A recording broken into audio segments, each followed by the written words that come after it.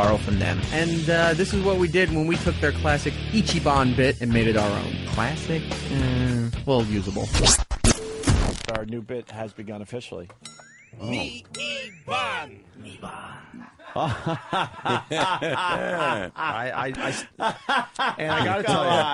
And I gotta tell you, I stayed up all night. Yeah? Yeah, just kind of developing this new bit. I really think we're onto something. Niban. That's right. Niban. That's right. Niban? Yes, for the. And that's number 2? Number 2 in the Japanese culture. That's how they say number 2. Yes, Niban. Oh. And I hope this takes off because I really so familiar. I really spent a lot of time on this one. You could say I once paid to have Niban on my chest. Oh. All right, let's try this then. Brooklyn Ace? Brooklyn Ace? What do I play the sounder now or after? Brooklyn Ace? Yeah, I got a Niban for you. All right, now you play it. Oh. Niban. Yeah. All right, what's your number 2 story of the day?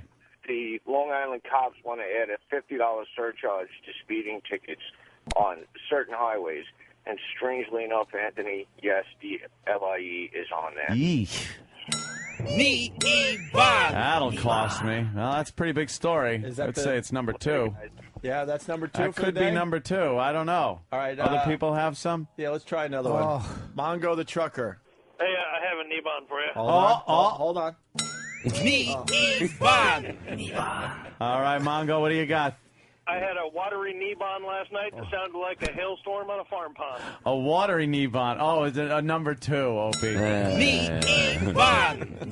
That fucking sound clip is piercing my soul.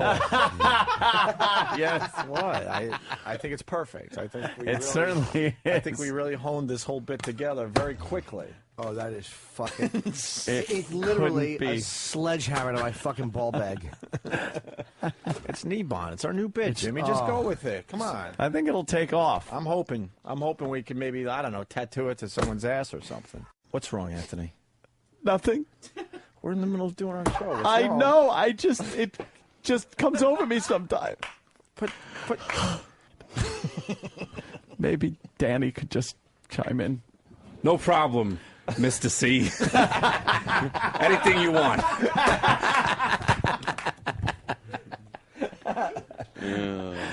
Anthony's back! Anthony's back! All right. Hey, guys, you're not going to believe this.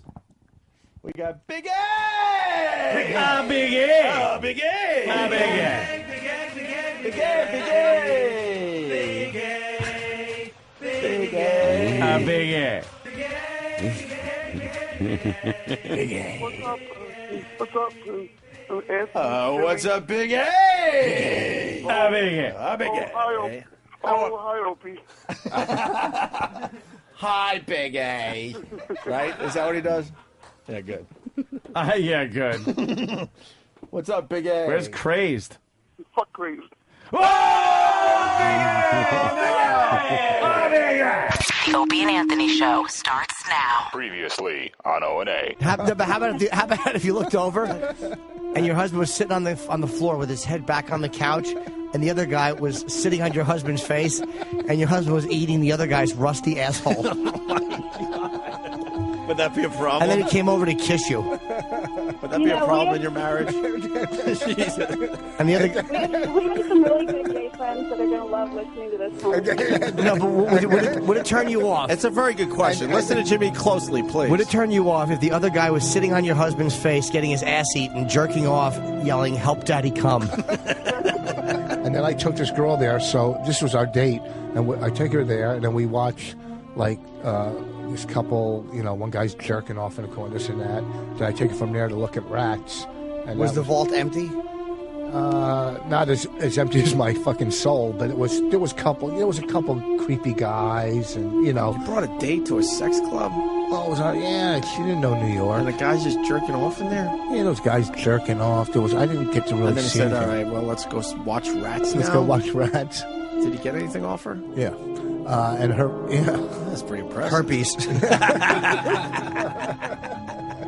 The external hard drive I have now is 1.5 terabytes, which is a fucking ton of megabytes in a terabyte. And it's a bunch of gigabytes, It's too. Gigabytes, terabytes. No, but what you got to do... It's just tons of stuff.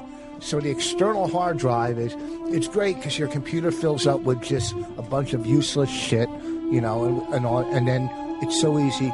You just click and send to K. What do you call the file that you hide cock pictures in? My mind. Opie and Anthony, live next.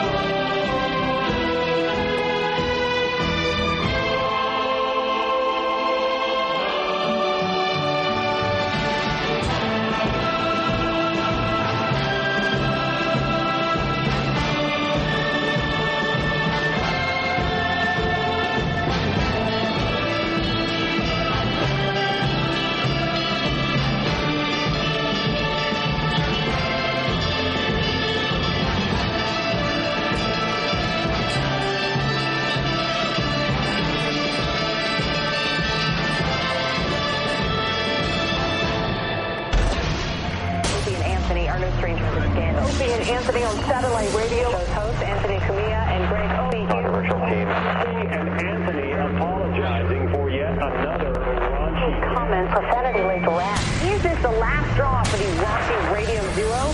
Come on, put the whole thing in your mouth. Swallow it. Freedom of fucking speech, like we've said many times, the freedom to say some awful things. You might not like it, but we have the right to say them. Oh, my. We have low self-esteem as a show. They are not doing anything. They're not highly skilled. They have no talent. We're just exploiting people. See, kids, smoke your pot, play your video games, and watch TV. You'll be better off when you get our age. There's no ratings here. No one cares. But enough of this palaver. Let's get the show on the road. Good morning. Welcome to the Opie and Anthony Show. Hi. There we go. Where the hell's my sound? There it is. My volume wasn't turned up. My volume. Hi, everybody. Morning. Morning.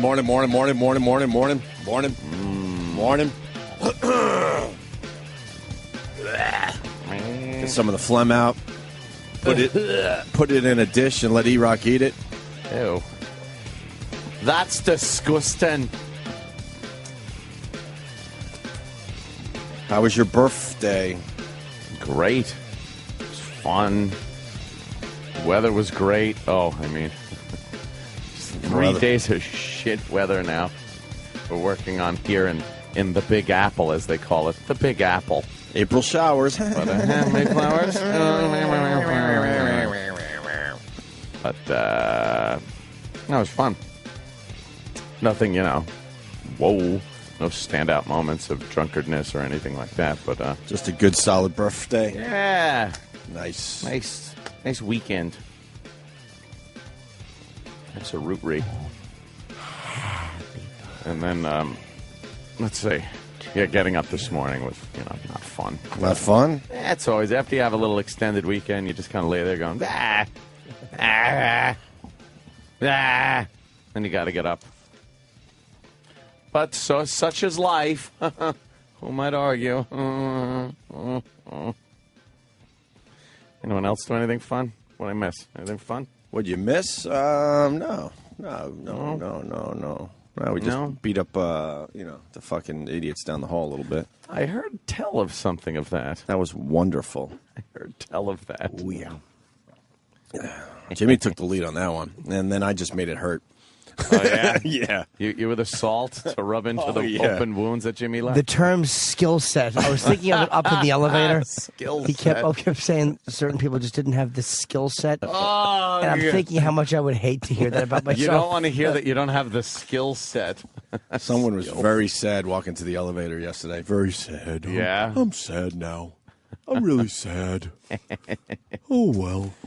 I heard there were a couple of faux pas. Well, a couple of balls that perhaps were dropped. A couple big faux pas. Yes. And certain people don't have the skill set. I was talking in corporate terms because I guess that's what they understand. Things got greenlit, and I actually called them no follow through. I called them babysitters. They just kind of babysit the channel. Oh shit!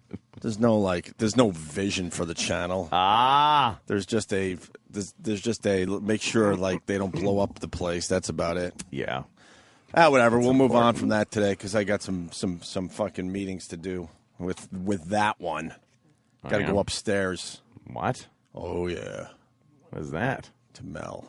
Got to go up to Mel and talk this out. Oh shit, yo. Oh yeah. Oh yeah. Here, a guy from Israel wants to wish you a happy birthday. I guess it's still your birthday in Israel. That's what I'm guessing. Happy birthday, Anthony. Hello, David. How are you? Happy birthday. Thank you very much. You call us from Israel every once in a while, don't you, David? Yeah, once in a while when I have time when I'm skipping work. Anthony, I had a question for you. I want to know what your opinion was on the law in Arizona that the cops could question the illegals, and if they don't like their papers, kick them out. I think it's great. I think, the Arizona's got a giant problem with illegal immigrants rushing over the border like cockroaches. And, I think if you're in this country, and even if you had the privilege of coming into this country and getting citizenship, the old term, where are your papers? Let's see it. Fess up. A lot of Hispanics say this is going to be profiling them, obviously, because they're looking for Mexicans.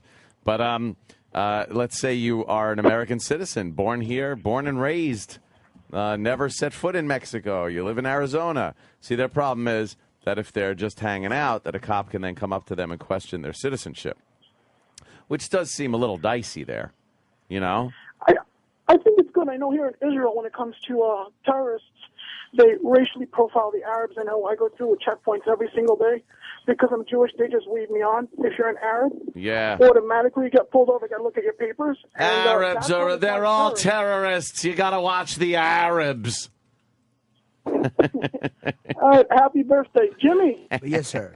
Take care. Is that it? Yeah, I guess so. I think that whole thing is like, obviously it's to make a point. Mm-hmm. It's Arizona has just fucking had it. They've had it. and they're doing something very extreme and pass the law where police have the opportunity now to just ask somebody for some type of identification as citizenship. Now, I don't think, honestly, that a cop is just going to start rousting every Mexican he sees in Arizona. That would take quite a while. But I think they know enough, the police and the Border Patrol, I think they know enough. And this might sound crazy, to look at certain people and go like, I bet he's an illegal immigrant. You know, I bet he's illegal. There's just, and then people go, oh, what does that look like? Why? Because maybe he's dressed a certain way. You know, I don't know how they do it, but after a while, you just get hunches and street smarts, and you get to know. That's it. It's a big problem, and again, if you're looking for I raised this example. Do you want to go after the mafia? You don't look for Jews in Rockaway. Right. You don't go to 145th and start questioning black people. You look for Italian guys in Queens and Brooklyn and Long Island, wherever you go. You know who you're looking for. Right. I believe Reverend Al has a problem with this. Of course he does. He's going to go down to Arizona and raise holy hell. What's going on with the Reverend Al? It's a chance. I firmly believe that he doesn't give a shit. It's just a chance for him to finally do something that doesn't involve black people, like where he can go, see, I'm not all about black people, I'm about other people, too. I'm about brown people, too. Is this the first time he's been about somebody else except black people?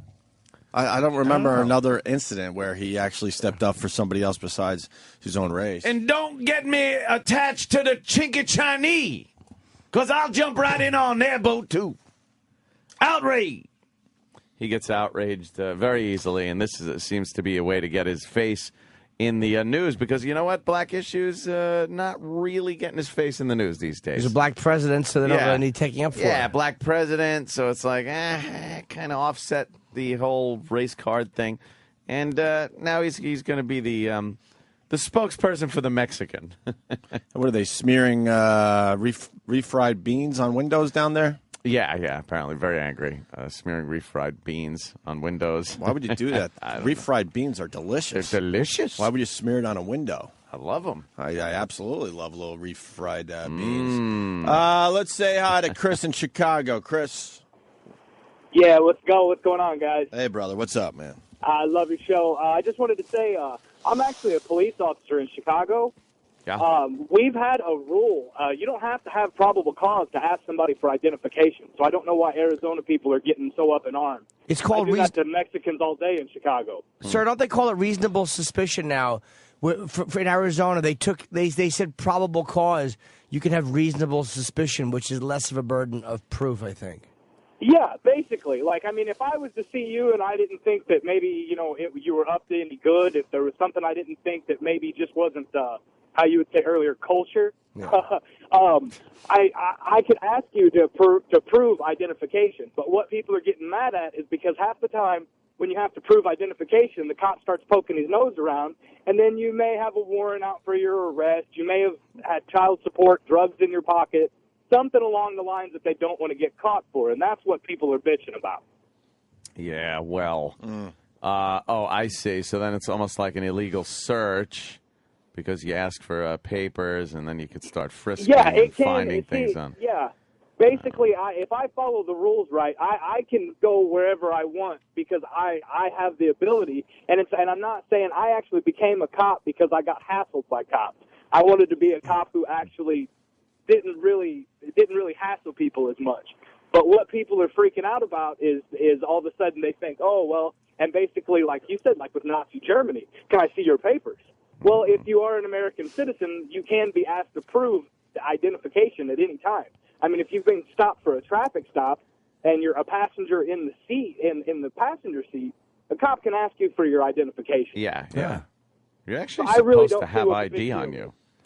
You're supposed to have some form of ID on you at all times, Wow, you are. Why is there no common sense? Like, why can we not tell the difference between illegal immigration? Look, you know what? Mexicans, honestly, a lot of them are really hard work. Most of them are fucking hardworking, and they come here to work harder than most people who live here. So it's like, it's not a knock on, but illegals should be made legal. Illegals are very hardworking too, man. But yeah, that's what I'm saying. Like when they come here. No, well, and the illegals that aren't officially citizens, they work their asses off too. So it's not like they're a bunch of bums, but The bottom line is I think we have the right to say that we only want legal citizens staying and working here. I don't think that's unfair to say. Well, it's unfair if you listen to a lot of the people that are against what's going on in Arizona because they're saying, I love how they don't use the word illegal. They're like, immigrants are people too. It's like, no, could you add illegal? Yeah. Could you add in this country illegally? Did not go through the hoops, jump through the hoops you got to jump through to get citizenship here? That there's a reason there's a lot of red tape because we don't want people just falling over the border and running in here. And not to mention, it costs a lot of money. Like, my wife, she's got a green card. Oh, and Mexican? Yes. And it's not cheap to get. Yeah. And it's not cheap to renew. But it's easy for a Canadian. Yeah, we They're had a very easy time. They're not as brown as Mexicans, so they get an easier time. We do not like new brown people in our country. Canadians, it's like, welcome. Come on in. Here's a green card. They hand them out like baseball cards at the border to Canadians. To people who went through that process and paid that money, yeah, it's insulting, to see all of these people, sidestep that process and just come in and not go through, what you're supposed to go through. And you're right. If you have a green card, you are legally obligated to carry it on you at all times. Yeah. They tell you that when it comes in the mail, you have to have this on you at all times for identification purposes. Their big issue, though, is that the people that are not even immigrants, that live here, that are Mexican, of Mexican descent, getting rousted by the cops and being asked to show their papers when they are complete American citizens that were born here. That seems to be what a lot of the problem is with this law, but I don't know how they'll handle that. I'll tell you one thing. A lot of these, you look at L.A., a lot of these cops that are on the drug squads and stuff, they know who to throw against the wall and frisk. They just seem to know. Like the gangbangers, they just have a sixth sense about them now. They've done it for so long, they just know what they're looking for. And I think it's the same thing with illegal immigrants. And people that hire them, apparently, are going to be in some deep shit, too. So, all right, let's say good hi luck. to Matt in Fairfax. Matt, what's going on, buddy? Not much. My brother-in-law works for the Maricopa County Sheriff's Department out in Arizona, and pretty much what he was saying that his bosses were giving them as the standard to go through was if you do a pullover or you're at a crime scene or walking into a business that you frequent like a 7-Eleven getting coffee and you say hi to somebody and they don't immediately come back in English and say hi back, then you have enough suspicion that you can go ahead if you want to ask for paperwork. And it's not just with the Mexicans. They're also having problems with the Asian descendants that are coming over illegally from California. And they were told not to profile white, Mexican, any skin tone. If they don't come back and talk to you in English immediately, you have the right to go ahead and ask for paperwork. Good. All right, that makes a go. little more sense. If you were born and raised here and you're an American citizen, it seems to me that you'd be able to speak the Queen's English, I believe. Yep. And business-wise, they've had a law in place in Arizona for the last, I think, 2 years that any business caught employing illegal immigrants loses their business license for 6 months. Second offense, they lose it for life. Wow. Ouch. And there guys still doing it. Yeah, they're still doing that one. No, but I mean, there's businesses still hiring people? Yeah. Supposedly, but they have a whole entire check system now with driver's license and Social Security cards when you get hired that you actually get a visual representation of what their driver's license picture really looks like so they can find forged driver's licenses. Okay. Wow. All right, Matt. Thank you. Yep, no problem. Let's go to Derek in Tennessee. Derek. Yeah, what Sharpton said on Ed Schultz's show, because he makes me so funny, is he said that they're going to go down there with their congregation of racists and not refuse to show their license. Who gives a shit what they refuse to show? We know they're American citizens. We ain't going to bother them. They just want to start a ruckus. And by the way, I don't see the Tea Parties punching cops in the face like these what's happening down there. Cops are getting punched. People are getting arrested. They're throwing shit. They're causing a big ruckus. What do Tea Parties do? Well, the Tea Parties are they're racist, sir. They're Yeah, they're so racist. racist for wanting tax reform and not wanting a tax and spend government and more government up your ass. So yeah, they're terrible people and very racist because they don't agree with a black president. Have you ever heard the craziness of an anti-tax group being called racist because they were fighting taxes? I know. Wow. That is really one of and a lot of people talk about the forefathers and what they meant by certain things in the Constitution and whatnot. What the Tea Party is doing is absolutely something that the forefathers did want. Yes. Is a disillusioned American public showing that they're angry with the government through peaceful protest. That is exactly what they wanted, and that's what's being done. And then they're just being called racist and un-American. It's like un-American. That's the cornerstone of America. Peacefully protesting higher taxes. Yeah, higher taxes. And all of a sudden they're rubes and racist. And you know, Breitbart offered, I want to say it was Breitbart. Is it an I or an E first? Breitbart or Bret Breitbart? But Andrew Breitbart offered, I think it was $100,000 for anybody that could prove racist stuff being said, because someone yelled that they called a senator or a congressman a nigger, and then spit at him, and yeah. But that was never proven. At least I don't think there was anything, because you offered $100,000 for any proof that was happening. Right. And as far as I know, there was no proof of it brought proof. forward. It was just the congressman saying that. Oh yeah, I was called horrible. Oh, things. did he say he was called that? Yeah, he said. But Hey, Anthony, hey, you know, one more thing, guys. Yeah, go ahead, Derek. One more thing is these people that come across our borders illegal have already broken our laws. All they're doing is upholding the law. Go break into North Korea's border and see what happens to you. Go break into China's border and see what happens to you. You know, you get stoned or you get 20 years of hard labor. You know, Jesus Christ, these people they're illegals. They're breaking our laws. I say we shoot them in the head and get them out. Wow. Oh, so that's a little harsh. Jeez. Yeah, at least shoot the foot. At least shoot him in the head. Shoot him in the ankle. And he gets All just right, check later. limping people for their paperwork. Look, when you're in LA, man, you got to admire it. When you see illegal Mexicans, you know these guys are taking a chance on going to jail, and they're staying there because they want to work. Like they really do. They don't come here and act like lazy. They don't really take them to jail. They kind of dump them in buses and take them across the border and let them out again. And a new group is just coming over. But I'm saying, like, they're standing outside, like, a Home Depot or whatever, But they're standing to work. They're standing out outside Home Depots all over America, Jimmy. Yeah. Not just California. I never saw them anywhere but in LA. California, it's easier to just bring them back over the border, but, you know, Minnesota, what the fuck? I mean, yeah, now you got to fly them down. Yeah. Andy in Connecticut, what's going on?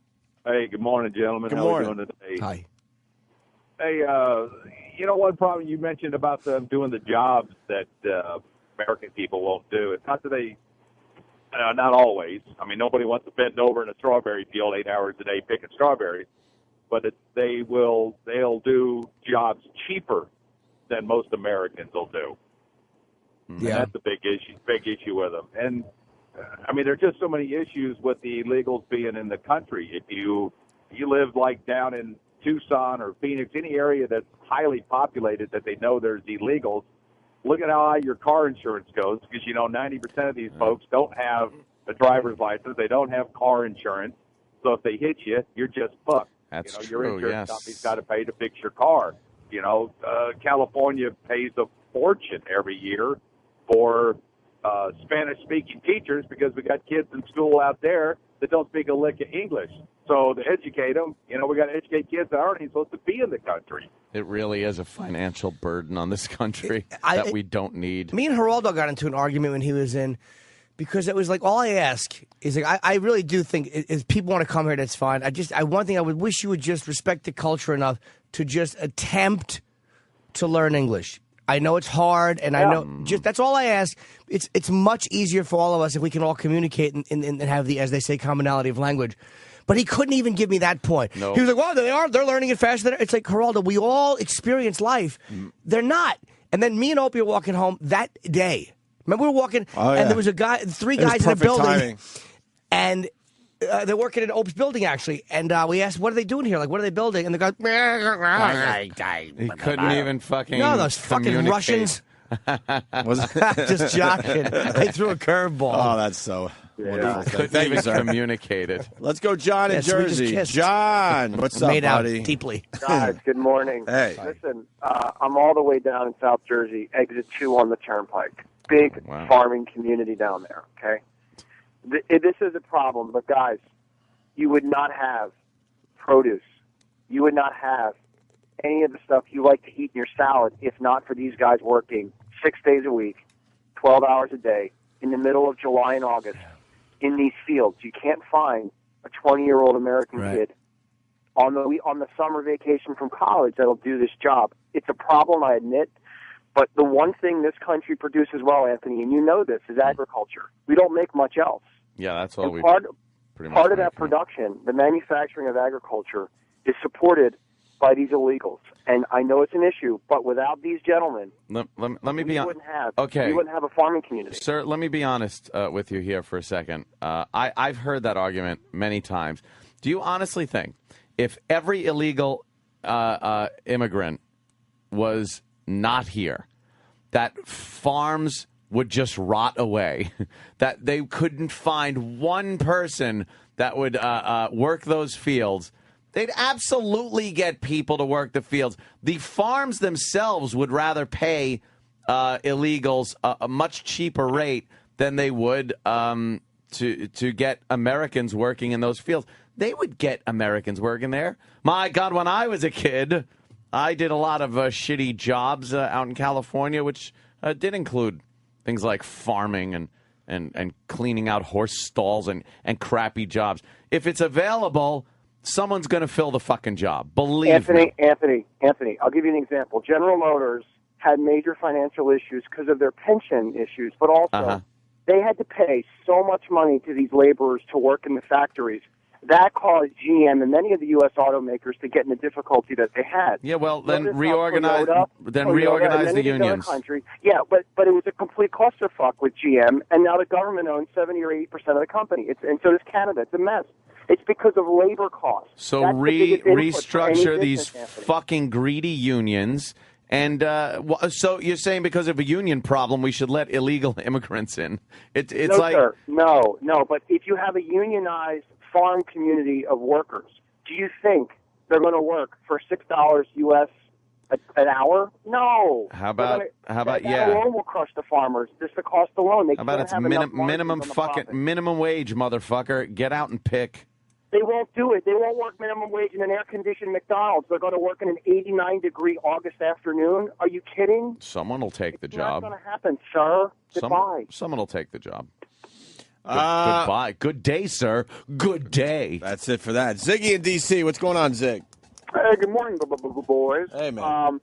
It'd be nice if we were a little bit more like Australia. When I was in Afghanistan, I worked with an Australian federal policeman, and he was telling me that if you want to immigrate to Australia, you need to have something basically set up. It isn't like you show up and find something.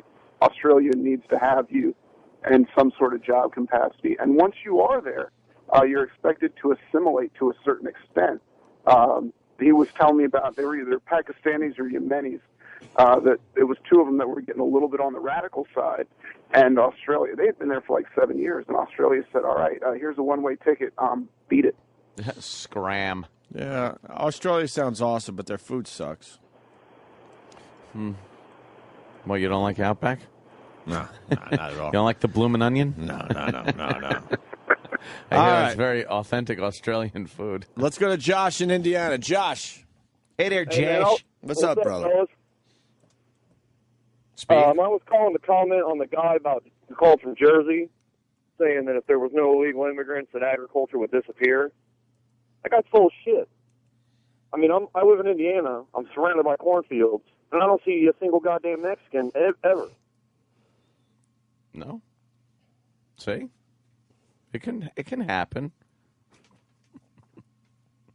What a call. Thank you, sir. Then he just dumps out. All right, well, there you go. So when is Reverend Al going down there? Today? Yeah, what's he Tomorrow? doing? Heading down there now? Is he marching down there? Is he taking a plane? What has he done? They should, he's probably What has marching. he done? Taking scooters? I'm sure it's a bus. Get on the bus. Does he do the bus trip too, or does he fly first class my God. and meet everyone else that took the big bus ride down Arizona? I'll take another parfait, please. Just sitting in first class. You think Al eats like a pig on the plane? More anything? More everything. Yeah, I'm sure he just sits there like a slob. Screw him. I hope they throw him on a bus and take him down to Mexico. Let's go to. But I am not a Mexican. Let's go to Cody in Pennsylvania. Cody. Hey guys, how you guys doing today? Hey, man. Hey, I had a solution if we do not have illegal aliens on farms anymore. Why don't we use people that are currently incarcerated in our prison systems and have them work off their own tab for being arrested? And then that solves all of our problems with illegal aliens and the economy and working in low-level farm jobs. I think they do that to a point. They get some convicts out there on the. Yeah. Yeah, but you know, you don't want fucking Not enough. murderers and rapists out there picking your shit, putting strawberries up their ass, and then throwing them in the basket Because they're just angry. They're just mad at being in prison. They're all chocolate-covered fucking strawberries. Yeah, what happened? The hell? The guy who was arrested of putting a prostitute in a bear trap is now cleaning your lettuce. Yeah. I don't want that. I don't think I like that. That could be a problem, Jimmy. Yeah. Pat in Arizona, what's up? Oh no, all right, whatever. Go ahead, Pat.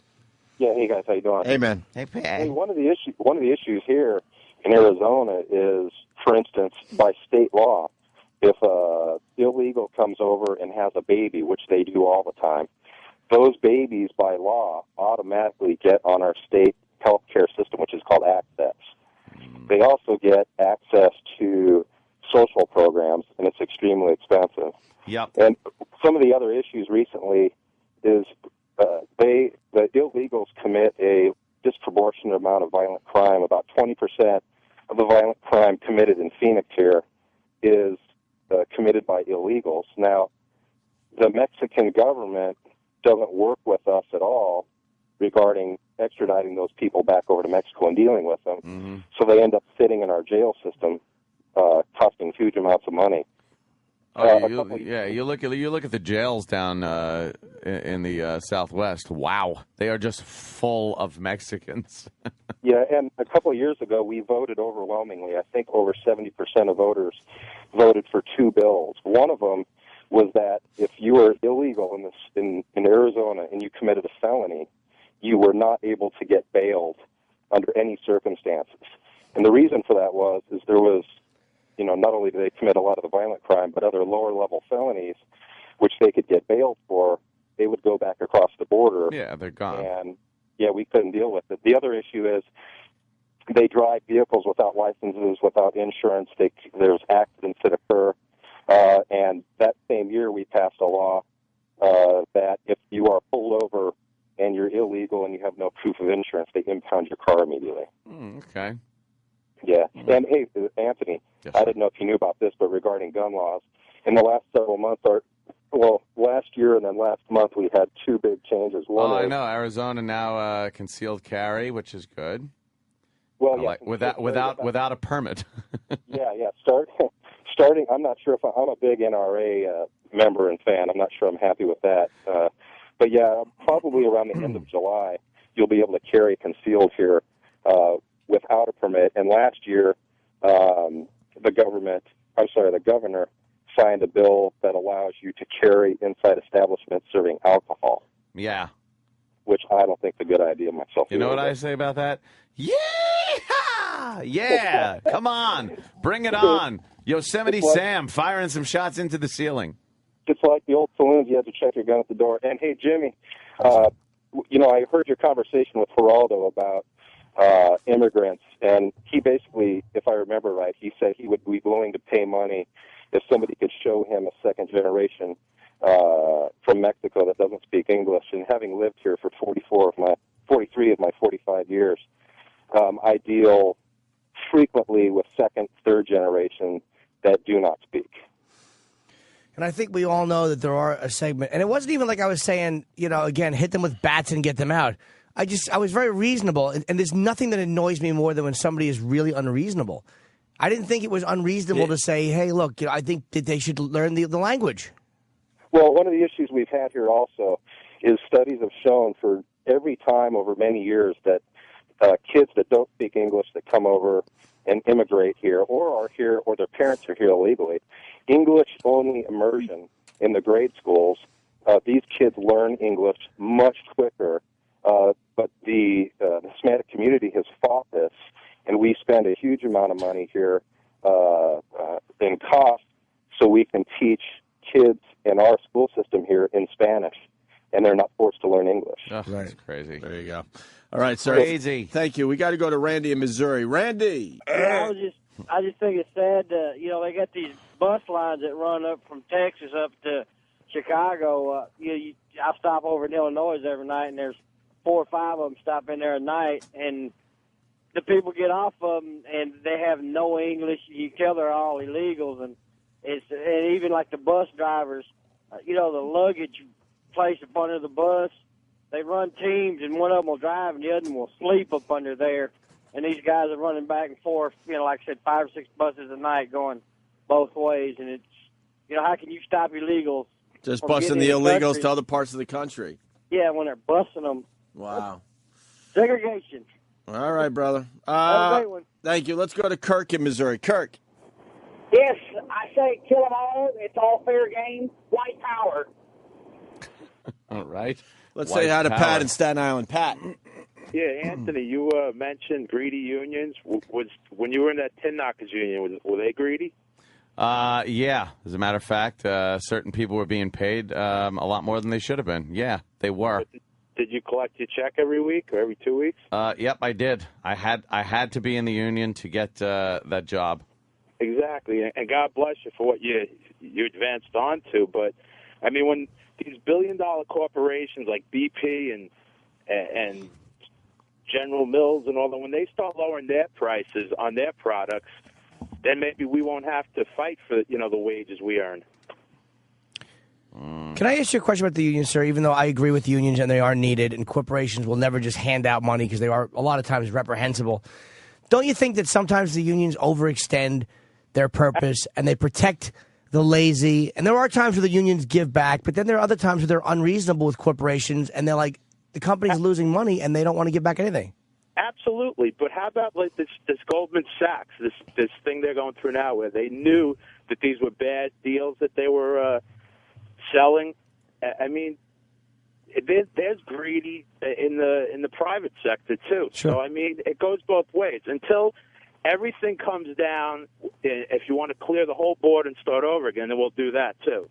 But until then, we have bills to pay. We have our FiOS bill to pay, Anthony, just like you Look, do. I understand, but when you look at something like the MTA here in New York City, for the MTA. well, let me tell you something. That is a reprehensible fucking union that fucks New York City and fucks the taxpayers by keeping shit management in their positions, getting paid much too much, and doing nothing. And they're fucking broke. Give me a break. They're taxing the fuck out of me. I don't even use the god fucking system. And they're taxing me. Blow me. Fire some of the motherfuckers that are unfireable because of the union. That's where the union, to me, is a lump of shit. Well, I agree with you, but I'm not that happy about our union either. But, and I don't want to get off the subject, the problem with the MTA is they don't enforce the fare. Nobody pays their fare. And the people like you and me, I pay taxes too. And it's just a fucked up system, and it's the same. And it gets back to the illegal aliens too. The auto workers fucking pretty much fucked themselves out of all their jobs. They sat there as these union organizers saying, we got to strike, we got to do this, we need more money. And during times of recession or slow auto sales, they'll sit there and go, no, we want the same fucking money we were getting. We don't want to bend with the economy. And then you find out, all right, your plant's closing, asshole. We're sending the job to fucking Botswana because you guys aren't flexible. All right, well, let Pedro put together your Escalade next time. Punch it out. Well, you know what? Whatever. Maybe I'll get it for cheaper. Let's go to Sarah in North Carolina. Sarah. Hi. Good morning, Sarah. Sarah from Florida Street. That's my sister, Sarah. You retard. Boy, did Bill sound like a dunce. Bill. And then he kicked me in the guts. I had a fit. Shut up. It's hard. Shut up, retard. Sarah, what do you got? You guys are just talking about the students who don't speak English in the classroom. Yeah. And I'm a high school teacher. No, and you're I have not. A couple of kids. Yeah, I am. I have a couple of kids who don't speak English at all. And they stare at me the whole class like, what the hell are you talking about? And I just look at them with a thumbs up or thumbs down, like, are you getting this? Are you not? Like, and I have resources, but, like, who has time to go every day and get all my stuff translated to hand out to these kids every day at school? All right. Well, there you go. You're teaching kids that don't even speak English. That's wonderful. Well, it's almost impossible to get. I mean, they're just flying through the system, under the radar. Well, hold on a minute. All right, I'll just do this right now because how long have you been teaching high school? 3 years. Well, so what exactly are you saying about the illegal immigrants? Pardon me? How come you talk and not listen? What are you saying about the illegals? What do I say about it? Yeah, what are you saying about them not speaking English? You're off the subject. I teach biology, so they just tell me, like, do as best as you can, and we have teachers here who can translate these things for you. But No, wrong. That's what happens is the incompetence in teachers is what's causing this problem, stupid.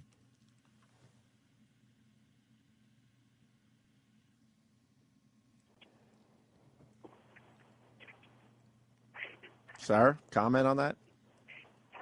I can't hear you. I'm sorry. Yeah, right. Of course you can't. You have no answer for that, do you? I can't hear you. I'm sorry. Yes, you can. You just got no answer for it, as usual, with the teachers ruining this country. I'm sorry. I don't know what my phone's not working. Yeah, exactly. Good. I thought so.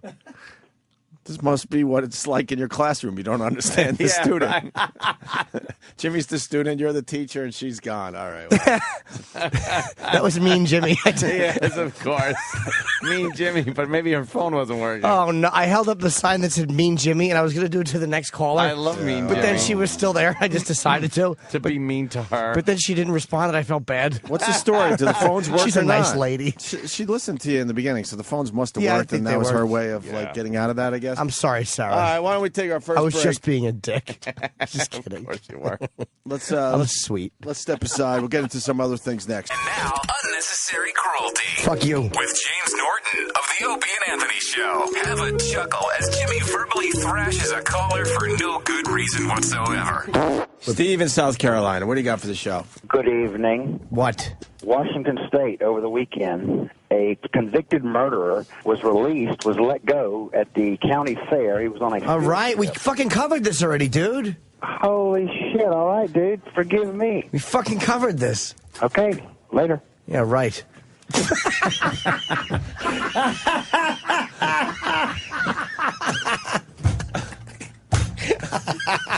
Oh, did he get mad at you? Oh, was that fun? That was certainly unnecessary. Stay tuned for more unnecessary cruelty on the Opie and Anthony Show. The Opie and Anthony Show on the virus. Sirius XM.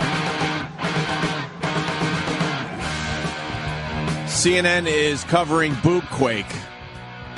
The Boob quake theory. You guys know what this is about, right?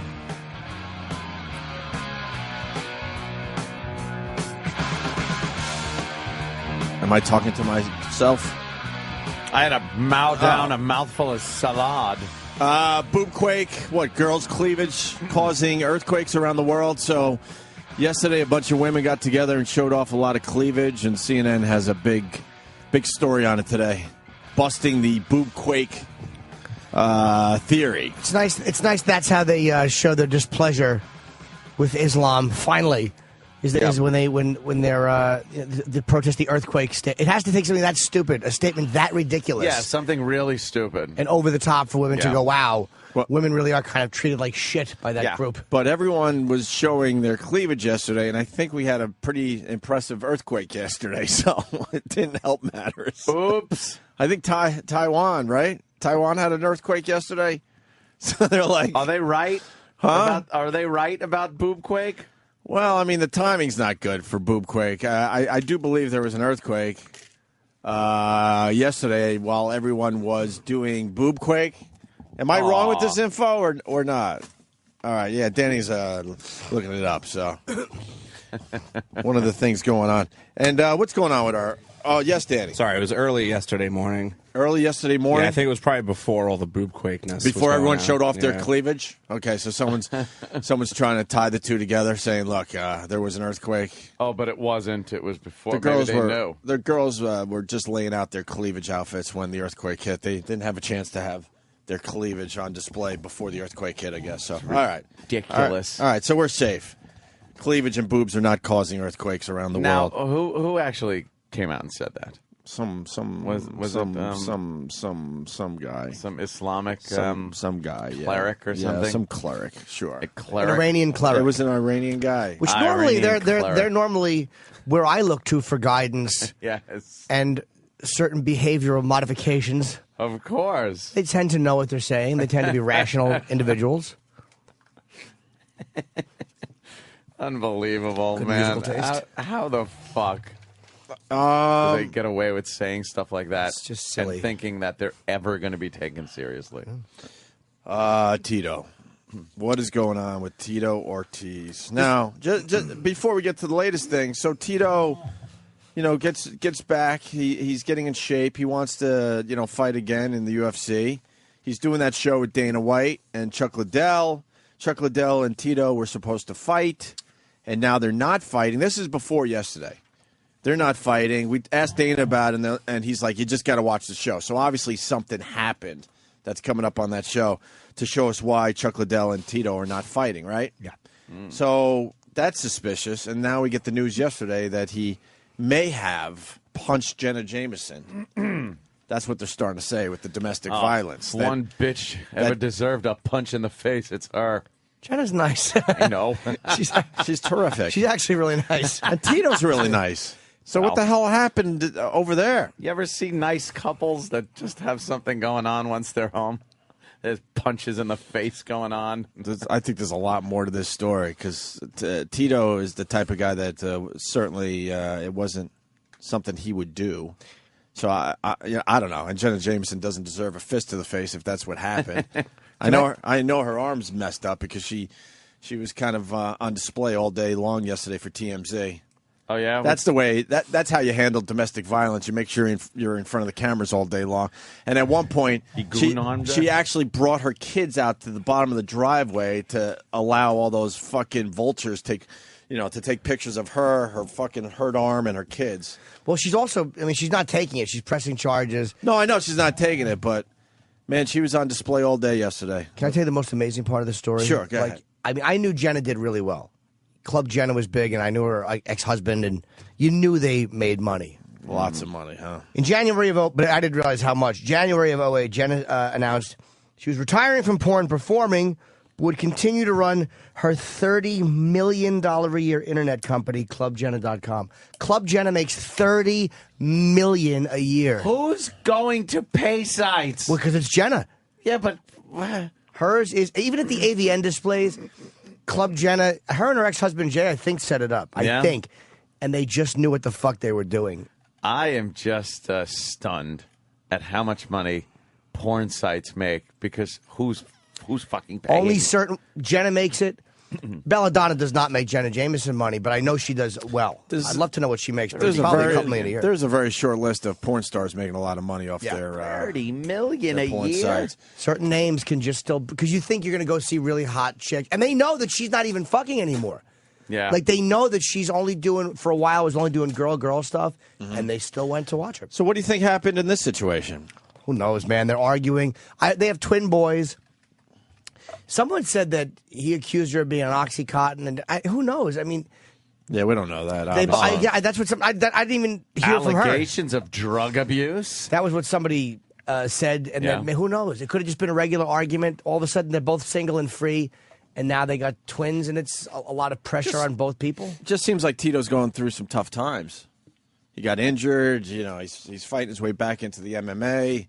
And then he was supposed to fight Liddell. That's not happening. Now he's got the domestic violence thing.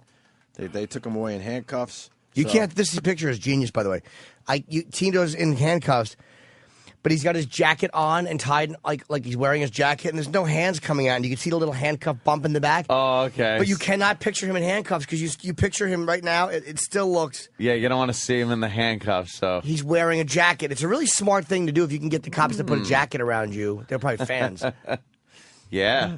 Really smart. Here's Jenna talking to the paparazzi yesterday. Can you describe, sort of, without going into detail, what happened?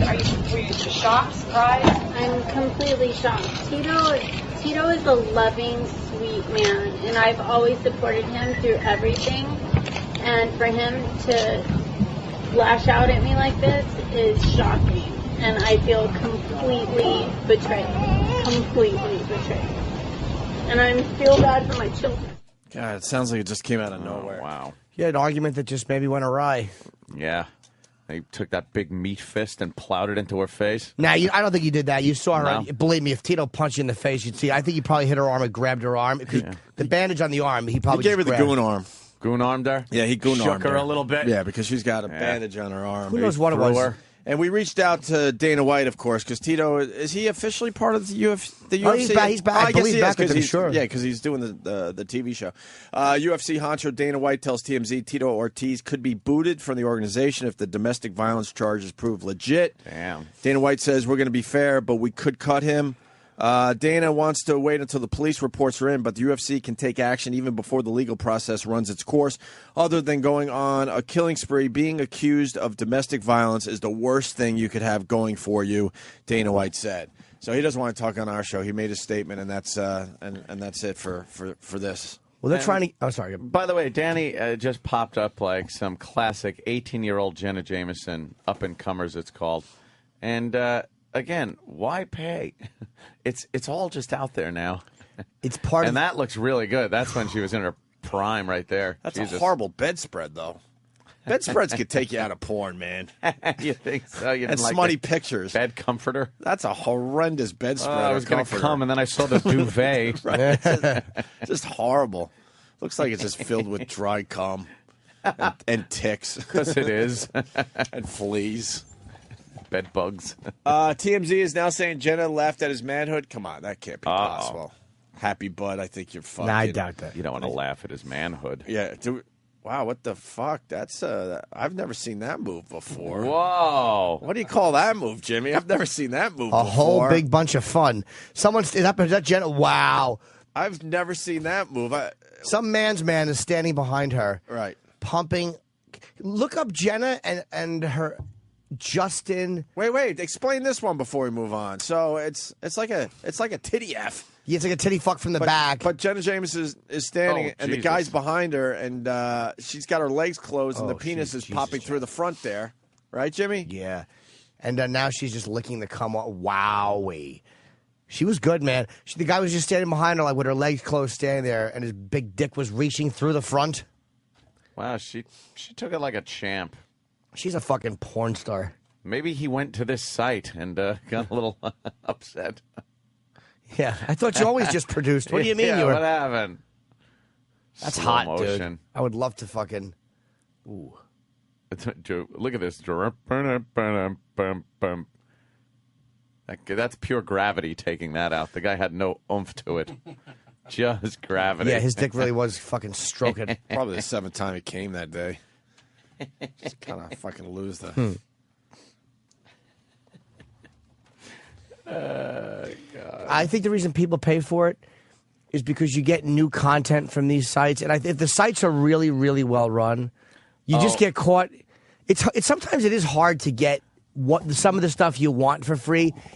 If the people are smart about getting their own stuff off and the new content they're providing off the net, you have to go to BitTorrents or whatever. A lot of people are just like, fuck it. It's just easier to do this way. I bet she has a lot of different girls on there, too. It's not just hot, like too. Her. Yeah. No, it's not just her. It's Club Jen is a whole bunch of girls.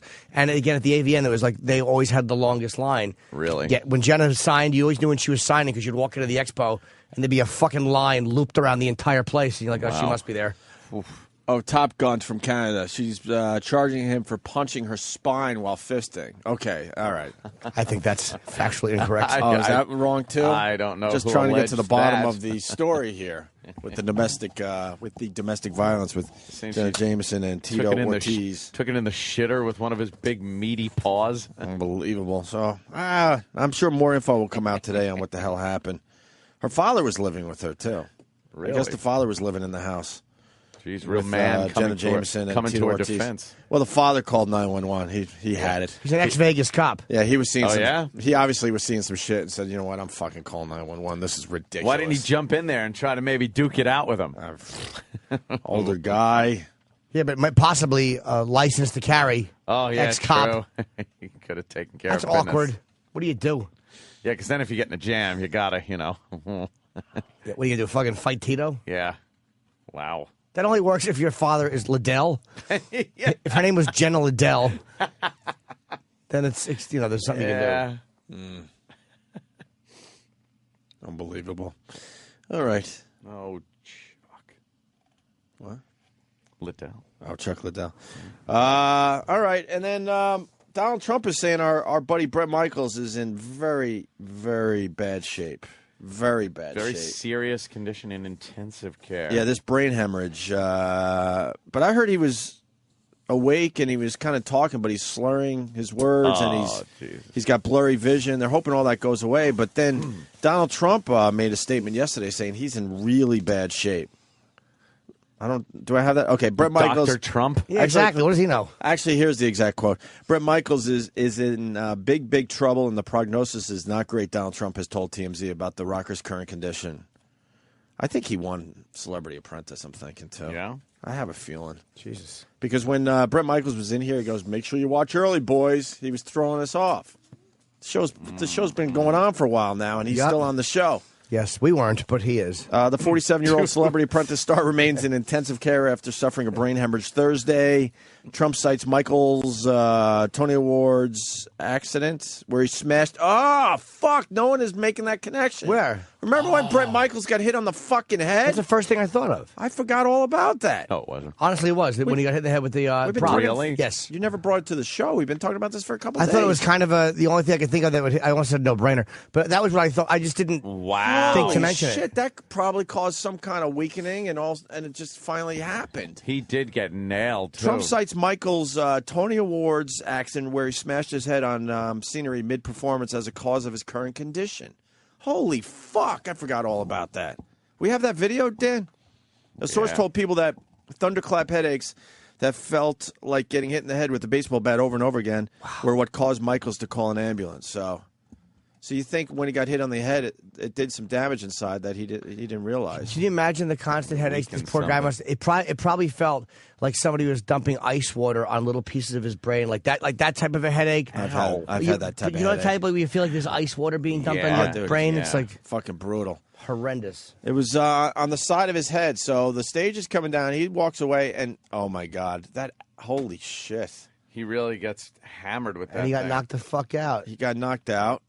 Oh. And obviously, you know what? Obviously, that caused some kind of damage that they didn't realize at the time. Maybe. Holy fuck. Damn, man. I forgot all about that. So, that's the latest on good old Bret Michaels. I hate to laugh. But, God, that little strutty walk he was doing. Any other walk. Some kind of strut walk right into that thing. Like, hey, little hop, skip, and a pow. Oh, Stephen S. from Bayshore. Tito hit her so hard, allegedly, that 9-year-old cum clumps fell out of her overused trout pouch. Trout pouch. So now at least we know why. What happened in that house yesterday. The hemorrhage was at the base of his spine, not the front of his head. Yeah, but the headache was at the top of his head. I'm no fucking doctor. And it wasn't the base of his spine. It was at the base of his brain. And if your head gets... Base of his brain, right. He if wrote your head spine, gets but... thrown back like that, what do you think is taking the brunt of... so maybe it weakened something at the base of his... base of his skull there. Skull or whatever. Yeah.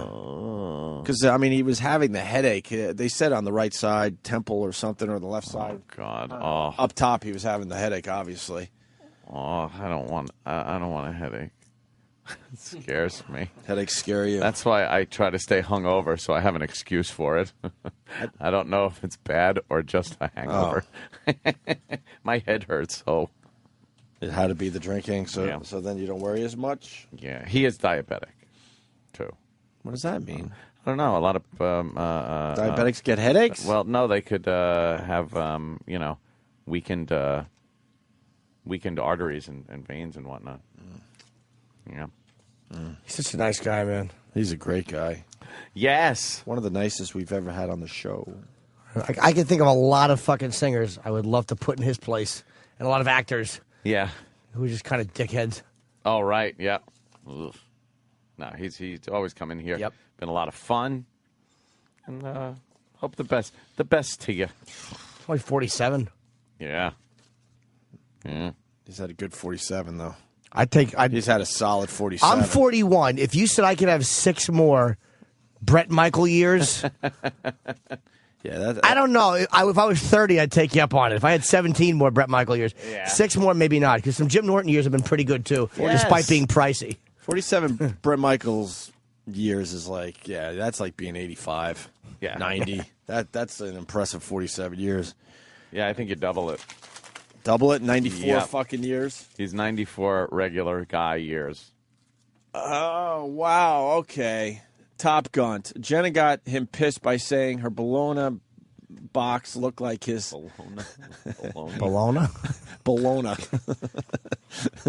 Looked like his cauliflower ears. Oh, don't talk about his cauliflower ears. No, it's not funny to make fun. Domestic violence is a very serious Is it? topic. Yes, oh yeah. Could have been something, who knows, it could have been something simple. Like, I've yelled out the wrong name in bed. Hopefully she wasn't Kimbo. Did you do that, Kimbo? You yelled out the wrong name in bed? I was just saying up a joke. Yeah, okay. Well, you never know, though. I've yelled out the wrong gender. Show me your cock. Oh, shit. No, I've said the opposite, actually. Oh, okay. Show me your pussy. I guess we'll move on with the celebrity shit. Jesse James out of rehab. Thank God. Another sex rehab guy. And no wedding ring for the Jesse James guy. So I guess that's big news that he comes out of sex rehab without the wedding ring. Maybe he lost it in some girl. He was diddling. In sex rehab? Like, oh, fuck. And then Jesse James' dad says a lot of nice things about his son.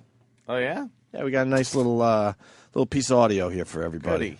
And I don't ever recall my son ever dressing like that, but he did have a fascination with the Nazis. And it started at an early age. He liked the war. Why the fuck would your father come out and fucking say this shit? They should have a fascination with the Nazis. What is this helping?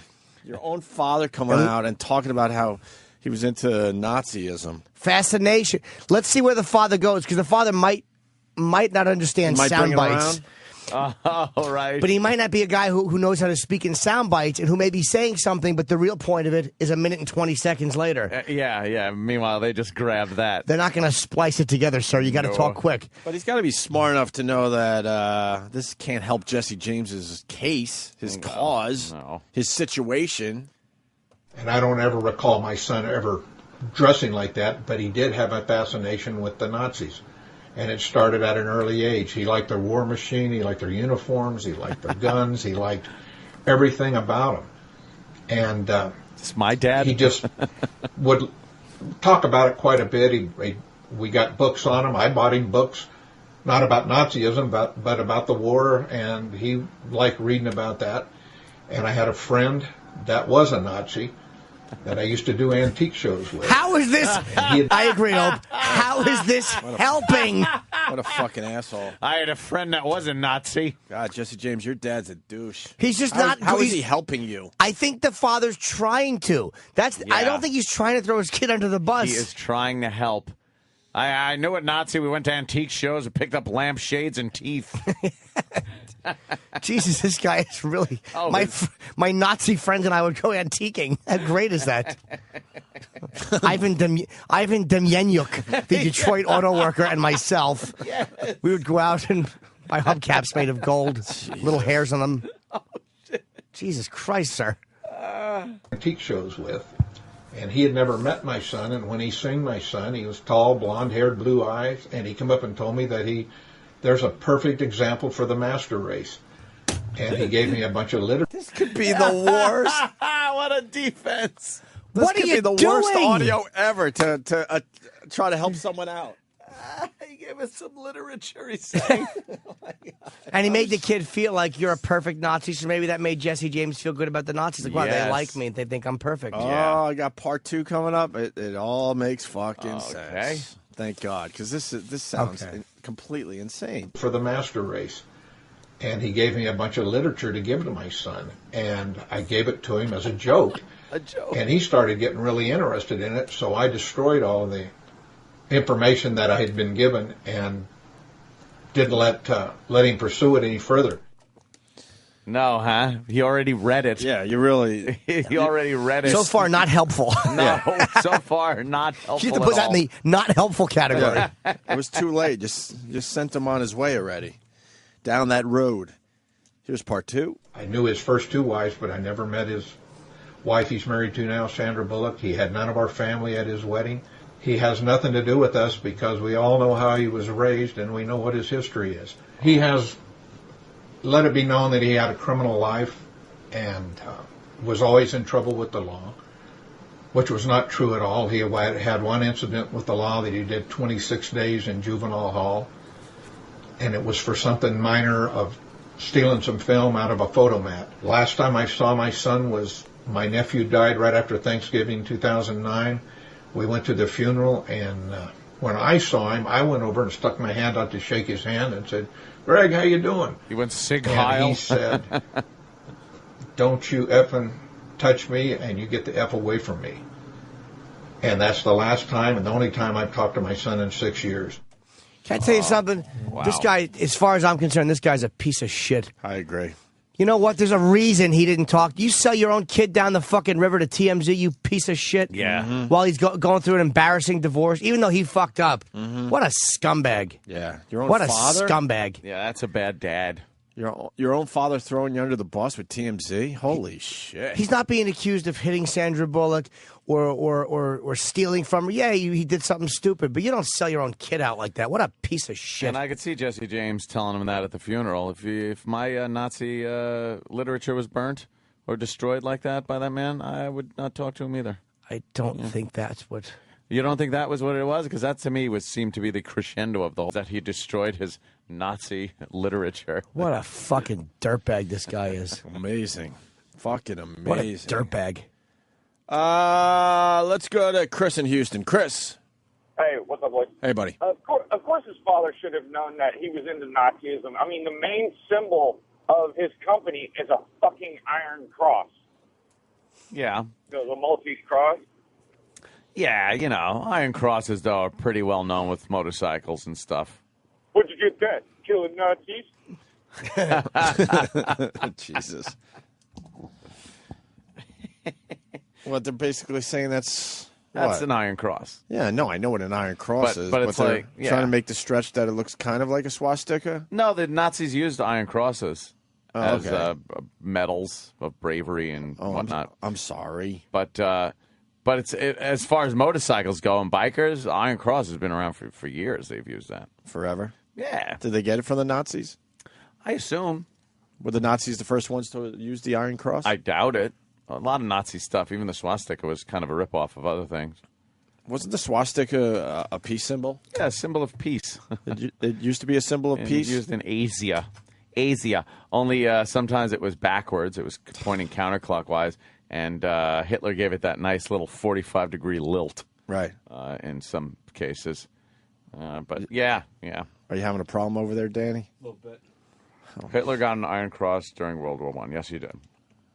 Good old Adolf. We lost our computer. Adolf. Danny, stop. What are you doing to the computer? You stop breaking it. Oh, You're my breaking God. it. You're breaking it. Stop. You're breaking it. That is typical. Oh, stupid computer's been broken forever, right? How come Danny never complains about it or asks about it? Dan? Look at the face he just gave you. They reinstalled the operating system like a ton of times. I mean, has nothing to do with it. Really? Did he ask one of the guys down the hall? Yeah, they get these bulk Dell PCs, you know. Yeah. We can do. Let's go to Joe in Jersey. Joe? I tell you, that audio of Jesse James's father, it's so over the top, it sounds like an SNL skit. Like, there should be a fucking laugh track behind it. That's how retarded it is. Like, I'm waiting for Tina Fey to play like Sandra Bullock or something. We get it. It's almost ridiculous. Yeah, why don't you list the rest of the cast and the director? We got it. Did you guys see? Although it was a good point you made, sir. What can I say? Did you see Precious on SNL this past weekend? No. Yeah, they're on NBC. I don't know if you guys know. They're on at 11:30. Yeah, I was waiting for Denzel to come on. We got it. All right, suck it. See you, man. Precious was on? Precious was the big star of SNL this past weekend. And was she hosting? Her just coming out on stage, she was out of breath. The first fucking 2 minutes, she was out of breath on SNL. Really? They did Operation Dumbo Drop. Getting back to Jesse. I call it something else instead of Dumbo. I got it. He didn't need to tell me which word you fixed. Change a couple of... We have any Precious clips from SNL? We should get some down the hall. Maybe your monologue or something. Operation Dumb. Oh, or that one. Or Operation... Even funnier and simpler. That's why you make the big bucks. That was a good one. I know a lot of you missed it out there, but may I say, tee.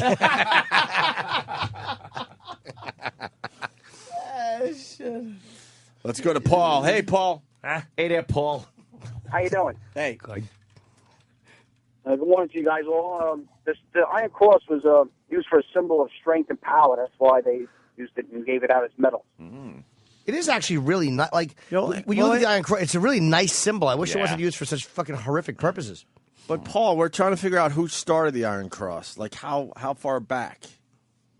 The first time I remember seeing it was used for like World War I, like the whole Red Baron thing, and he was given Iron Crosses for all the planes that he shot down. So right, okay, thank you, sir. Let's go to Jay in Michigan. Jay, hey, how you guys doing? Pretty good, Jay. Hey, I don't know if you can believe much of what Jesse James' dad said. I don't know if you guys caught that at the end, that he said he saw his Jesse after at a funeral after Thanksgiving in 2009, and at the very end he says he hasn't seen him in 6.5 years. So no, he said that was the only time in 6.5 years. Yeah, the only time.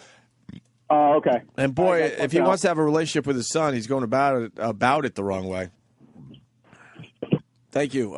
Stephen S., I believe the Iron Cross has been awarded by Germany for military bravery since 1814. I'm seeing here, yes, originally created in 1813 by King Frederick III during Prussia's period of blood and iron, their struggle for survival against Napoleon.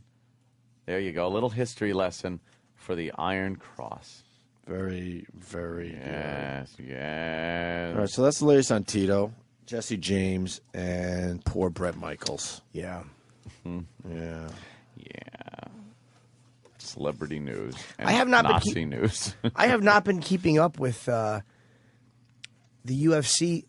My DVR, I taped the Ultimate Fighter thing for the season, and it's just not taping it properly. Oh, my God. Why? isn't it taping I don't properly? know. It's really annoying me, man. Why don't you go on your iPhone and set it to record right now? I don't have files. See, I'm so sorry. I want files, but I can't get files because my building is not wired for it. Fijos. I got a call from Cablevision. It was so funny. I love that. Groveling, right? Yep. Oh, why don't you, what happened? Well, this is just better. It's a lot better. We'll give you 2 years for cheaper than you're paying now, they said. I said, nope. I like what I have. Adios. I said, good. Will that be all? She said, yes. We should figure out how many other people went to Fios after your rant on our show. From what I've gotten, quite a few people twittered and messages and stuff. Got to be hundreds of people bailed on their cable and got Fios after your rant. I just it was just a habit to just keep paying that goddamn Cablevision bill for me, because that Cablevision was whatever you got. The second cable came out on Long Island, you had Cablevision, and that was it. So you just kept paying the bill, thinking, "Oh, this is my cable company," and Verizon's a phone company. No, fiber optics. Kicks It's ass. the future. Yes. Precious messed up every dialogue on SNL. We got to get audio Precious on. Did she? SNL. Heebity boobity. Thank you, Lyle and PA. Is that what she was saying? Hope not. God, that mouth. And Tuna in Reno writes, I saw half of Precious on SNL. Still don't have a widescreen TV. Oh, yeah, you need the widescreen TV to get all of the Precious. It's got to be HD so you can see her big hips.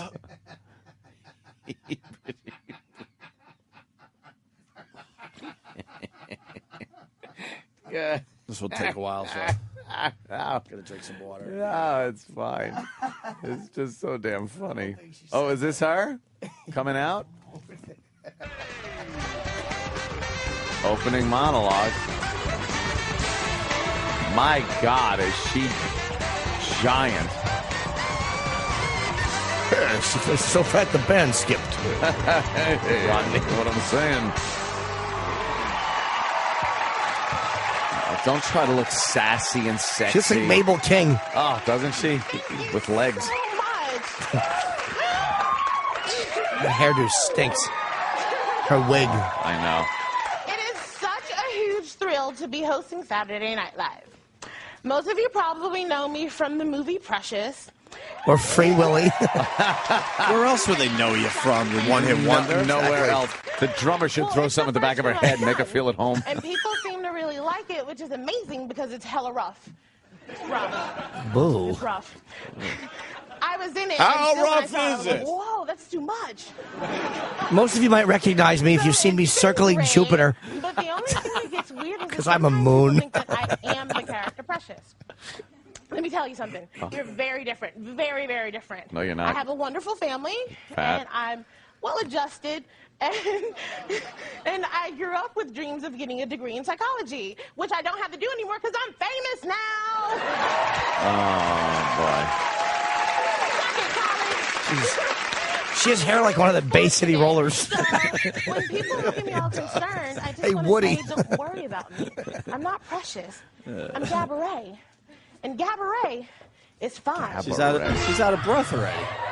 Super fine. Oh, no. No, you're not fine. Happy young girl, and I am doing great. I'm in love with your world. I want to celebrate. I'm not She is out of breath. My life isn't bad. Wow. Gabourey. She's Gabourey. Oh, yeah. Gabby. Hey, Kristen. I want you to look at me. Just look at me. I know I'm you're what you want to be. I'm skinny and white. I know it is very scary to talk to someone about your feelings. Let go. It is not your fault. This is a safe place. This is Okay, a no, you're squeezing horrid too tight. bit. You need to calm down, Kristen. Just chill out. Just Well, look, awful. balloons. Of every color. Except black. Yes, what was that? No Huh? problem. I love being happy. I'm not Precious. Do you have any friends? Who's the cast? I haven't watched this show in so goddamn long. I have no idea who one person is on this show. I'm not feeling blue. I've been on the view. I'm Gabourey. Artie Lang's on SNL? See the young version of Artie Lang there? Jesus. She's really nice. So she's not lonely. Come on, what's wrong with you guys? Precious was a movie. Oh, shoehorn. I'm Gabourey. She's Gabourey. Gabourey, oh my gosh, you are so strong and courageous. I cannot believe that you're doing this after everything that you went through. I mean, the loneliness. She's a and the flatso, abuse, too. And then that other thing, and then oh my God, that other thing. Well, That was- come on now, listen. I swear I'm fine. You need to calm down. Do you want to help me hand this candy out to the audience? What? Well, sure. Ham this candy out. Can you rewind that? Did she say hand this candy? Ham this candy. Because the idea of giving it away hurt her soul. Yeah, she couldn't even deal. Ham this Do you candy. want to help me hand this candy out to the audience? Ham this hamney. Daddy. You ham the hamney. Can I have some ham? She wanted to say. She really should have sugar on her back, like a big cured ham. Big honey sweet ham.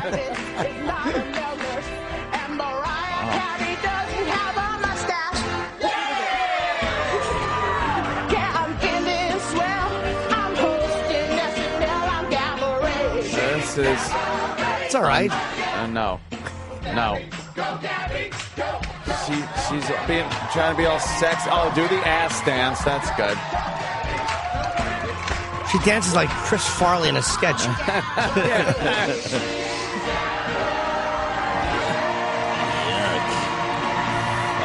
She's gamma rays. She's what happens to fucking... She's what happens to Bruce Bixby when he gets angry. I'm happy. MGMT is here, so stick around and we'll be right back.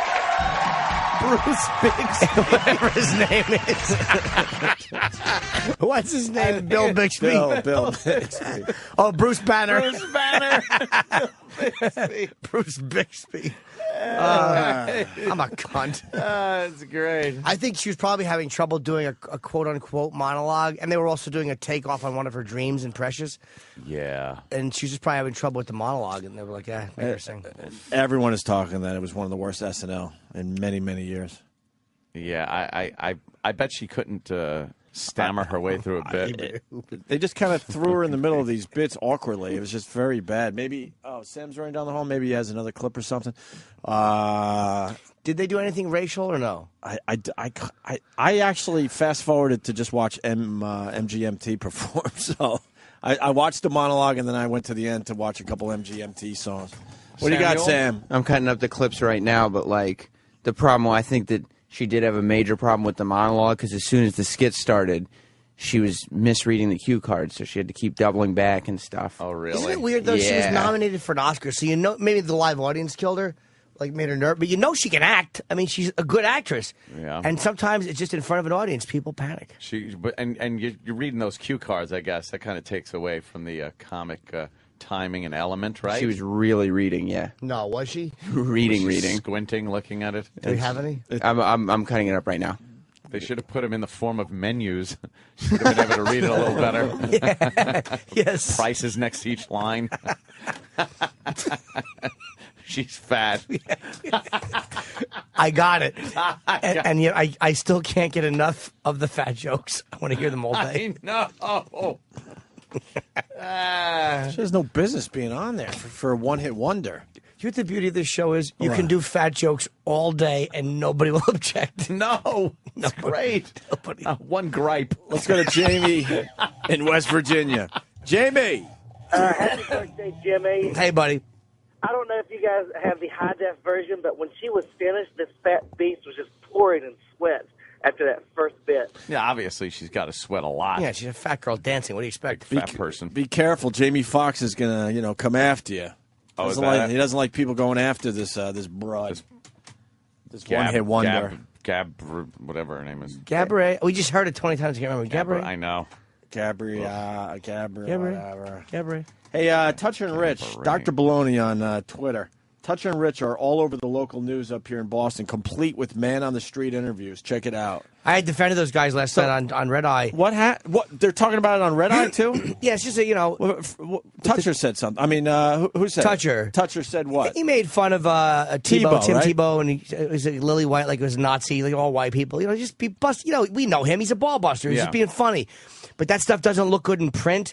And when you see it read like that, it looks like, it could be hateful. Fuck everybody. Leave these guys alone. They're funny.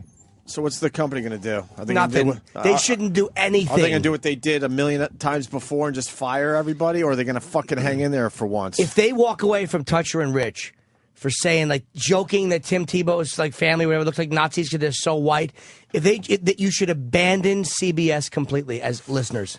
You should absolutely abandon them completely. He apologized, huh? Oh, yeah, the fake apology. What's the apology? I'm Do sure we have the apology? God, I hate fucking radio. It's the fake apology. I'm sure he didn't want to apologize. He was probably, why didn't he just say he was drunk at the time? He was forced to apologize. I truly can tell you that was not my... All right, well, here's the story. A Boston sports radio host apologized on the air yesterday for likening Tim Tebow's NFL draft party to a Nazi rally, saying he regretted making the remark. Fred Toucher, who co-hosts the morning drive program Toucher and Rich, told listeners he made some remarks about Tebow's draft party that ended up offending some people. Nazis? What the fuck? The guy's just trying to entertain his audience and make a few fucking jokes. Leave it alone. And by the way, he doesn't mean a word of this apology. And you know who's pushing for this, though? This is not the liberals pushing him. This is the people who are going, well, since they went after Imus for black remark, aren't they hypocrites for not going after him for a Nazi or white remark?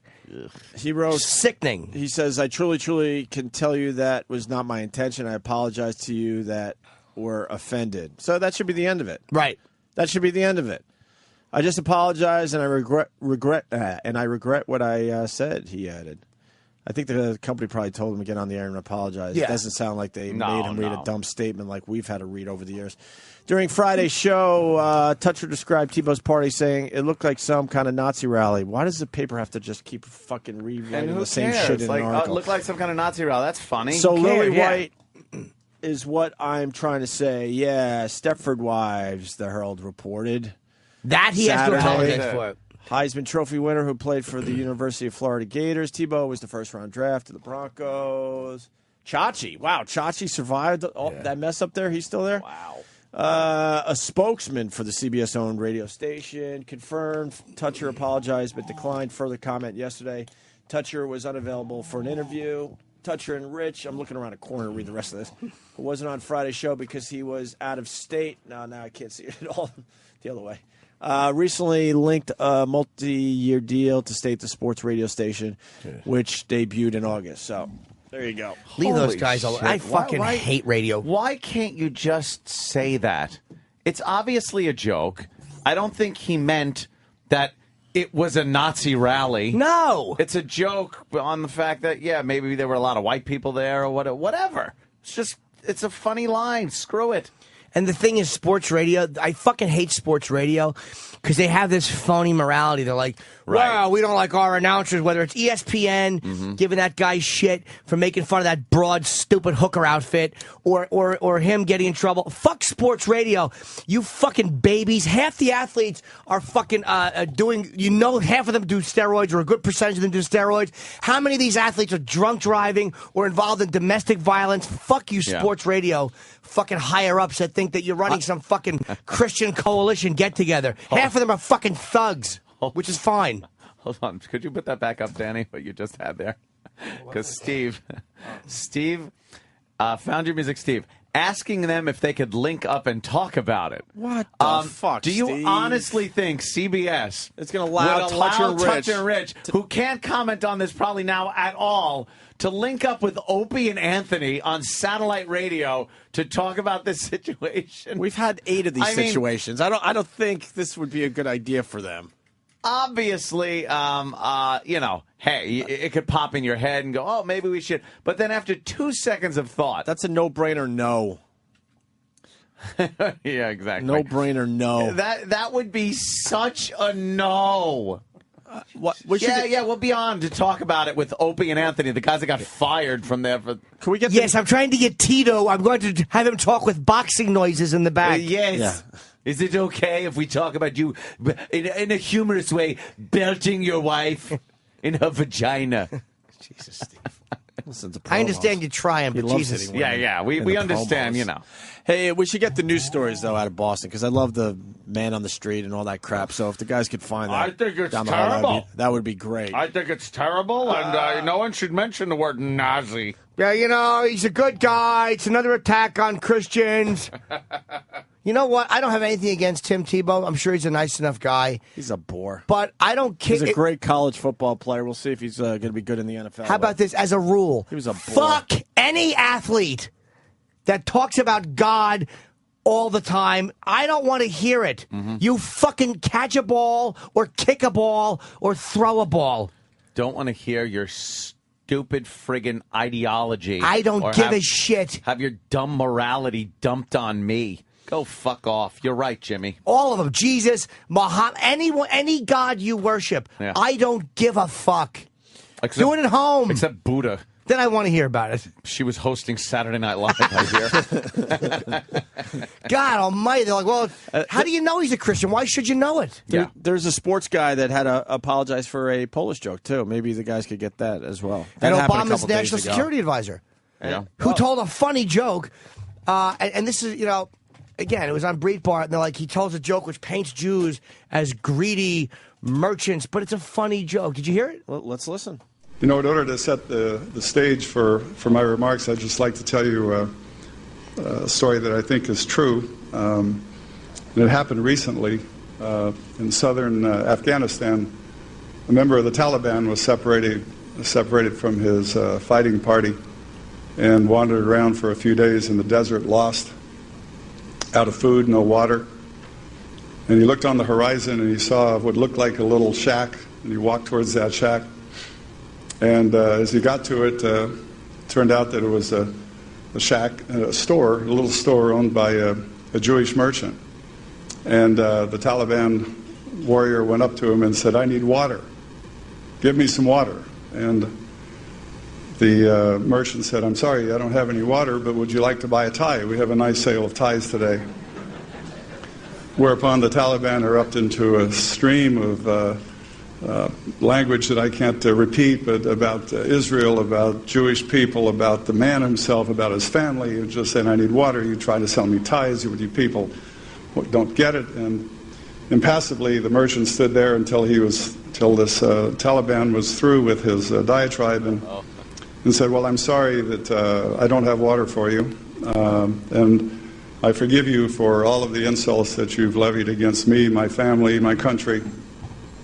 But I will help you out. If you go over that hill and walk about 2 miles, there's a restaurant there, and they have all the water you'll need."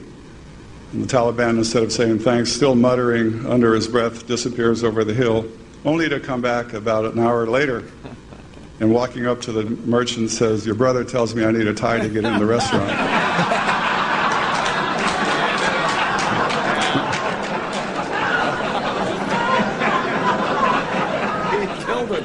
That's a funny fucking joke. You know what? Yeah, he got a great reaction at the end, but worst joke teller ever. Yeah, he's Holy just a shit, kind who of could sit through monotone. the fucking setup? Yeah, kind of a monotone delivery. It took forever to get to the punchline. Well, he's the national security advisor. He's Oh, not good for supposed to him. be fucking Flip Wilson. Flip Wilson, Jesus.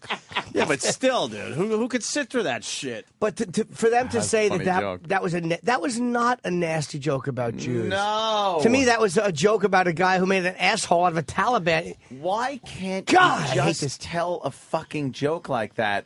And it's just because it involves ethnicity and religion and stuff, which is completely off limits, no matter how safe and sterilized it is. That wasn't an offensive joke. Here's when ethnicity or religion or culture are allowed to be mentioned.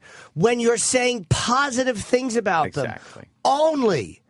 Only you can list Spanish accomplishments, but don't list Spanish negative Or traits. stereotypes Or or anything mention that the Irish are hardworking and that they came here and they blah, blah, but don't mention that they're drunks. Or the Italians or the blacks.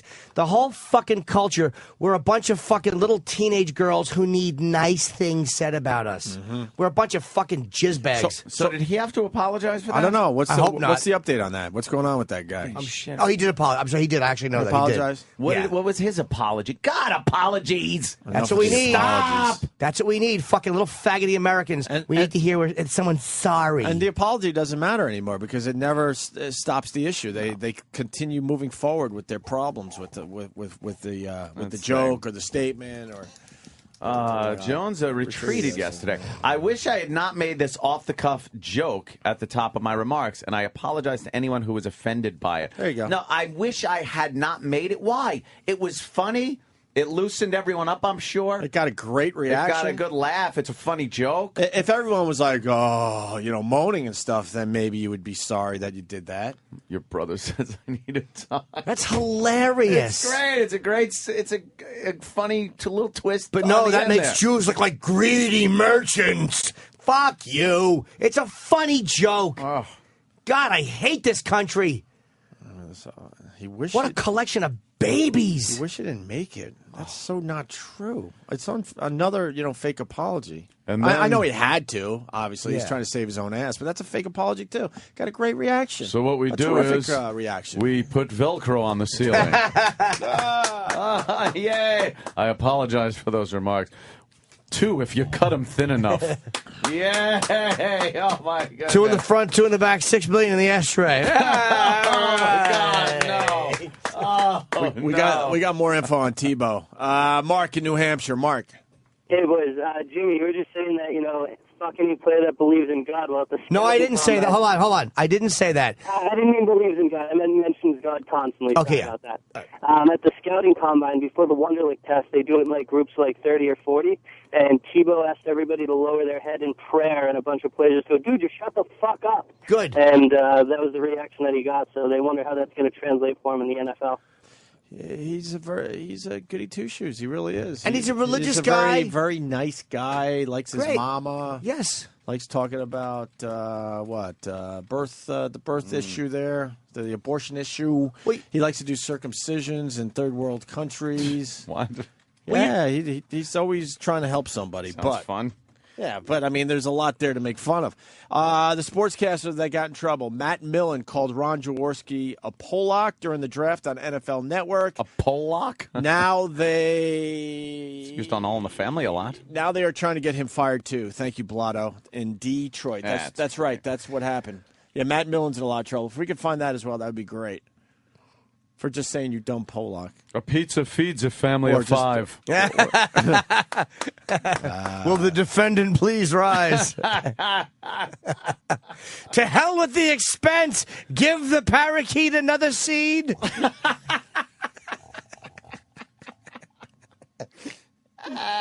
Shit. Let's go to Josh in D.C. Josh. What's up, guys? Happy birthday, Jimmy. Thank you, pal. You're very welcome. So, at my job, this girl, she's from Africa, but she lives in Boston and now lives here in D.C. She's, darkish color, I'd say a little lighter than Patrice. And we had a conversation one day about interracial dating. And I said, well, that's fine for other people to do it. I personally don't like it. And she demanded an apology from me, saying that interracial dating was okay. Now, I don't have a problem with other people doing it. I'm going to flat out tell you guys, no problem. But I personally don't do it. But she got mad at me for it. There you go. Why? You can't have your own opinions? Right. I don't date outside my race. It's bullshit, because if I want to have an opinion on something, even if it's just a song, if I say, oh, this song's the greatest song ever, and it happens to be, Hanson, oh, well, I think it's the greatest song. Well, then you're a fag. Yeah, exactly. Then you have shitty musical taste, and you should be beaten with a stick. I like the cock. What am I going to say? But, either way, I had to apologize to her for an opinion that I had. Here's the rule of thumb, sir. I'm sorry. I apologize for interrupting. Here's the rule of thumb. If you're black and you only want to date in your culture, that means you're pro-black. If you're Spanish and you only want to date in your culture, it means you have ethnic pride. If you're white and you only want to date in your culture, it's because you're a repressive racist. A racist That's that the wants rule. to just prolong the white race. That's the rule, yeah. 14 words. On Craigslist, people post on their classifieds all the time, and there's people that will apologize when they don't want to date another race. I'll tell you why they do that. Here's why they apologize. Because they don't want to get flagged. Because Craigslist has this shitty system of if one person flags you, your ad comes off. So if somebody says, I only want to date white guys, black guys will flag them, or white guys will flag you, or whoever doesn't like it will flag you. So they're trying to be pleasant so that other people don't just automatically flag them. Huh. Yep. All right. Wonderful. Why don't we step aside? Do you ever take feel another good, break? by the way? I really do. At least we do the show and Oh we my make fun of God. everybody, and we're fucking If we didn't have belligerent about it. if we didn't have really this good, outlet, man. it would be just a nightmare Oof. to It really- live in this world. It really is to be able to just be honest about your opinions. And if people don't like them, they could call up and bash us or whatever they want. It's an open, free exchange of ideology right here, which is rare. You really don't find that these days. Everyone's so caught up in being politically correct and not offending people or being labeled something. God forbid one person labels you a racist or a homophobe or whatever it is, based on whatever your ideology is, as long as it's not based in hate.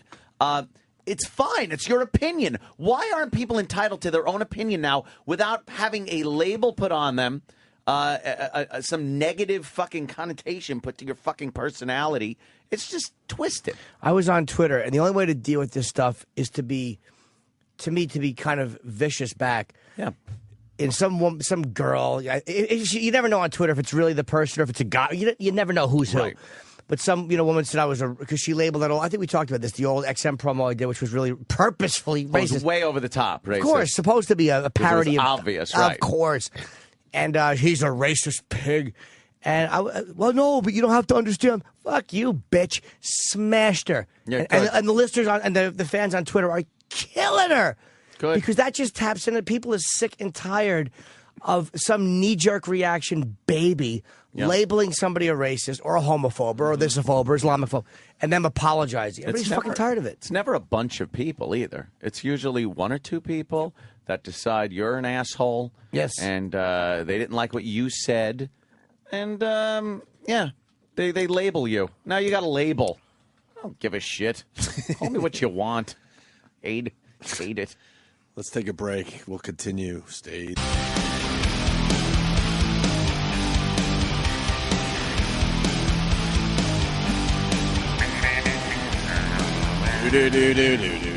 Opie and Anthony.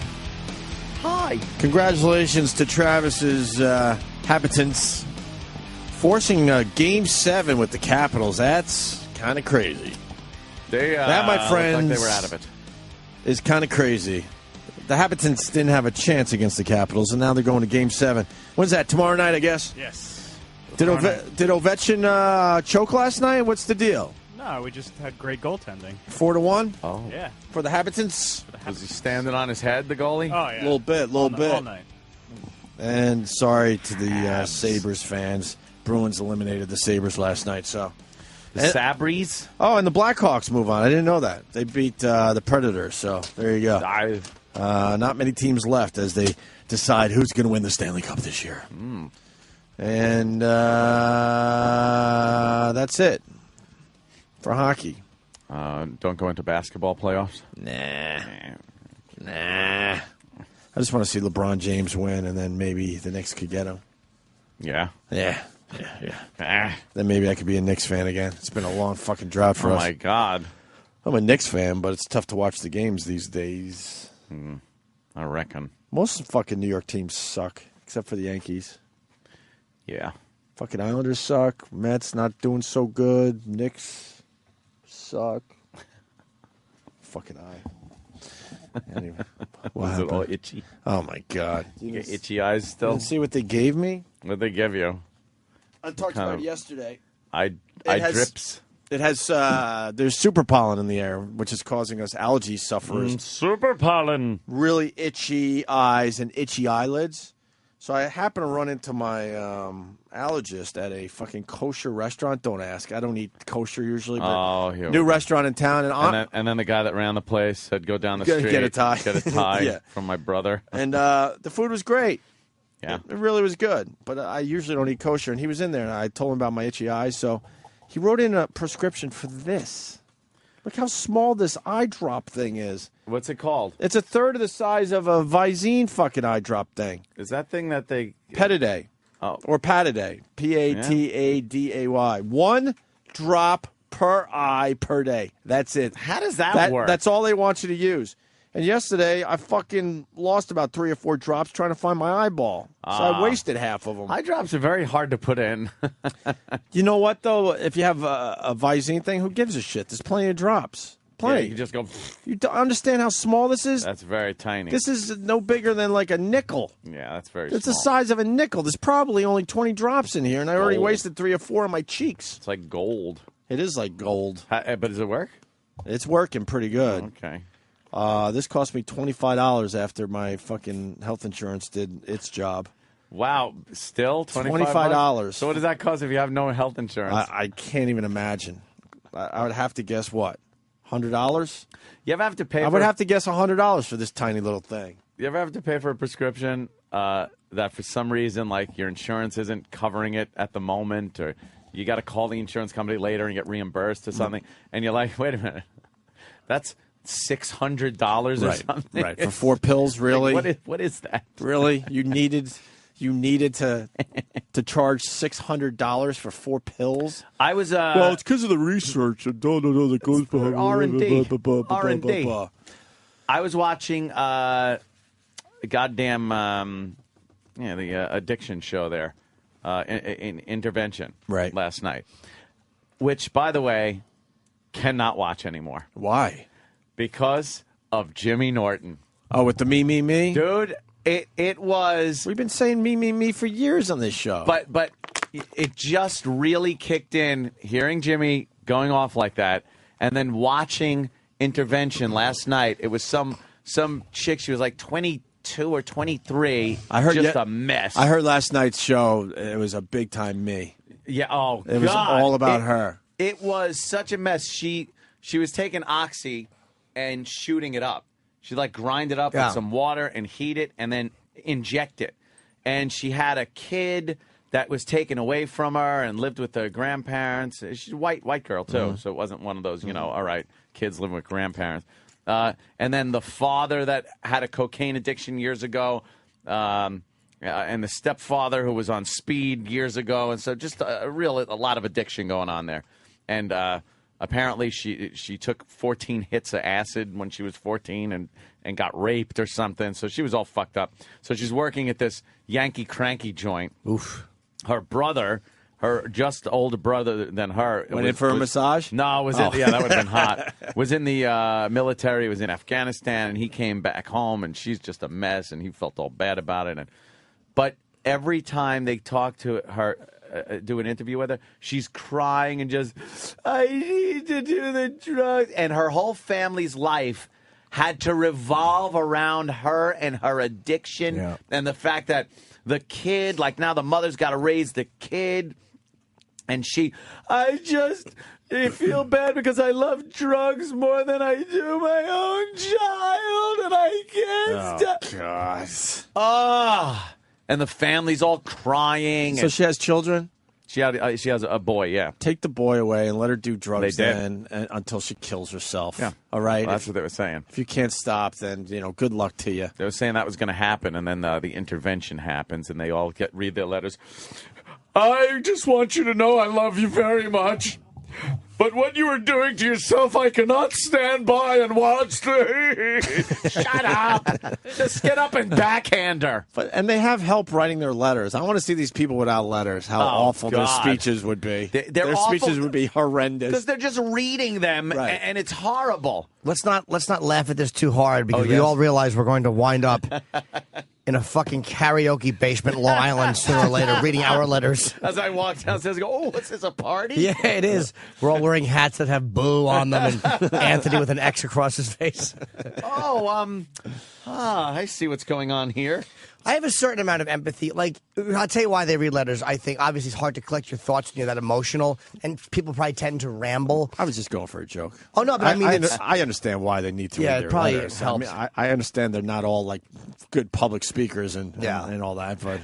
Just to kind of get it down. Yeah, I do be understand. succinct. I really do understand that. I just think it would be really goofy if they just force them not to I would love it. have a letter in front of them. Just I am stammering, stuttering ass. Just like it would be like a bad best man speech at a wedding. That time we did this, which means we're buds, and she's good. Good luck. Hey, this stupid little thing, my eye drop thing. Stupid thing. It's a third of a Visine bottle. And $25 after insurance. Yeah. Dana, how much would this cost if I didn't have the insurance? And I'm telling you, if there's 30 eye drops in here, I would be surprised. Mm-hmm. Go ahead. It's $300. My sister's an eye doctor, and she wrote it for me, and I have severe allergies. Wow. And she wrote it for me. It's almost $300 to get it if you don't have insurance. It's and like $10 a drop. It's so minute. It's unbelievable. This is $300? Yeah, close to. Like crazy. $280 something, I think it was. For what? I don't know. And you know what? It helps, though, doesn't it help? It's like it does wonders. No, it helps, but I'm still itching, just not as much. Yeah. Wow. I guess. All right. Wow. It really does. $300 for this tiny, Sickening, isn't it? tiny little thing. Well, it goes into the research, Jimmy. All the That's R&D. not the size of, All the size of a R&D. pinky. Right. All right. Thank you, Dana, for that. Let's go on to Frank in Pensacola, Florida. Frank. Oh, Frank was better. Hey, what's up, boys? Hey, man. Hey, I was watching Intervention last night, and this fucking kid he's told his whole fucking life by his parents how special he was and got into college early. And then he turns out to be this degenerate fucking gambler. Gambles away like 500 large in like 10 years. Constantly tells his parents that it's their responsibility to support him. He's 31 years old. And like they're in a contract with him because he's their son. I just fucking wanted to throw my fucking coffee at the TV. He's such a cunt. Yeah, that to me sounds like a cunt, man. Like, as much empathy as I have for people who are addicted, because I am one, so I can't be a hypocrite. I certainly understand addiction. But that to me just sounds like a spoiled brat. Oh, he was. He wasn't. I mean, I can understand people who are addicted and eventually understand, hey, man, I need some help and fucking get into it. He was just screaming and would refuse to acknowledge that anybody was to blame, but like his parents and everybody else. He just makes, it was so fucking frustrating. I can't even watch that show anymore. And then I was just screaming me at the TV, and my wife fucking hates me. Oh, really? Me.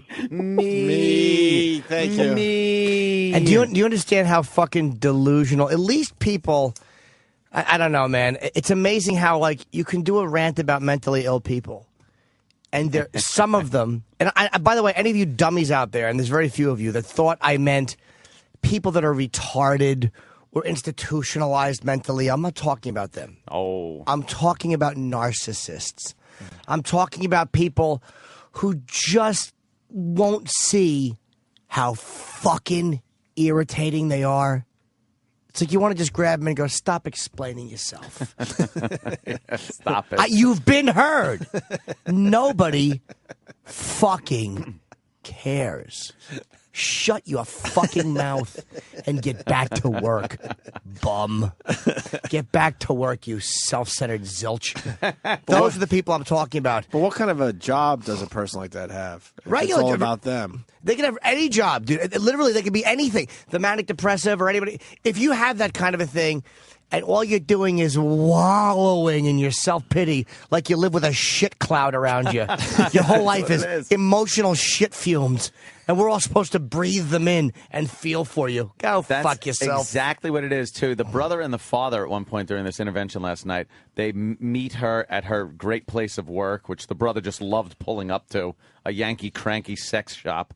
And they take her to lunch, and they go into a diner. And they're sitting down, and the father just asks, like, so are you using more or less than you used to? Right. Why do you have to ask me these questions? She storms out of the restaurant, sits on the curb.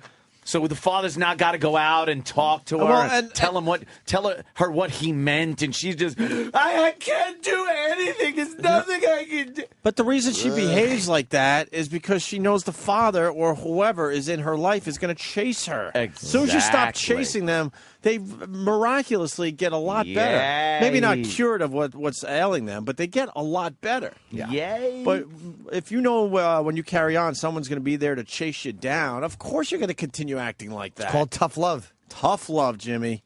Let's go to Jason in Philly. Now, Jason, are you a Phillies fan? Yes, I am. Fucking, you got to be happy about this Ryan Howard thing, huh?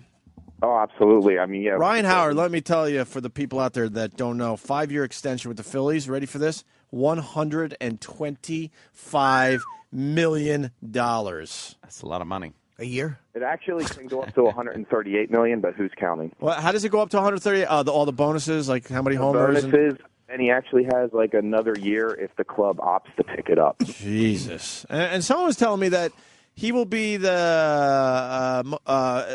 make the most money in the major league since, what year? He's the second highest paid player next to A-Rod, and he's actually the first player ever to gross over $190 million in his first 10 years. Okay, that's what it was. Yeah. No one has made more money than Ryan Howard in their first 10 years in baseball is what it comes down to. Thank you, Jason. Yeah, I knew it was something like that. What do you got on intervention? Well, Anthony was just talking about the scene in the diner. Yeah. The most annoying part of that was when she went outside and she was crying, and she was like, "No one cares about me and how to make me better. Yeah. No one was there for me. And no one was there for me.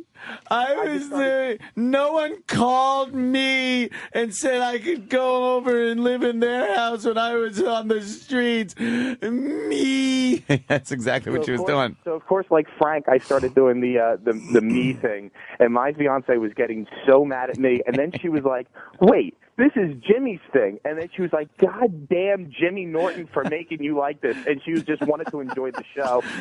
So then she just had to get up out of the room and just go into another room. She's like, "I'm just going to go watch the other one in peace so you can just do your stupid Jimmy rant." You know what, though? It makes intervention very entertaining if you look at it the other way. Yeah. That hit a nerve with people, that rant, because everybody deals with people like this in their life. And there are people that sincerely want help. And, it's on some level, they're pathetic, but you help them and they get better, and they're not pathetic. And that's with addicts and mentally ill people. People who are trying to help themselves, I have a lot of respect for. I really do.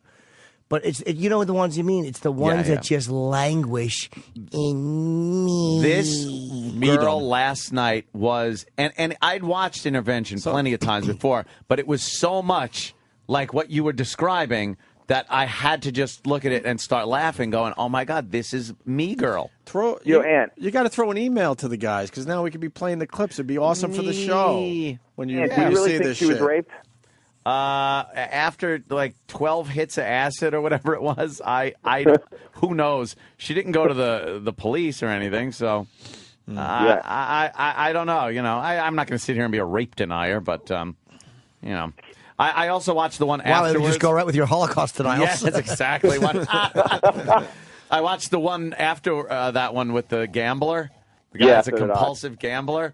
And, oh, my goodness, that was painful to watch. How much was he losing? You know what? He'd lost, I believe, over 10 years, something like $500,000. Ouch. And he was in debt another $180 to banks, casinos. But his parents just kept bailing him out, just kept giving him money, giving him a place to live. And they would do interviews with his friends, and his friends were just like, this guy's a waste. That apparently was a follow-up intervention. And then he got a second chance to go back to rehab, and he was some child prodigy who got his PhD at 18. Yeah, he was one of these like real smart kids that went to school at college at 13, and he was all fucked up. Like he looked like one of those fucked up geeky kids. Yeah, you look like a gremlin. You can't send an 11, 12, 13-year-old to college. That is the dumbest thing ever. There's got to be another way to handle those brainiacs, because they're human beings too. They're going to want pussy and all that shit. Yeah. And they're hanging out with 18, 19-year-old girls? But he was like a geeky, real geek. Even geeks want some He did this thing where and the news covered it, where he would go into classrooms and do like a rap about math. And it was so painful to watch. Yes. How terrible was the song at the end of the show that he was singing? Well, who was singing? He was singing it. Because he wants to be a singer. And all of his glory days were lived when he was like 13 years old, because he did a news thing and people were talking about putting him in a movie, and then nothing panned out. How old is he? Now I don't even know. Like maybe he was 30. He was 30. He was about 35 now. But his song was about like dreams coming out of the darkness, and the dream will be there. It was so. Please, do we have that? We got to get this stuff. Do we have that? I would love to hear that. It was right at the end of the episode. If someone there can pull it. It was great, though. It was so douche-chillingly bad. Oh, it was bad? Oh. All right, we'll check it out. Yeah. Thank you, sir. Intervention rap starring Gabe. Fellas. Yeah. You got it? Look at him. That's what he looked like then. Like, he's just weird. He's got the greasy, slicked back He looks like hair. the character. Who's the fucking SNL character who loved Pat Sajak? Grimley. Yeah. Ed Grimley. Martin Short's. Yep. What a crud bit. this guy is. Let's listen to this. Teach the topic of the day in rap. Please ignore. Don't back it on four. No. Put it on one. Rap. I'm not here to rap about. Oh, this is a remix. Rap. No. Rap. You're trying to escape me. Rap. They're adding it in, and this sucks. They're remixing. What if people remix things for YouTube? Just leave it alone. Absolutely. What does he do? Is he a rapper or no? No. He's trying to be, but now he wants a music career. But then they show him in the casino, like blowing through. He goes, all right, well, I'll put another $50 up. It's like $50. I'm looking at this kid like, what the fuck are you doing? You really got to get in debt, you asshole. Yeah, well, everybody can't be a big fancy pants. And then he went. That was Aunt Jim. Fancy pants.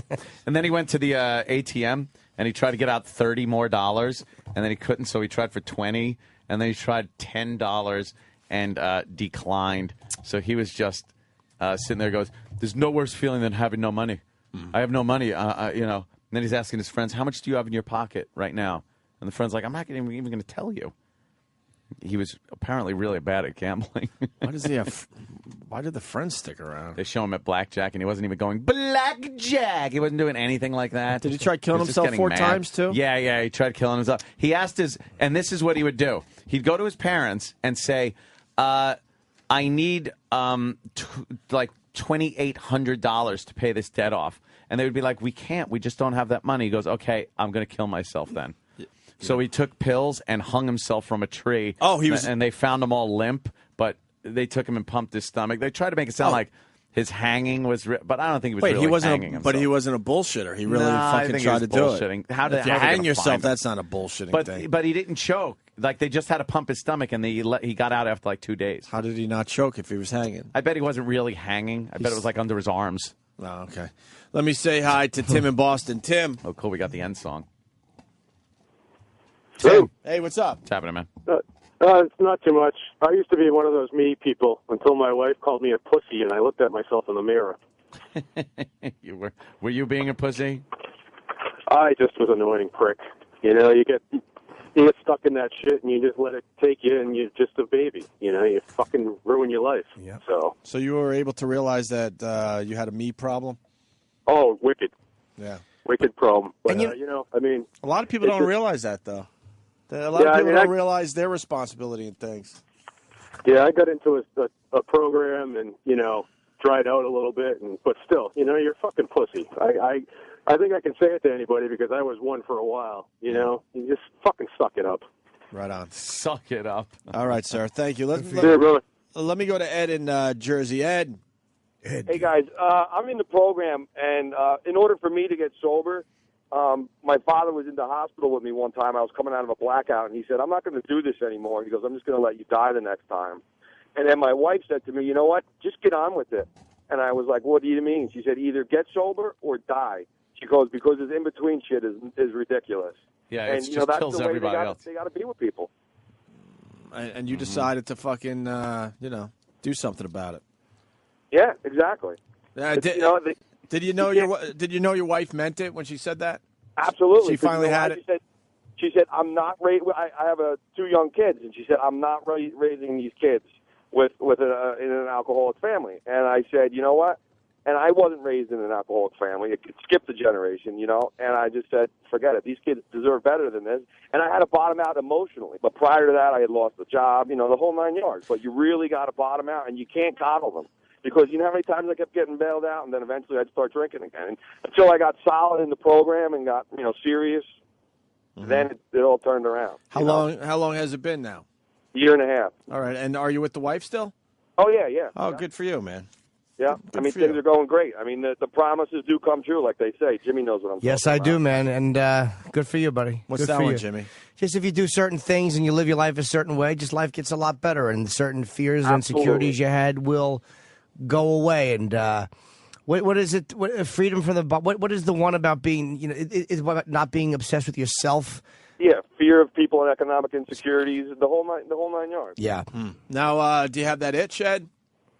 No, not at all. It's over, man. And you know what? And I know that it's over because that job that I lost, I'm going back to. I was on the job as a cop for 11 years and had to go out on disability. Right.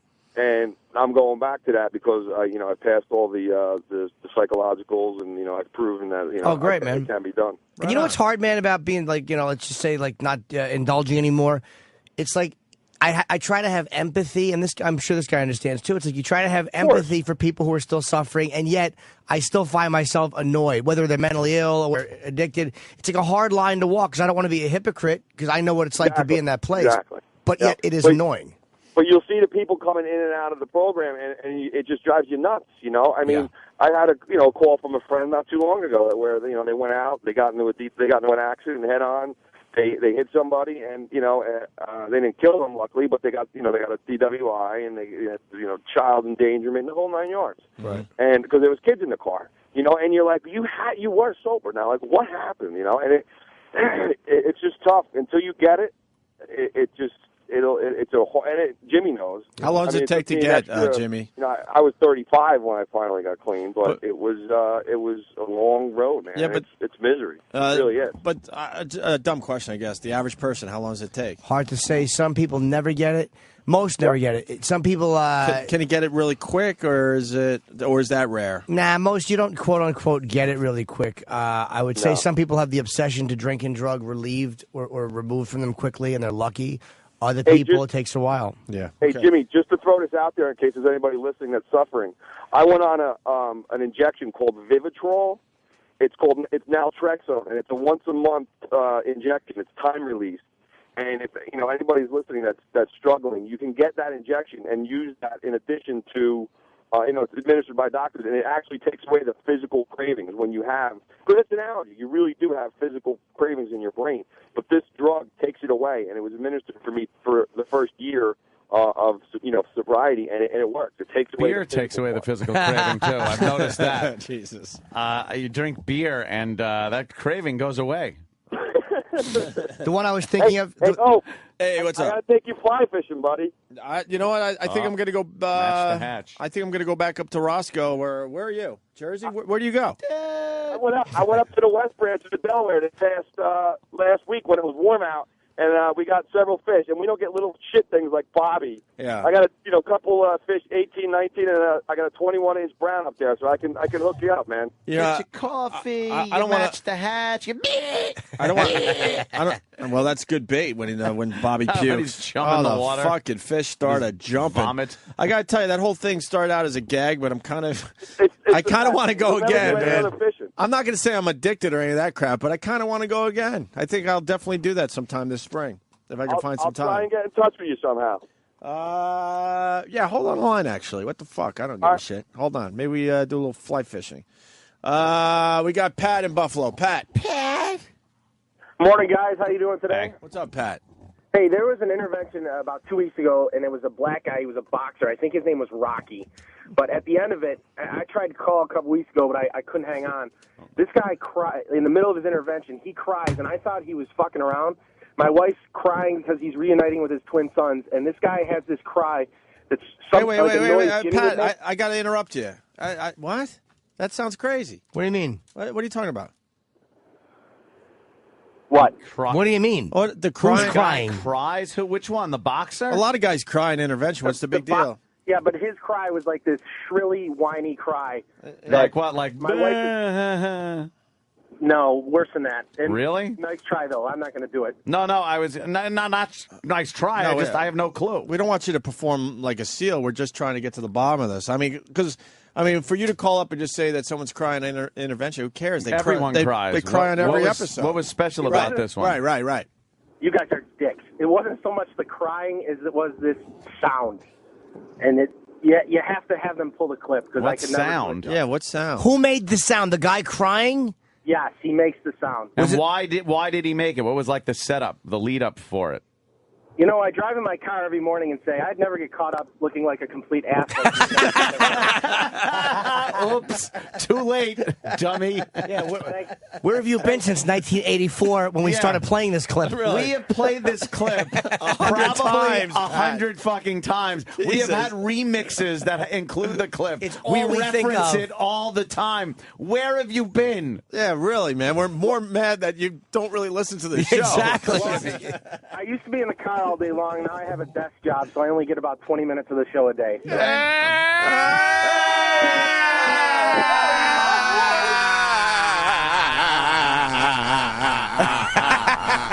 I still love you. Familiar, Pat? Thank you, guys.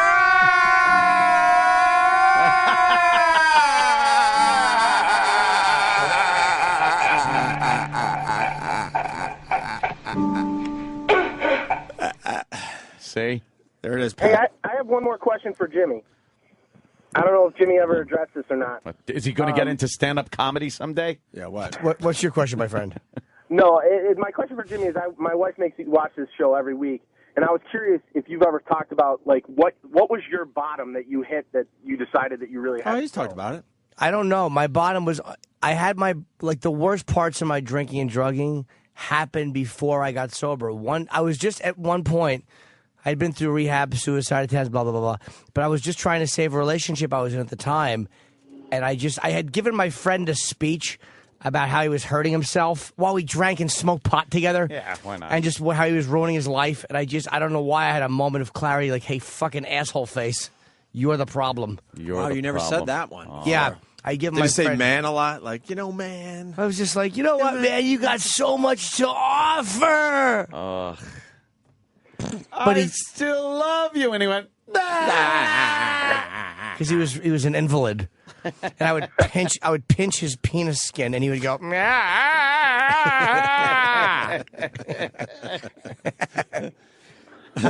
well, that's all I got. Punching out. Thank you. Take care, man. I'm sorry about your sabers, buddy. Sorry about your sabers. Damn. Let me go to Ed from Military Place. Ed. Hello.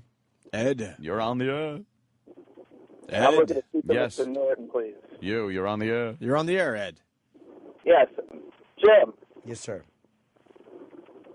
I'm right here. What's wrong with you, sir? Is your phone busted? He's gone. I just have a feeling the phones aren't as good as they could be. I know. I'm thinking there's a volume problem. Could you ask one of the babysitters to look into it and make sure everything is as good as it possibly could be for the callers that call into our show? I have a hunch that maybe they could be tweaked a little. They should have that hunch if they listen to the show. Baby. Steve in Connecticut. Steve. Yes. Hello. Steve. Hello, gentlemen. Good morning. I'm a therapist, and I treat addiction. There's a couple resources I wanted to throw out there that might help the still sick and suffering. Yeah. There's a website Anheuser-Busch. called RadioRecovery.com. It features interviews with people who've been in recovery for a while, and it's done from the... It's called Quitters.com. RadioRecovery.com. Has no stick-to-itiveness.com. And if there's I know. anybody in the listening audience who's looking for treatment in the greater, Danbury-Waterbury area, Greater. there's a place that just opened up called Perspectives Treatment What about Center. Bridgeport, yo? Waterbury and Danbury. But that looks like a radio station. I need recovery in Bridgeport, yo. And the number there is 203-681-1212. Yeah, that's my number. Giving it out over the air like that. All right, Steve. Good luck to you. Right. Thanks, guys. Enjoy all the phone calls. What's wrong with you? Yeah, what are you, crazy? All right, we'll step aside. People think we're doing help here? Do people actually think we're helping here? Helping like here and there as it may be. Where do you think it is he goes of evenings? Of evenings. Of the evenings. Yeah, I love that one. Clockwork. Jimmy, Yes, sir. one of your fucking heroes' birthday today. Well, today is... Let's work it out here. Is he alive or dead? He is alive. One of my heroes. Work it out. It's his Is it your birthday today. I think Anthony's birthday already happened. Yes. Aw. And you said heroes, not douches, I know. Not zeros. It sounded the same. Perfect. One of your heroes. Not zero. I go for Travis, the long and- explanation. Guys I know. Fucking asshole I am. And Travis, you should play something going into break that, Oh. It's not Ozzy's. His is December 3rd. No. I already played something coming back into break. Oh, really? And we didn't pick up on it? Gene Simmons? No. No. Paul Stanley. No. Ace Frehley. Ace Frehley is 59 years old. So I remember hearing Kiss coming back in Wow. a break. No, I wanted to play. How old is he? 58? 59. I wanted you to play Back in the New York Groove that Jimmy did because that's like an Ace song. Today's New York tribute. Yeah, I'm we back in the New York Groove. It's a tribute. we could do that going into break for Ace Frehley's 59th birthday, and I think he's going to be on Celebrity Rehab. I'm hearing. Is he? Is he using again? I don't know, man. I think there was a story that Dr. Drew got him. They don't even and wants him care on if they're Celebrity using Rehab again or not. I think. He was clean and sober for a Anyone while. know if that's true? I hope not, man. Hope he's doing all right. I think that might be the case, Jimmy. I How think great he might was be Ace? part of celebrity rehab. He was great. When he came in, he's a fucking kind of a shy guy to talk, but he's a fucking really cool, funny dude. No, we had a good hang with him. I hope he's all right. Do we have the Ace Frehley story on celebrity rehab? Ace Frehley to appear on Sober House? On Sober House, okay. Oh, so he's Damn, Ace. sober. Or, well, usually that means just Sober. out of treatment. Jesus. What is it saying there, Jimmy? I can't see that. I don't know why he's going to appear on Sober House with Dr. Drew. Who knows? Maybe he's speaking. Former Kiss guitarist Ace Frehley will appear on the season finale of Sober House with Dr. Drew. Oh, okay. The That's episode will different. re-air, the final episode. So hopefully he's just coming in to talk about being sober and about how his life changed. I'm hoping that's all he's doing. Like, I Okay. hope he didn't relapse for his sake. All right. So why don't we play this going into break for Ace Frehley? We're back in the New York groove. We're back in the New York groove. Welcome back to the Opie and Anthony Show.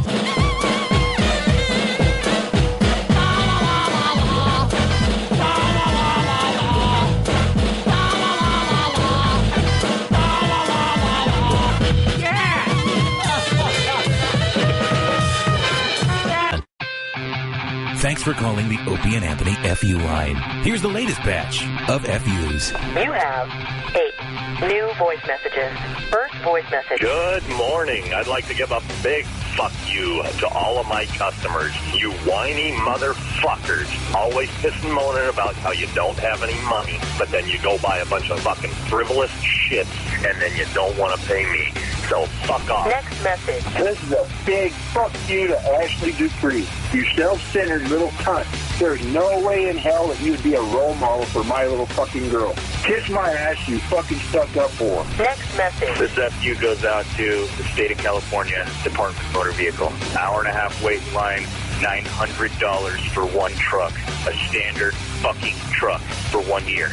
And our roads are shitty, and I hate you, California. Go fuck yourself. Next message. Hey, Rick, this is your sales manager. You're lucky you still have your fucking job, you piece of shit. As soon as I can find somebody to replace your worthless ass, I'm going to. Fuck you! And I tell you what, I leave at 7:15, and you tell me, I need one more fucking minute. I need one more minute.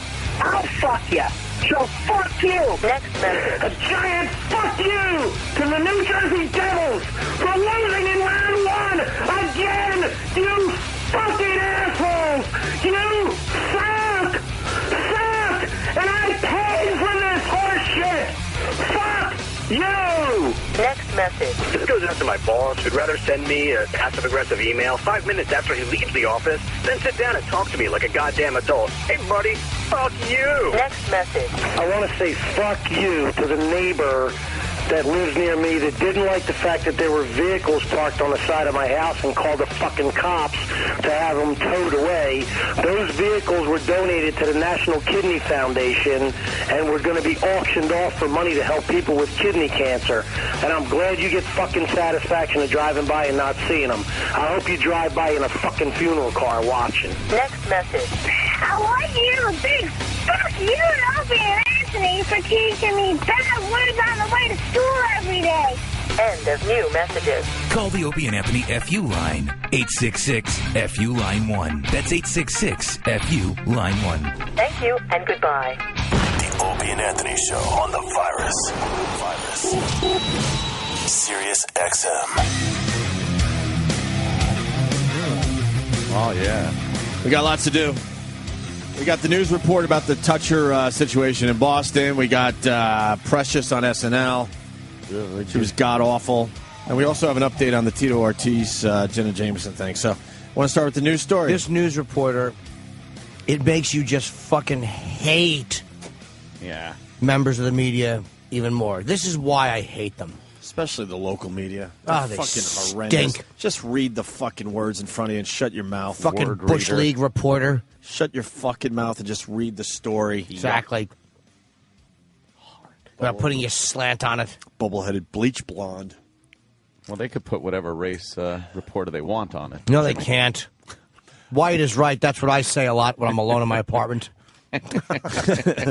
So, Toucher, what's the situation again, Jimmy, for the people that weren't listening an hour Toucher's and a a half horrible ago? racist, and he despises the Jews. And the black. No, he's a funny guy, and he just made a joke about fucking Tim Tebow.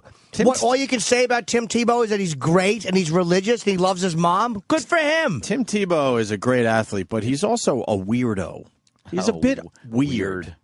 He's a bit strange. So what Tim Tebow can do is he can put himself out there and tell you that he's religious and do all these things. And again, I applaud that. Fine, he's happy with that. Good for him. But it's only fodder for praise, and it's not fodder to be made fun of. No. And the fact that he had all these white people around him, and Toucher wanted to say it looked like a Nazi rally. And how else do you describe a bunch of white people, you fucking faggot Americans? And saying how he's just lily white. And goofing on him. There's a lot to make fun of there if you're an entertainer trying to make your audience laugh. He's goofing on him. That's all. That's all. That's all it is. So here's the news report out of Orlando because, this is Florida? Oh, is he from Florida? Tebow, yeah. Oh, okay. Well, he played for the Gators. I'm not really sure where he was from. But, I mean, he made his mark with the Gators, obviously, and now playing for the Broncos. Here's the newsreader. It's been a big week for Tim Tebow, a young man known for his squeaky clean image. A lot of you won't like hearing this, but now a radio host in Boston is making controversial comments on... Yeah. How about you let us decide that? You just read the fucking words, and I'll decide if I'm happy with what you're about to read or sad about what you have to read. And how about that? Shut the fuck up. Did you ever say that before a story about a rape or a murder or a child abduction? Yeah. A lot of you are not going to like this. A child, no, you probably just read the... Why do you feel the need to pontificate or to editorialize when it comes to humor? Well, he is a god in that area. Cheers, fuck him. He really is a god. Good for him. In the Orlando fuck him. area. Because I'm cutting little baby penises off. Most of Florida, he's a god. Good for him. So it's cocaine. I'm sure Tim Tebow's a great guy. I got no problem with the guy. I don't care that he's a good guy. You should be a good guy. I pay my fucking taxes. I'm a good guy. Right. Not probably on that level of good guy, but... I'm a good guy. You're all right. Yeah, say goodnight to the good guy. I'm the good guy. A lot of you won't like hearing this, but now a radio host in Boston is making controversial comments on the air, saying Tebow is so white, he must be a Nazi. I'm sure we'll be hearing a lot more about this as the week goes on. The personality known as Toucher on 98.5, the Sports Hub, said draft night at the Tebow compound looked like a Nazi rally. He even mentioned the Stepford wives. We'll see if Toucher gets... Yeah, obviously He even mentioned the Stepford wives. Wow. What does that mean? Wow. Exactly. What does that mean, bitch? That's worse than the Nazi part? What does that mean, bitch? I don't know. He was hanging out with a lot of probably robotic-looking white people, right? Yeah. Yes. Not much color in his celebration, I would imagine. I would imagine. So you, as a radio show host, you're not going to acknowledge that and take a couple shots at with that? some humor. With some humor? Right. Right? Wow. Could have said Klan rally, said Nazi rally, whatever. So if he was black, if Toucher was black, and that was a black athlete and all black people... And they said, hey, it's like a Black Panthers party. Nobody would get upset. No, of course not. He even mentioned the Stepford wives. We'll see if Toucher gets in trouble for his comments. You'll recall radio host Don Imus got fired by CBS for making ugly comments about the Rutgers women's basketball team. And I was doing a little research on that. Apparently he was joking, but really not a joke. Those comments are probably going to come back to haunt him. We'll just have to see how it plays out. Yeah, we'll keep you posted. Are they? You fucking cap-tooth jerk-off. You fucking asshole. A joke. I said it was a joke, but... I did my research, and I'm telling you it's not a joke. Shut the fuck up. You don't tell everyone else what's funny. But it wasn't funny to you, but guess what? It was a joke. But this is why I fucking despise the media. She knew the whole time that Toucher's joking. She knows it's a joke. Yes. So at the end, she throws in, she doesn't say, Toucher's on the air, and he made a joke which some people found inappropriate. That should be the lead of the story. Yeah. You bad at your job journalist. Because if nobody knows about Toucher and Rich or radio or anything, like we're a little privy to the inside. We know how this shit works. But if you're just listening to that broadcast, you're thinking, oh, so he's calling him a Nazi? What? Right. That's horrible. Right. Why would... it's a joke. But she said she did her research on the Imus thing. Why don't you do your research on the Toucher and Rich show? You probably would find out that they're attempting jokes the entire time they're on the air. Yay. And maybe getting serious, I don't know, 5% of the time, tops. And And she's she's all sports about can you just trying to talk get some about? fucking jokes in. Not joking. She did this, Dope. too. It's not a joke. Oh, did you get a heard little- that? Yeah, a little pending. Yeah, the little pen click was like, Unfunny, "Well, uptight we'll bitch. keep our eye on this one. Hopefully Shut we can prolong it into them being fired. Well, I did my research on the Imus Exactly. thing, and it wasn't a joke. It was a joke. And Trust me. a funny Trust one. me. He called them nappy-headed hoes, and you know what? I laughed. You don't have enough brain cells to Nah. understand that it was a joke by Don Imus. Just keep Yes, it reading, you was. stupid newsreader. That's what you're Yeah. good for. I'll have my salad. Ooh. Because I'm a sweet boy. Oh, you are a sweet boy. Yes, I I heard am. the Sweet Boy song earlier. Everybody loves I this. was privy to the Sweet Boy, I'm a Sweet Boy song. Yeah, you know what? This is great. Tim in Pennsylvania. Tim, go ahead. Hey guys, Hey. I just wondered what type of research is conducted to determine jokes or not.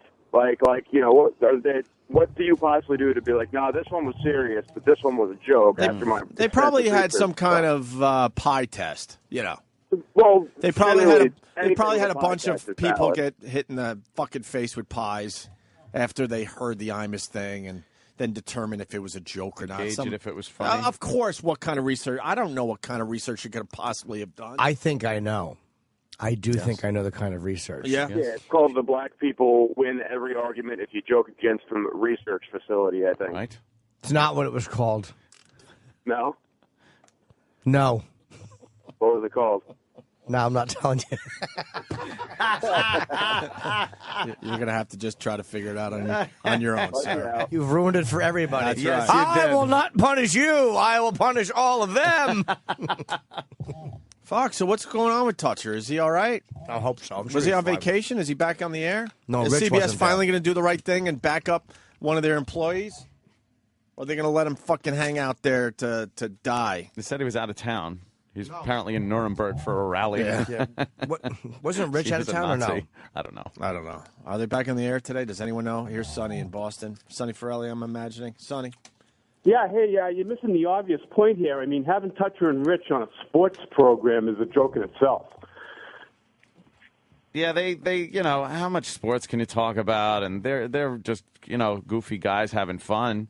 They were kind of put in a situation where they had to be on a sports station. Yeah, because they were never sports. They were never sports guys to begin with. They were like afternoon shock jocks. Yeah. Yeah, but what do you expect Sure, from sure. sports radio? Yeah, I'll tell you what though, it made for good radio though. For a sports channel, they're doing pretty good. What are you doing? Sonny, what are you doing? I can't really hear you. I've never heard so many non-points made. And another Really, person. The phones are fucked up. And another person saying they can't hear us. Yeah, they can't Did hear one us of the very well. babysitters work into the phone problem after the show today? How many times do you have to hear, I can't hear you, before you realize that you might have to step up and figure some shit out for us? Holy shit. Thank you, Sonny. You're welcome. You heard that. Do we have a phone problem or not? I think so. Do we have to call our own show to figure it out, or is one of those dummies down the hall You know going to what? look into it? I think How we about do. I will call the show. That's actually a great idea. Oh, okay. Jimmy's going to call the show right now. Who are you going to call as? Just me. I don't like that person. But I'm a good guy. I'm a sweet boy. Yes, I am. I want to hear the Sweet Boy song. So Jimmy's calling the program to see if he... Oh, boy. Oh, the regular number? It's like something wow. One wow. This is good. Now that we have a phone problem, now we have stopped the radio show to try to figure it out ourselves. Oh, Jimmy will call. Yeah, that's good. We'll make sure everything's hunky-dory, as they say, hunky-dory. Yeah, there's got to be a problem because I've never heard so many people talk over us before. Occasionally we get the obnoxious ass that just decides what he's saying is much more important than our point of view. And he's usually right, but we have microphones and it's our show, so fuck them. Exactly. But most of the time now we're getting people just yapping over us because they can't hear, is what I'm thinking. And then they say, well, it sounds fine on the air. We could hear you and we could hear the caller. Yeah, well, the caller might not be able to hear us, which makes a great problem when it's a caller-based program. All right, Jimmy's calling on the regular line. I I think it's Jimmy's ringy number. dingy. Wow, I know Jimmy's phone number now. Oh, is that his? Jimmy, is Or this you? The second one. It is me. Hi guys. Hi, Jimmy. Jimmy's outside looking at us. Can you hear us? Why do I have the feeling this is going to bother the fuck out of me? I got to tell you something. Yeah. The sound of your voice is bringing back a lot of memories. It's really hard to hear you. Is it hard to hear? Yeah, it's really bad. I mean, not the fact that I'm on a piece of shit iPhone. Yeah. But it's harder to hear Ope than it is. Aunt, say something. Hi, how are you? Hi, Jimmy. We're trying to have a discussion. Ope, say something. I can see you. I could see What? It's harder. I was It's harder to hear talking. you. Yeah, I know. Yeah, it goes in and out. It's not good. Weird. I was saying something there, too. You want to test your mic, too? Now you're very low, actually. I'm low, right? You're low. Yeah, it sounds very. Let's see the. That's very why. muffled. That's why half the time I go, I guess I'm a ghost because they don't even fucking hear what I have to say. I'm testing Jimmy's mic. Hi, it's Ted. Hi, I'm Ted. Just the sound of that voice. It's me dripping. So I'm low. Anthony's okay or good. What do you got on me? Ants is clearer. Ope, yours was almost garbled, like, oh, I'm a little. It almost sounds like you're talking to something that's vibrating. Yeah.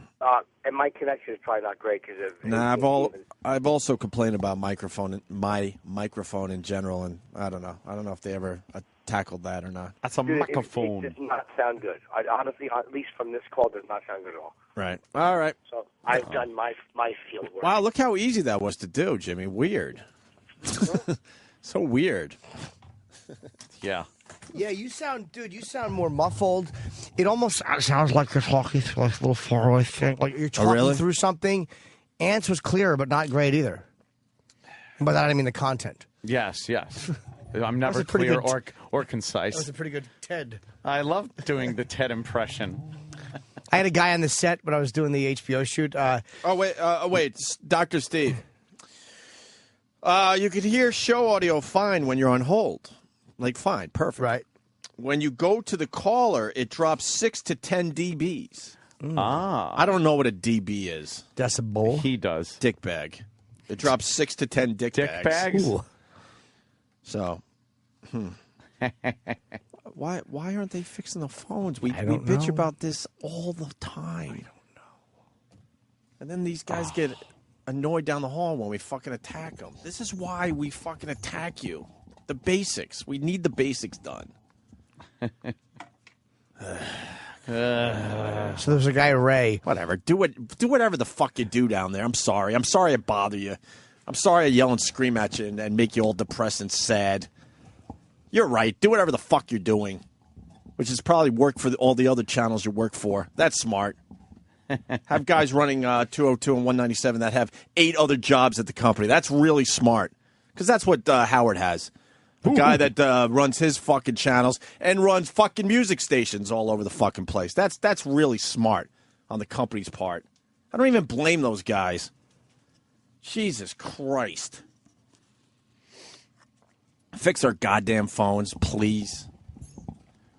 End of today's rant. It's dropping 10 dBs. 6 to 10. 6 to 10 The dBs. fuck is a dB? It must be a medical term. Oh. Or a shitty wine term. Yeah, dick bag. I bet. Oh, you guys got to deal with staff meeting today? Yeah. Rather have a staph infection. That's the beauty of us. We fucking leave of just a massive fucking highway fucking pile up, and then we leave. And we shake up the jar of bees, and then we take the top off, throw it in the room, and run away. And then these guys have to deal with the. Now clean it up. Right. And then these guys take it out on our staff. That's smart. Huh? You guys like doorbell ditchers, where you just set flaming bags of shit on our doorstep and then ring the bell and run away? You know what? Because hold on, what are doorbell ditchers like? What? Oof. You know what? But see, it was a long explanation. But see, for many years, we did the right thing. Let me try again. Ring bell, shit, run. Better. There you go. As opposed to yours. You guys are like doorbell ditchers, where you'll be out with your friends. Perhaps one's been drinking, and you'll ring the bell, and it's raining, and you slip on the "we got it." But just so you know, we did the right thing for many, many years, where we did sit down and do meetings and talk. And you know what? When we did that, things got done and things changed. I can't, without getting into it, the amount of things they told me was going to happen is mind-boggling that not one of those things has happened. This is true. Hence the reason why I don't have time to meet with anyone anymore. Ann knows what I'm talking about. Lots of things were supposed to happen. Not one of those things has happened. There were things that everything from just equipment to events to just simple shit. Right. I don't know. Right. And there's no accountability. Right. If there's ever a problem, it's one of the fucking assholes that are in this room right now, or one of the assholes behind the glass, or one of the assholes out there. It's never, it never passes that fucking hallway. Never passes the lockers. Look, if someone dropped the ball with this Celebrity Apprentice thing, we could have had exposure in front of 7 million TV viewers. Yep. And if we could prove that someone dropped the ball here, they should not be working here anymore. Yeah. They really shouldn't. There's a lot at stake here. Yes. I want them to get to the bottom of what the fuck went wrong with the Celebrity Apprentice thing. Fix it. The fucking people at NBC were really excited with the footage that they got when Bret Michaels and Sharon Osbourne and Maria from the WWE were on our program. They were extremely excited to the point they sent over paperwork immediately. Aunt and I signed our part of it without even talking to our agent because we knew it was great for the show. And then weeks went by before they did the right thing around here and got the paperwork back to the guys.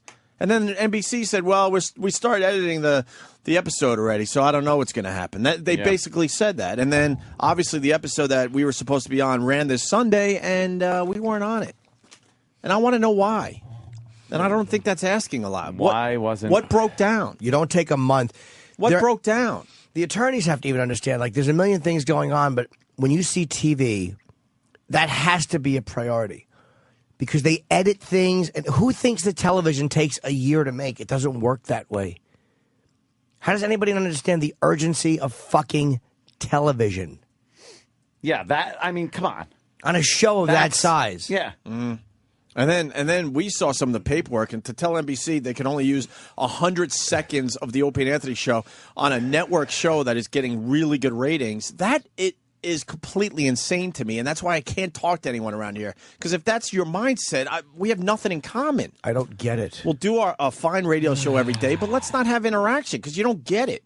If fucking NBC wanted to turn Celebrity Apprentice into an hour of Opie and Anthony, why would that be bad? Yeah. Why? Yeah. Someone explain that to me. They could only use 100 seconds. Was in some kind of weird contract that was going back and forth. And if that's standard, that doesn't make fucking sense. Right off the bat, you cross that out. Yep, exactly. You cross that shouldn't even be an issue. Exactly. Wow. Stunned. Mind-boggling.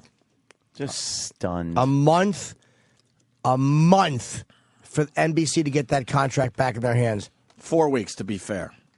We got it January 26th, and they received it back February 22nd. That is facts from an email trail that we got into yesterday on the show. That should have been back within 4 or 5 days. 4 or 5 maximum, hours. including the weekend. Yeah. Hours that should have been back. That's something you jump on. That is despicably dropping the ball.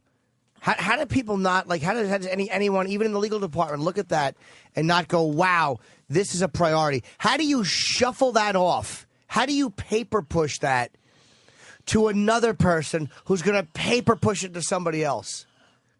How do you not give a shit about promoting that badly? It kind of hurt yesterday, but it just means they don't have the skill set, Jimmy. I know that hurts them, but they don't. They're nice guys, and they're good. They're really good at programming music channels and all that. I would never take that away from them.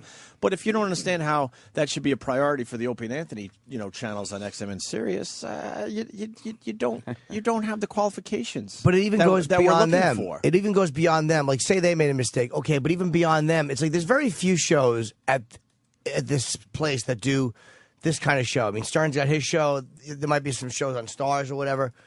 But it's like, shows that put out this kind of content or have this kind of stuff, there's not that many of them. So why wouldn't you have a certain system in place where all the celebrities that come through here, when TV is possible, you jump on it. When you have video taken, you don't take a fucking week to review it. You have a guy whose job it is to go, wow, you could get on the internet and get free promotion. Okay, let me look at this now. Make sure nobody was slandered in it. Nothing, legally disastrous was said, and allow you to put it up immediately. But things here take months that should take days. It's hard at most. How are you doing? This is an entertainment company, and it's a radio company, and it's like, how are you running it like it's fucking General Mills? You can't do that. The lawyers can't do that because things move very quickly, and the moment's gone. Right. If you waited a month to post the Jim Norton Jesse event, no, but to me it was, who cares anyway? But it was still a month. Nobody gives a shit. Well, would care after a month, right? You needed it had to be done that second. God, talk about these guys seize the bull by the tail. It's like you gotta grab it by the horns. You gotta take the bull by the tail. So Jesus. We had that. Common sense. We had that, and then we had the email problem with the cherry darts. That's like... It's just frustrating. Oh, God, that is one of the They greatest. actually set up an email that no one could get to, basically. Unless some of the people that program the traffic down the hall wanted to enter cherry darts. Unless you work here, Right. which means you can't enter We're sitting anyway. there scratching our heads like no one is responding. No one wants to do cherry darts for us. People always step up. God, that sucks. And then it turns out that it was being bounced back or something. And Yeah, no it one was- was. And with all the people that kind of run the channel, no one was aware of this. But they'll sit there in their offices and get depressed that we're beating them up. You got to be aware of that stuff. And then today God, we bitch about the fucking. I have. No, No, Danny's typing. No, I wasn't going to throw you under the bus. I was just getting the reaction that I that's got. funny. I was just going for a little reaction there. It worked out perfect. And then, of course, today's issue is the phones are still bad, but volume, yeah. When we have a TV opportunity, yes, and this is the system that goes beyond just the guys dealing with our channel. Yeah. And it goes, let's say it goes to Gary, who I like a lot. And then Gary passes it off. I'm sure he did what he was supposed to do. Passing it off. He said he might have taken a little too long to pass it off. He even did if tell me that yesterday. Okay, but if you take a couple days to pass it off, that's bad. But once it's passed off, whoever gets it from there should intuitively understand that it's time sensitive. Like, he shouldn't have to say to them, it's cool if he does, but he shouldn't have to say to them, hey, next person, this is NBC The Apprentice. This is time. They should intuitively understand that. And whoever they push it to should know it, and so on. Well, it's not a complicated issue. But the problem is, like, I'm babbling. No, you're not. It's true. The problem is you got to have people that are working for you for your best interest that get it. If something like that came across Elo's desk, we knew it would have been taken care of because he understands that stuff. That's the biggest issue. Do we have the guys in place that understand that stuff?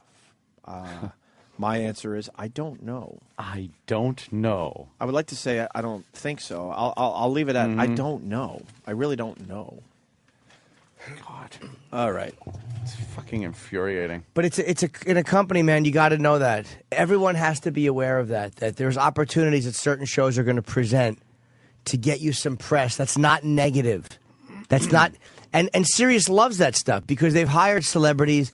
Look, smart. You get the name out there. You get the press release. It's smart to get your name out there. Yeah. So don't blow these free opportunities. 7 million people we could have been in front of. Don't blow the free ones. Even if it was for 30 lousy seconds. That would have been great. Do you know what that says about the company? Hey, wow, this is a place that these people are going now. Almost like everyone expects you to go to radio. Everyone expects you to go to GMA and all these fucking the Today Show. Yep. You want this Sirius. You want this platform to be looked at as a place that people come to when something is happening. Like, oh, yeah, things are breaking. This is one of the places we can go and hear about it. I'm yelling. I'm sorry. No, I like the yelling. It's impassioned. It's frustrating. I really do want to see this. Fucking stock looks great. 120? Happy. Yes. Happened 120. There. When did that happen? Great. Very late yesterday? Mm-hmm. It's been rocking. Jesus. It's been rocking. All because I'm here. Nah, mostly because of this radio show. Most people would say. Do you know how embarrassing it would be if they fired me and stock went to $8? How humiliating that would be. The whole country just believed in the company after I got fired. Just give us time to call our financial advisors, Jimmy. Yeah. Please. Yeah. My financial advisor calls me with weird stuff. Why do you mark your water every day? Because sometimes I'll see a half-open one that I didn't start. Yours? Yeah. Yeah, these are mine. That's my half-opened. Exactly, Anthony. Water everywhere. I hear you're supposed to drink a lot of water. We're trying. So I drink a lot of Me water. too, buddy boy. Water. Ooh, You drink a lot of water and you don't take one leak. People tell me drink a lot of water because it's replenishing the fucking dehydration that the alcohol caused. Yes. Anthony sells a fist fighting for it. Every fucking drop. It's like the Japanese after the fucking nukes came down. Fighting every drop. Every drop of fluid. His cells just punching each other. Stop it. No. Oh, we got Wiki fans out there. No, Wiki did Don Wicklund did a great job for us. But I mean, we got to talk to the main guy. That was important to us. That we always talk to the main guy, not babysitters. Wiki doesn't really have. We have like 2 or 3 this. babysitters, then you got a guy that got a huge promotion, so now he's fucking spread thin, and then the ELO counterpart.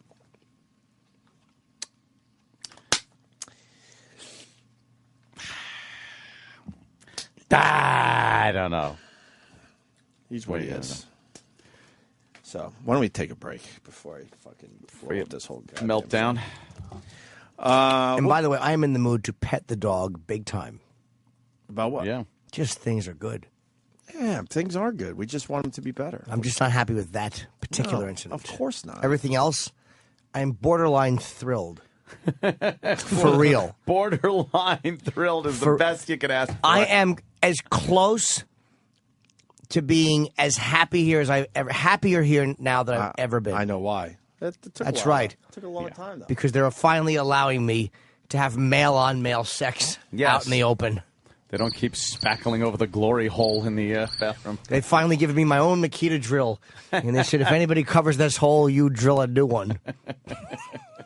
Good. Right back to the blowing each other jokes. Yes. I'm almost 42. Right into the blowing each other in the bathroom joke. It can't just be a point that ends as a point. No. It's got to be racism, dick suck. Nazi German, murder, earthquake, dick suck. That's the fast forward. No matter where it starts, we know where it's going to end. Of course. You know what I mean? So look, man, it was a death in the family. Come in her mouth, asshole, farts, retards. Hey, we got 2 big birthdays. Can we do something going into break for Jack Klugman's birthday? Do we have a Jim C. fucking production piece, maybe? God. Jack Klugman's 88 today? 88? It was the case of the birthday blues. They found cupcake icing on her vagina, Sam. So they know E-Rock was going down on her. Because he's fat. I like his age. For some reason, that number just I kind of. We get it. What? He likes the era, Sam. He doesn't agree with the politics. My father's dead. He can't sell me out to TMZ. He doesn't need to. You have a radio show. It's true. I can just sell myself out. Throw myself under the half track. Oh, fuck. Good question. Rich from Kansas City. When Opie calls the managers babysitters, isn't he saying guys on the show are the babies? Well, I guess sort of, but like a babysitter, you go over there and you just make sure they don't fucking kill themselves, right? But you're not really making the baby better or the toddler better or the young adult better. You're not teaching them anything really. You're not advancing them forward. You're just there to make sure they don't fucking blow themselves up. That's what I mean by that. Yes. Yes. Yes. As far as, we've been in other situations where we've had people behind us that really push our product forward. and make it better than the best it could be. That's what I mean by that. And we are babies, too. Yeah, of course. We'll be the first to admit that. Sometimes a babysitter's job is to teach somebody how to make somebody feel good. Keep your mouth quiet. On an all-new Jimsy M.E., Jimsy investigates the mysteries surrounding the death of the King of Pop. There's no way he could have injected himself with a morphine drip. He was too sick, Sam. Jimsy soon realizes that there is more to this case than meets the eye. Detective Monahan should investigate all the insurance policies taken out by LaToya and the other androgynous things that were his brothers/sisters. Could an old friend hold the key to unlock this case? There was a girl, Abigail. Michael would borrow her underpants. She was in great danger. Debbie Rowe told me while she was shoving cheeseburgers into her face. A sensitive, somber Jimsy puts his reputation on the line. That thin-nosed, fake-chinned, mixed-up racially creep was murdered. Find out the truth on an all-new Jimsy M.E. Tonight at 8. Now I have to go get stitches because I lost a card game, and Detective Monahan put his wiener in my butt. Major depression is a serious medical illness affecting 15 million American adults. Here at the Jim Norton Center for Mental Illness, we offer individual counseling for those suffering from this leading cause of disability. Can I just tell you, I fucking hate mentally ill people. I really do. Our thoughtful and courteous staff will listen intensely to your problems. I'm executive. Fucking annoying burdens. Shut up. And offer a variety of suggestions to help you with your illness. You should be fucking put down. For those suffering from a more serious case of depression, medication may sometimes be prescribed. Make me better. Either take your fucking medication or throw yourself through a window. Nobody will give a fuck. Our goal is to help you live with your depression. You're just a drain. You say the same fucking shit day in and day out, and nobody gives a fuck, and you don't get that nobody fucking cares. Shut the fuck up. Remember, you are not alone. Depression affects more than 5% of the adult population. Holy, we all got fucking problems. Why does everybody? You fucking burdens. You're a fucking emotional slug. If you or anyone you know is suffering from depression, visit the Jim Norton Center for Mental Illness today to receive a free counseling and find out if treatment is right for you. I'm hurting. I don't care. I don't empathize. I don't sympathize. I don't give a shit. Good morning. Thanks for calling Radio Shack. My name is Danny. How can I help you? I used to have the thing on my TV where you can download shit from, like through, the air, satellite. Like Wi-Fi? Wi-Fi, whatever. Here's the thing. But, that's not working now because... This is Radio Shack. Do you need, like, an AC adapter? Maybe get somebody to come over and fix it. Well, this is Radio Shack, so we don't really do that. Oh. We sell products. Oh, I see. Well, I'm not supposed to do this, but, did you get into your router settings and take a look in there? Okay, so it's right here. So what are you saying? Just look into your router settings. Okay, so I log in. I find this shit right here. Yeah, exactly, right. So get in there and then, make sure that your Wi-Fi is enabled. But where do you fucking wire it into? Well, it should just be wired right from your cable modem. It should just be right in there. Yeah. Why? How do you know that? Because that's just how it works. Are you talking about the heavy, thick wire you're talking about? You mean like a Cat5? You're talking about Ethernet cable? Yeah, I think they call them hot wires. Firewire? Firewire. Dude, do you need like a universal AC adapter or a soldering iron? What's that? Dude, let me just get back to work, man. Can you open a browser and get to the web? So it's wireless. It's a wireless connection. Yeah, it's wireless. It's a wireless connection. Are you on the web? Okay, so now... Can you go to a website? Can you do that? You hook it up, okay? Are you listening? Are you listening to me? Can you open a browser and go to your homepage? Is it that easy? Yes! Click. Oh, I got it. Yeah, I see it. Jeez. Bingo. We have a winner. Is that it? Is that it for good? Am I set for life? Yeah, that's it, dude. Yeah, that's it. Thank you for helping me. Yeah, man, no problem, dude. There were some other tech questions I needed. Oh, Facebook. No.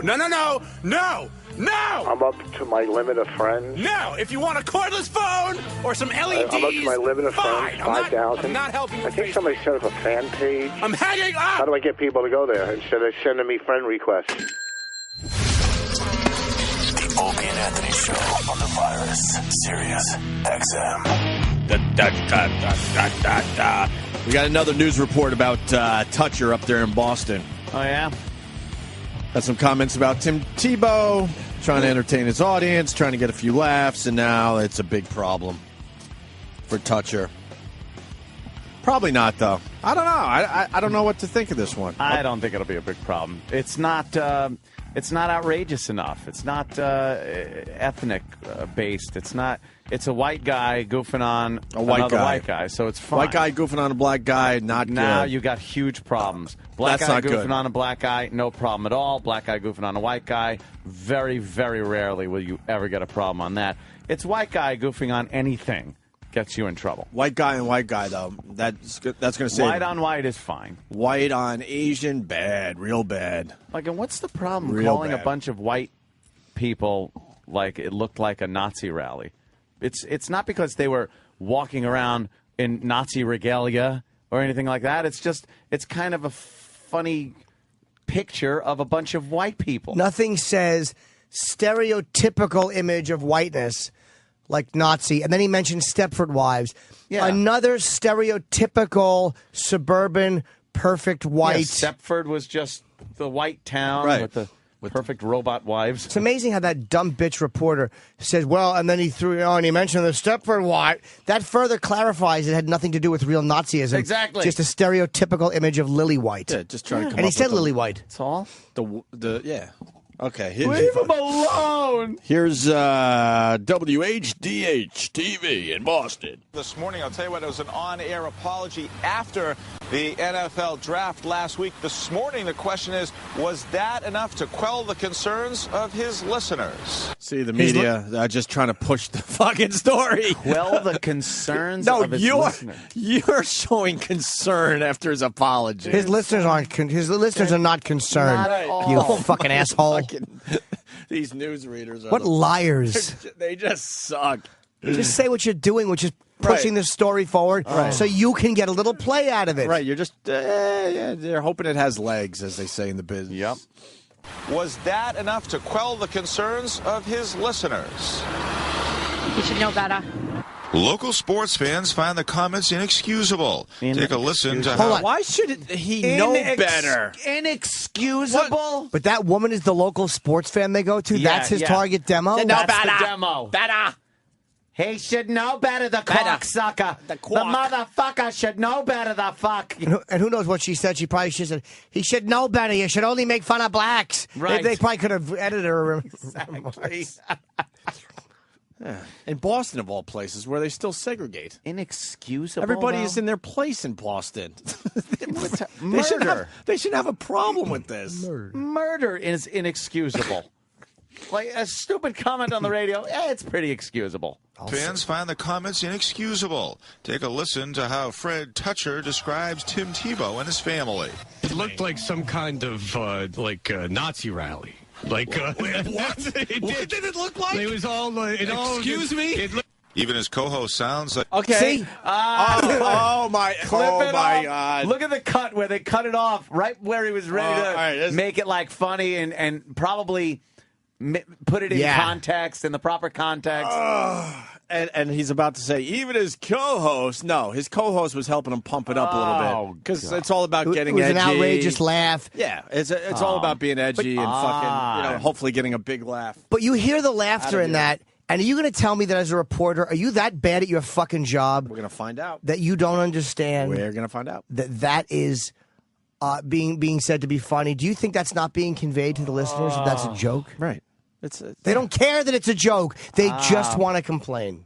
What did it look like? It was all. Excuse me. Even his co-host sounds like he was caught off guard. No, he wasn't. No, was he? Do you know the show? You asshole. He's never caught off guard. Holy shit. Oh, my God, these idiots. And there's a lot of people out there that take these newsreaders very seriously. They're dumb, too. And they're as dumb. The newsreaders are as dumb as they get, man. Dumb fucking people. Dumb as really dirt. Stupid. Local newsreaders, the worst. Even Even his co-host sounds like he was caught off guard. The Toucher and Rich show on 98.5 The Sports Hub were talking about this video of Tebow and his family on the night he was drafted. Toucher also calls them Lily White and like Stepford wives. Shots at Tebow's expense are nothing new. He's even been mocked for being too religious. Good. What does he do wrong? I mean, he gets criticized for being so perfect. Tebow's agent didn't immediately return our phone calls. Neither did Toucher, and the woman who answered the door at his home declined comment. Sorry. Fucking vulture. Open the door. Why would you, Fucking vulture. Why, you cunt reporter, would you go to his house to ask about a joke on the radio? Why would you call Tim Tebow's agent about a joke he made on the radio, you fucking twat reporter? They stir. They want to stir it up. Stir up the pot. I'd have answered the door in a full fucking SS uniform. Not even connected with the story you would have. Yes, exactly. If I knew you were coming, I would have dressed appropriately. Yes. Just my everyday dress. God, the older I get, the more I and I hope people out there are getting it and fucking hating the media as much as we are. I remember when we did the Boston mayor prank, the news crew set up shop right on the front lawn of the place I was renting. I'm watching my front door on TV while I'm inside. Yeah. And the same shit. No one will comment at this address. We've knocked repeatedly. No one has answered the door. They point at the door right here. Right. He's inside, this bastard. Fucking vultures. They are Pieces fucking of shit. Vulture pieces of shit. The guy makes a joke on the radio and you go to his house for a comment about what? Yeah. They set up the 10 o'clock news on my front lawn, and then the lights of the cameras and everything went on right before the broadcast, and now I can't even see my own TV because it's fucking up everything. Oh, they stink. Fucking worse. People are suggesting that I'm upset that the Nazis are being compared to that scumbag Tebow. I don't really appreciate that. God, is that annoying? Isn't it? Just watching the media, the more you watch them, how they all are the same. And they're also they're so self-interest motivated. They work. There's not an ounce of sincerity in their outrage. Chris in Jersey, something we haven't talked about in almost a year.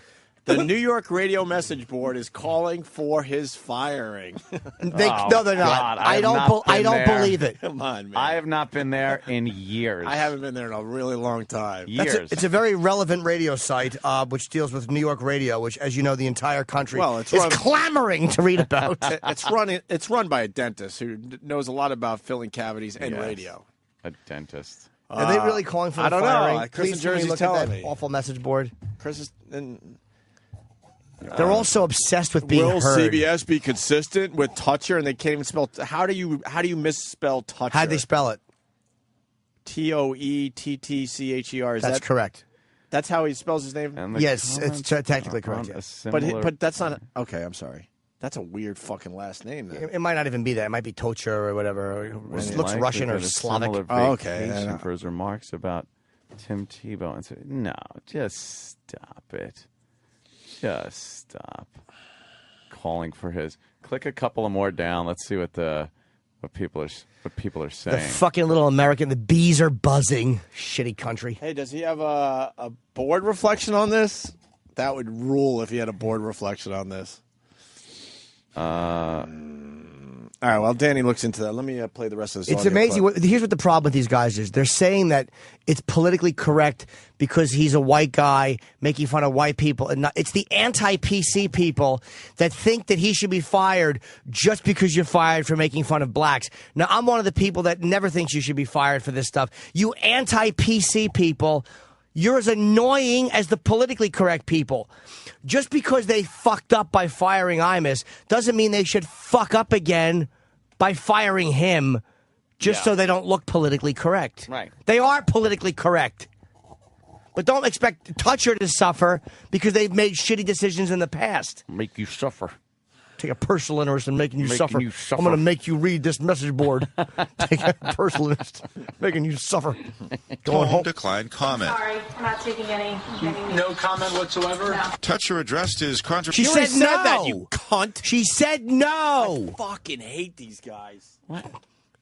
She said no. None whatsoever, except no. What about the None time? whatsoever? Oh, well, yeah, since you put it that way. What about the time? I think it was the mayor's prank as well, Ant.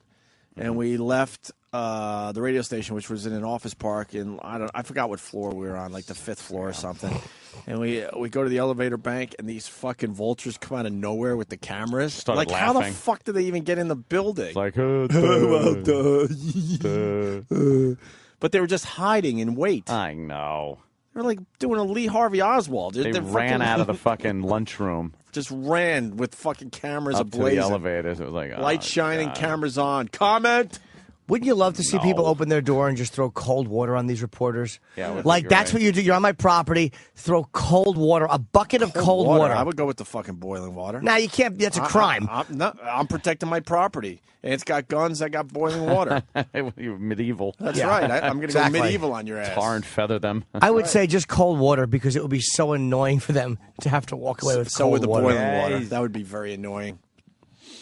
They're on my property. I do what I want to protect my home and my loved ones. These people, though, the news people, just horrible. Comment whatsoever? Toucher addressed his controversial Nazi comments on the radio yesterday morning saying, quote, I made a regrettable statement about the Tim Tebow draft party that ended up offending some people, and I truly, truly can tell you that was not my intention. I apologize to you that were offended. You know, I just apologize, and I regret what I said. Fans of the show say it's too little, too late.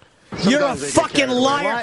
Fuck you. Liar. Fans of the show are Liar. not saying that. I'm sorry I'm yelling. True fans of the show would not say What that. a liar. Fucking lying sack of shit.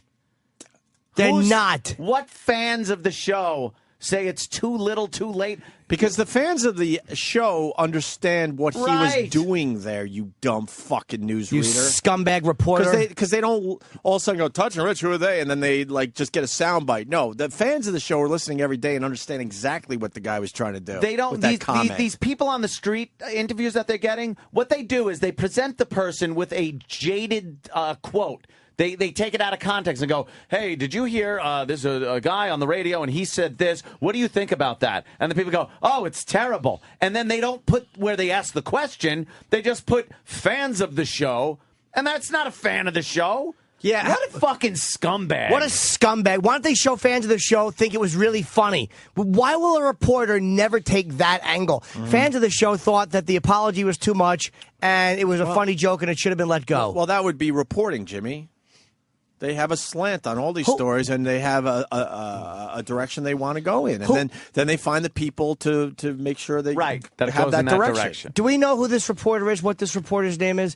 Because again, maybe he did talk to fans of the show. Dickhead Shittington. It's WHDH TV. But what's his name? I don't know, but I'm saying it's that channel, and then someone will fucking. Yeah, do we know that? Because if you know this reporter, you should ask him what fans of the show did you talk to? Where did you find them? Oh yeah, this is wonderful. Let me say hi to Matt in Dallas. Matt. Hey, what's up, man? Hey, buddy. By the way, happy birthday, late birthday there, Anthony. Well, thank you. So, the worst thing I'd ever seen one of these reporters do is back in '95. I was living in Oklahoma City, and like 2 days after they blew up the Murrow building, this lady, she lost 2 of her kids at the daycare center in there. And this fucking lady reporter is sitting there asking her, "How do you feel? How the fuck do you think she feels? What do you think? She wants to throw a fucking party, get drunk?" Yeah, I don't know. I was screaming at the TV.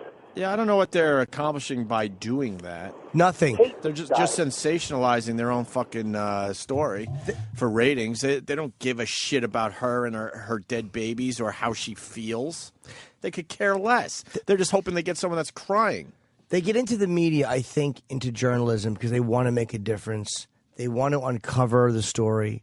They want to get the big scoop. And I just would love to sit them down 5 years into it and go, how does it feel that this is what you are? Like, you're not making a difference. You are basically just a spoke in this shit wheel. How does it feel to have had that dream and to have contributed so little? Like, you don't make a difference. His name's Adam Williams. Adam Williams. I would love to sit Adam Williams down and go, how does it feel just to, A, be reading what other people probably wrote for you, and B, to be presenting such a biased horseshit slant when you probably took some sort of an oath to be impartial in your journalism, and you're not. You're fucking despicable. All of them are despicable. Yeah, he just constructed a story. Yep. out of the way he wanted it to be presented. Yep. That wasn't news. That wasn't presented factually. It was concocted because that's what he or the producer, whoever the fuck it was, that's how they wanted it. Another radio jock. They wanted a radio jock scandal, so they put one together. I said all that. They have an angle, and then they find the fucking people that are going to help their angle. That's all the news does. They don't report anymore. Ugh. That fair and balanced crap that you hear, here and there, it's bullshit. Yeah. It's all bullshit. Now someone's saying it's Steve Cooper, so I don't even know who the fuck the guy Whoever it is, he's a twat. Steve Pooper. Well, I want to know. I say. I want to know who we get to call a cunt. Is it Steve Cooper or Adam Williams? It's because they're competing with each other for ratings. CNN, Fox, MSNBC, CBS, ABC. There's so many headliners, so many outlets. And the fact that I'll be on headline news on Joy Behar tonight should not bear any witness to what I'm saying. Right. Good plug. But they compete with each other, so it's not just about presenting the facts. It's about getting you to watch so they make more advertising money. It's bullshit. It's garbage. And they try to continue a story that they know people like watching other people fuck up. So they get this jock story, and now they'll just try to extend it. Okay, listen, here's the deal. Adam Williams is the newsreader, and Steve Cooper was doing the story, on the street, getting the street view of the fucking fans of the show. Where do you find fans? How do you know they're fans? Where do they sit to listen as fans? Right. Why don't you fucking just do a little research and listen to a few hours of their show? Yes. Whether it's old shows or if they're still on the air. And then you get a good feel for, okay, this is the type of thing they do. They're trying to entertain their audience and make jokes to, make their commute a little easier. Yeah. You dumb fucking cunt. Dumb fucking, you wanted to make a difference, you dog shit reporter, and you don't. None of you do. None of you get the scoop. You want to get the scoop, go over to Iraq or Afghanistan. Those guys make some sort of a difference.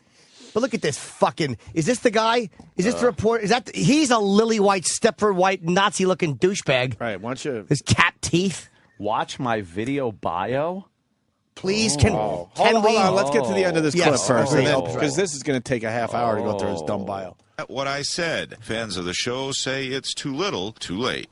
Sometimes they get carried away with stuff and don't always agree with them, and that's one he should have kept to himself. All right, Toucher remains on the air this morning, and no word on whether or not station management plan to discipline him in any way, whether that would be a suspension or him losing his job. But right now, a lot of listeners are deeply concerned about those comments that they call inexcusable. We're live in Brighton this morning. Steve Cooper, 7 News Today. Why didn't Steve Cooper find one fucking person that thought the comments were okay and the media reaction was despicable? Yeah. Fuck you, Steve Cooper. Stupid Steve Cooper. You fucking cornball hairdo. You know what? You fucking awful white teeth. That's why they want to lump us all into a category of just radio shock jockery and things like that. And he'll lose his job.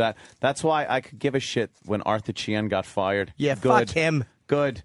You fucking holier than thou news asshole. You turned around and said, drop the F-bomb on the fucking air. Yeah. Oh, well. So you lost your fucking job. And all these scumbags are like that, by the way. All of them. They're all fucking closet fucking perverts, closet fucking assholes, racists, closet drunks.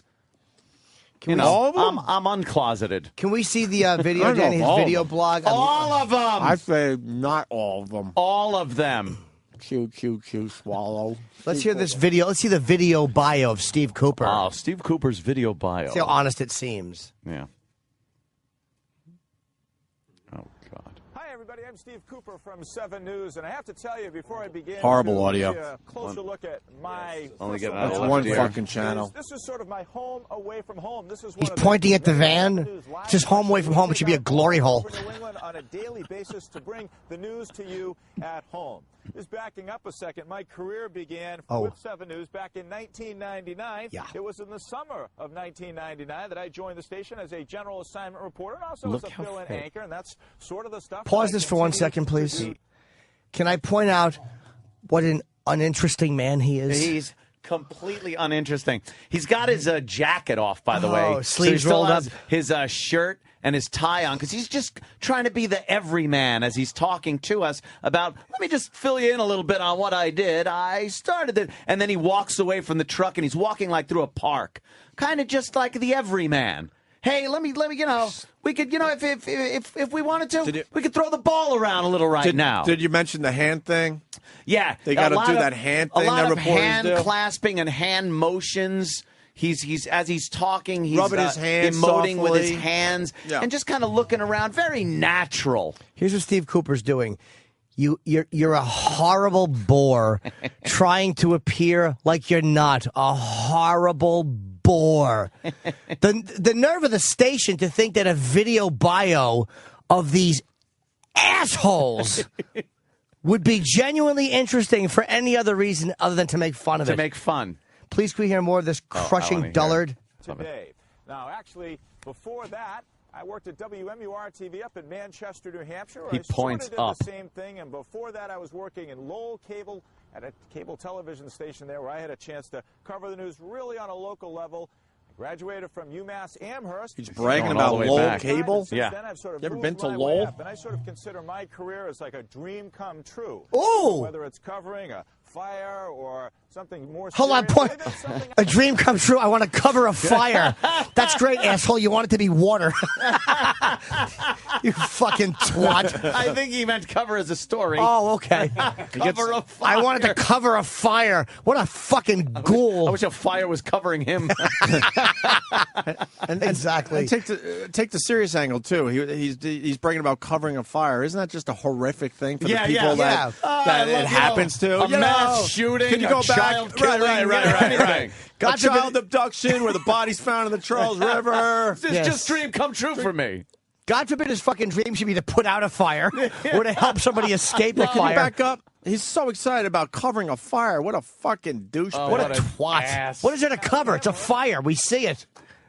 Fucking asshole. What, are you going to point at it and go, look, guess what that is? It's a fire. While the real men put it out. Exactly. He points and reports on it. Fucking twat. He is doing so much with his hands, too. Like, as he's talking about these various institutions he worked at, his hands are just flying back and forth. Exactly. Phony. What a putz. It's all phoniness put on. In 1985, and since then I've sort of moved my way up, and I sort of consider my career as like a dream come true.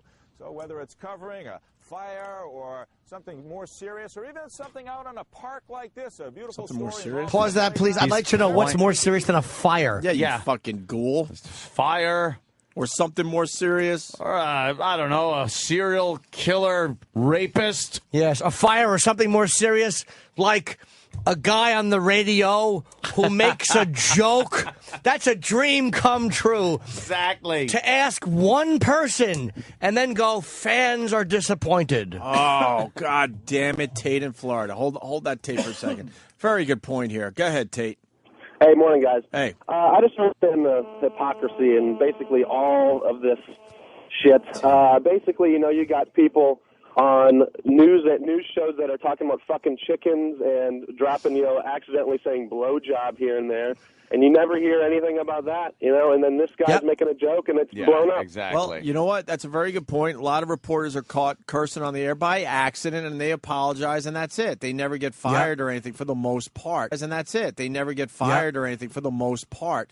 Why can't a radio guy make a mistake, even though in this case I don't even think it was a mistake? It wasn't a mistake. And understand that the guy was just doing his job, just like you were doing your job that day. You said blowjob on your fucking live news show. Like, that's in the course of doing your job. Tate. Good point. They slip once in a while and curse. Well, with the comedians or people being funny, the slips that we have, Toucher and Rich didn't curse and violate the FCC like some of these shitbags have done.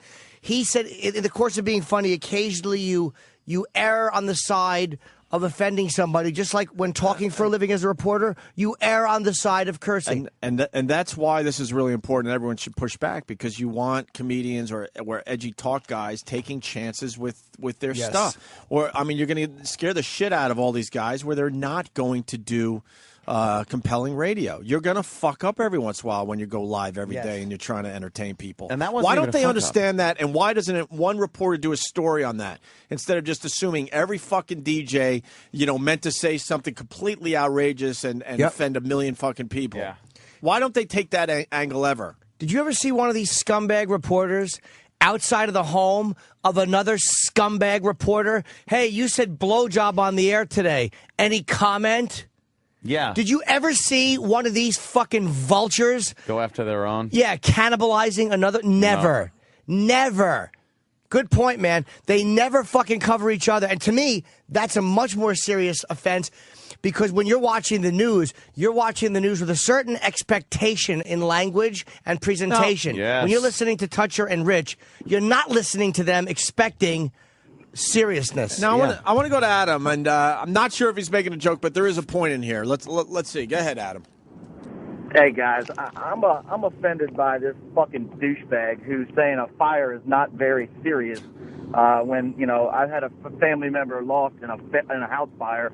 I'd like for his job to be fucking, taken from There him. you go. Yeah, as you're saying, like covering a fire or something more serious. You just offended a lot of people by saying that, Cooper, if you want to play this stupid game. There are a lot of people that have lost everything and lost loved ones. Oh, and eyelids. I mean, in Worcester, there was a horrible fire where firemen lost their lives. Yep. Dennis Leary's all about that. One of Dennis Leary's family members was lost in that fire. Yeah, so I don't think they look at it as not a serious thing when a fire fucking breaks out, you stupid jerk. How about the fucking 9/11 fires? Right. Come on. Exactly. So, you know what? Playing the fucking Toucher game, you just offended some people talking about your stupid career, Steve Cooper. See how easy it is to do that? You dumb fuck. Let's can we hear the rest of his bio? Because this guy is really compelling. We've had the chance as general assignment reporters to cover a wide range of news through the years. And for me, some people say to me, well, what's one of those highlights for you? Oh. And I guess it was probably being on one of the duck boats back in 2000. I apologize. No one ever said to him. Is he landing a plane, first of all? Because I can't tell with these hand movements. He should have, lights in there, flags on a carrier deck. He just said... Now I know why Sully crashed. He was following this guy's hand signals. Nothing. He just said he just said, people say to me, what are the highlights? I'm going to submit that not one person has ever said to him, here's what would have been honest. Not one. Hold on, Jimmy. Not one person. Nobody's gave ever a thought shit it enough to ask Steve Cooper for the highlights of his career No. as a reporter. That's the same type of shit. That's shocking, Jimmy. That's shocking. That's the same type of shit they do when they want to make a point. People are saying, or what about people? No one said to you, what are the highlights? Bullshit. So he's making this up. What are the highlights? And then he wanted to tell you. And one of them is being on a duck boat. Yeah. For something. Oh, I hope it was something great. Like his scrotum got caught in a duck bill. I hope it was because they were fishing out a homeless guy or something. Dredging out a floater. Right. Yeah. Yeah. Picking up floaters. It was He's great. on a duck boat and the whole thing started quacking up. Oh, Chip. Let me hear his great moment. Won the World Series for the first time. I had a chance to sort of weasel my way onto one of those duck boats out over the Charles River, and I was broadcasting live, one of the only reporters in New England to get on board and be with the likes of Johnny Damon and a lot of the other players and travel around the Charles River with the millions of people screaming and chanting for the team. And whether it's something as big as that, or the second time that the Red Sox won the championship, or it's been the countless times that the Patriots have had those big wins at Fire. Most recently, the Celtics winning their championship. Aside from sports, we really have a chance to cover all sorts of news. Most recently, it was covering the Ted Kennedy funeral down on the Cape, and what an congressmen and women that came to Boston. So the big highlights were the Red Sox, the Red Sox boat ride, and you got to fucking put spackle on Kennedy's fucking head hole. You fucking ghoul! What a prick this guy is. That's right, Cooper. We made a Ted Kennedy joke. Are you okay with that? Yes. Offended. Are you okay with that? God, because if you knock on my fucking door, trust me, it'll be a different situation. It's WHDH.com, I think, is the station. You have to go watch Steve Cooper's fucking horrendous video blog or video, because watch his hand motion. I hope he has whatever Bob Dole does and he can't move. I'm tired of his hands. It's his phoniness. He can't even be sincere doing a bio on himself. Let's go to Tom in Jersey. Tom, another good point coming in. Love you guys. What's up, Tom? Hey, this guy says Nazi on the air, and they want to string him up. And a few years ago, Rick Sanchez run from CNN. He was working in Miami at the time. He runs over a guy outside Miami Dolphins football game. Yep. Leaves him in the accident, and now he's like a hero reporter for CNN. He points out everybody else's moral failings and business.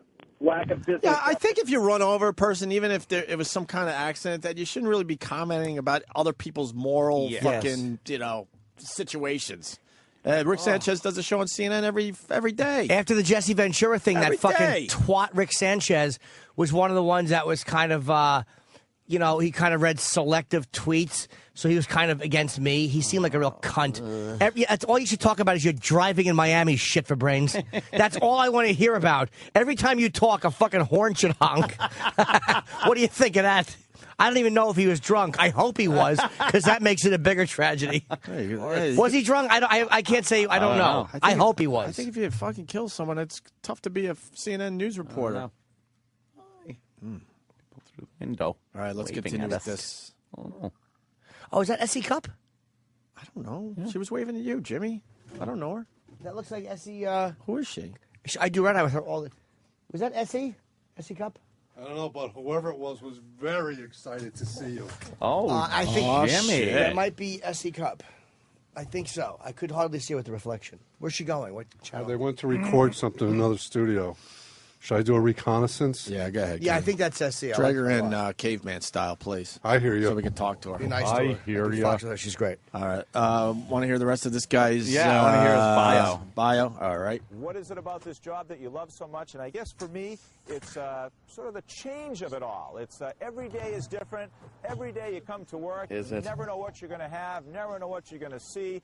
And But you know how you're going to twist it. I see you in the morning. What time do you get up in the morning?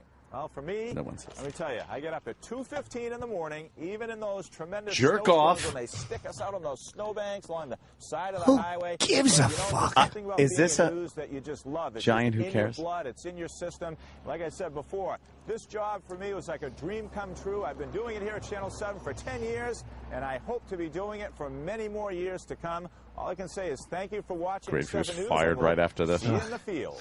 Well, I don't See hope you in the field as I knock on your door as you're trying to take care of your kid and make dinner. Exactly. You cunt. Vulture. I hope your fucking leg is injured and I hope his leg gets caught in the garbage truck closing. This is a shame. Steve Cooper has a Twitter. Oh, it must be great. God. S. Cooper on 7. Ask him what? S. Cooper on 7. Ask. I thought it was the same thing. It's like, what's your favorite moments? How many? Wow, he's got a whole 169 followers. And look, it's all about him. He's following nobody. Of course, a news reporter would follow nobody. Yeah, why would you fucking pick up information? S. Cooper on 7. He has 169 followers. Jesus and Christ! Whoa, you guys even the latest tweet. Sports Hub Radio morning man Fred Toucher is feeling the heat after an insensitive comment about Tim Tebow. Why would you Twitter that to 170 people, you fucking dud? Wow. He's going to be checking his Twitter later and going, wow, I got a lot of new followers. It must be that terrific story I'm doing. Yeah, let me check Toucher. this. Oh, hey, let me see what they have to say here. Let's see what else he said. Yeah. 3 BC hockey players in trouble after their SUV hits an MBTS trolley on Comm Avenue. Wow, he's just a fucking... Back from vacation running the Boston Marathon. Thank God that's all done. You know what? He didn't capitalize the G in God. Yeah. I'm very offended. I'm so offended. That should be capitalized. You know what? Anyone else, again, if you're not offended, don't. S. Cooper on 7. He didn't capitalize the G in God. I find that to be very, very disrespectful to my religious beliefs. Look at that. Body pulled from Fort Point Channel in Boston. The body's said to be female in her 20s. That's one of his tweets? You're a ghoul. You're a ghoul. What a bad news spreader. Oh, boy. It's horrible. Touch and Rich were making a joke. I could read some of his tweets now. Did you know S. Cooper on 7 is a cunt? If he dies in a fire, it won't be serious. What a prick. Sports Hub Radio Morning Man. Fred Toucher's feeling the heat after. Okay, yeah. Okay. S. Cooper on 7. The number 7. How funny is it that a reporter who's got a TV job has 170 followers? You, sir, are a liar. You, sir, are a liar. What a prick. What a prick. All right, hold on. I got to refresh. I think the Oh, yeah, they're coming in. Involved. They're coming in now. All right, hold on. He didn't capitalize the G in God. That's very offensive. It's very offensive. It's fired. Let me see what happens here now. Okay. A willful boy. Oh, no. What did he write? Not going to be good. Let me see what they're writing. Let's see. Stop looking up Justin Bieber, you fucking... You, shut up. Oh, you fucking... Danny just looked up Justin Bieber. You fucking pederast. His Twitter, Justin Bieber. Did not. It was on there, you fruit. Goofy 1148 writes, "Wow, I have more followers than douche at Cooper at 7, and I don't sensationalize fires." Blue Healer from KY, Blue Healer KY on Twitter. Why didn't you capitalize the G in God? Are you anti-Christian? I think he should have to apologize for that. I really do. Nice reporting, dullard. Let me say, Greg J43 says it well. Yeah, go ahead, Jimmy. What it says, you're as talented as a bag of cut-off clits. That's not talented, by the way. Nice reporting, dullard. You're a fucking cunt. Yeah, stick up for Toucher and Rich. By the way, let this fucking jerk-off know that maybe he didn't talk to enough Toucher and Rich fans. Exactly. You see, because to me he said Toucher and Rich fans are outraged and upset. He didn't present an accurate picture. Somebody seemed to have posted the song that the big fat guy in American History X was singing in the van as he was driving over Edward Norton's house. My eyes have seen the glory of the trampling at the zoo. I won't sing the rest. All the nigger's blood and all the mongrels. Jesus. Oh, God. But it's, please let him know that you do support Toucher and Rich, and let's see if he starts reporting it accurately. Juba, that was the song. P_roll writes, I hope you cover the fire of a daycare. Hope you get off on it, you ghoul. Hope your mom gets AIDS and dies. Did somebody write that? While you're fucking her. Wow. Jesus. Wow. That's a rough one. They are a little brutal. Yep, but that's what you get. Want to play with the big boys. How many followers does he have now? All right, well, he's going to get a beating today. He should get a beating for that fucking horseshit story he did. He crafted it. He molded it. What happened? Oh, wow. 251. 251. Oh, he probably thinks he's really on fire. It's like, wow, I bet that Toucher and Rich story really hit a nerve with people. Do you think he's going to be excited when he logs in later and sees all his mentions? Oh, yeah. Oh, yeah. I just want to know why he didn't. I think that now maybe he'll redo the story and go, I was wrong about Toucher and Rich fans. Yeah, that'll happen. They're not upset about this as I reported they were. Should redo his bio and jump in a lake in that park. His Inhale. Watch his awful hand movements in the bio. They're awful. Over here and over there, and he's just moving his hands left and right. Like he's doing a news story. It's a bio on himself. Just be yourself. Exactly. He can't. He's incapable. Exactly. Dude, put on your wings and fly around, vulture. People are asking for his Twitter again. S. Cooper on 7. SCOOPERON number 7. Yeah, what do you got, Danny? Something good. This is funny. It says, how does it feel? This is from Atlanta Matt. How does it feel to know your dream of reporting has landed you in a shit town on reporting on shit stories? Good job, shitbag. Shitbag. Wow, someone says you should burn in a non-serious fire. You stink and no one likes you. Report the news accurately, you douche. Nice hand motions, dick. All right, now go prep a big black bull. I forgot we're on a little bit of a delay because now his Twitter is just completely blowing up. Somebody's implying that he should suck the dick of a black man. As a cuckold. I got 40 new ones in front of me. You have the talent of a brain tumor. Jesus Christ. Good. Oh, my God. It is fun because, everyone checks their mentions. Everyone. Yeah, except me. to. I don't check mine. Never.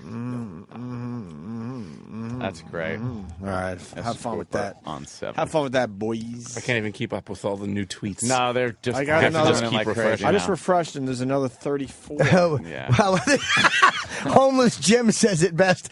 Please put your hands down when you talk. You look like you're fending off a bee attack. I love this. Dockerson says, how long after your duck boat adventure did you sell out? Fucking douchebag. And by the way, I just refreshed this page about 20 seconds ago. There's 33 new tweets. I know. Look how stupid. By the way, how stupid is Lady Trucker? Instead of sucking dick at rest areas for free, I got it. There you go. you can make $5 per blow jib at truck stops. Blow jib. It's a blow job, you fucking idiot. I like the cut of your job. Exactly. Jesus Christ. A blow jib. No wonder no guys like her. She's a dolt. Exactly. Oh, hidden abutment. She sucks their ducks. No one can come because she's always got feathers in her mouth. Get Yeah, it? give her a break. It's hard to tweet with those big fat fingers of hers. While she's driving a truck. Jeff Smoker Blow writes. jib. Jeff Smoker writes. You need a name tag that says "It's all about me." You no following, no talent, ain't a slicker. It's fantastic. Oh, you fuckers are good, man. Well, they are really giving this guy a twittering. Oh, holy shit! I can't even keep up. Can you? No, I can't even. Oh my! There's another 30. Wow. Fuck. What? T43. S. Cooper on 7 visits a farm in Seattle to visit his favorite horses. That implies he wants to be fucked by a horse. One guy says, I hope you drink AIDS after chewing on razor blades. It's a very harsh 1-2 punch, sir. Yeah, they're pounding him Good. good now. Yeah, Good. That's the only way they should be held accountable for this fucking garbage they call reporting. What does sperm taste like? Shit, dick. Just nothing to do with the story or anything. Yeah, hit him with some intelligence too. There's a lot of tweets, right, Danny? He has a lot of mentions. There's another 30 that just came in. Does. Fuck. And you know, he gets up at 2:15 every morning, so he's probably not in the mood for this right now. Yeah. I bet he's a little sleepy. What type of question is this, Vag Poop? Vag Poop is normally a very serious journalist. Yes, he is. Do you get embarrassed when your wife discovers the smell of fecal matter on your breath?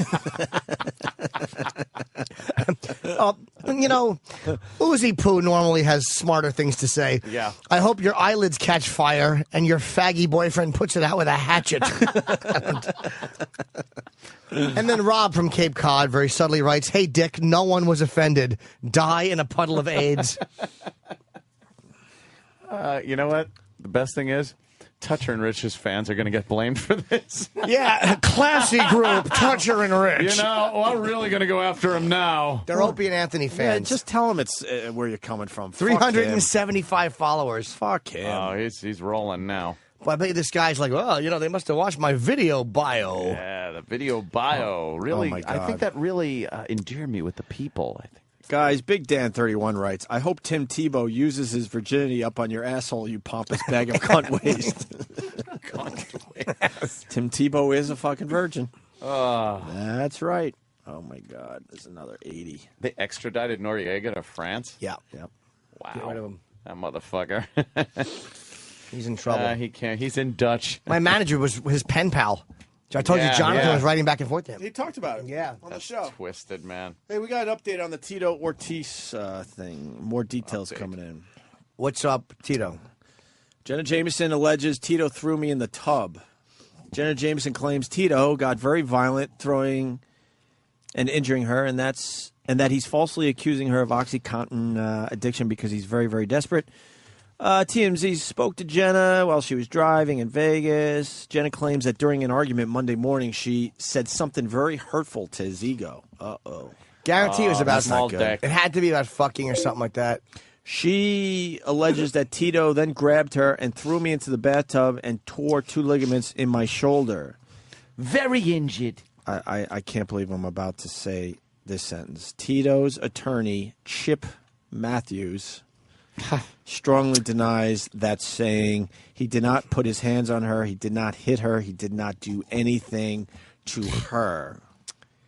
Said, boy, it looks like there's a whole big, somebody was in the tub and all of a sudden she's washing her hands of this issue. That's it. Steve actually left. That's good. After all the tweets.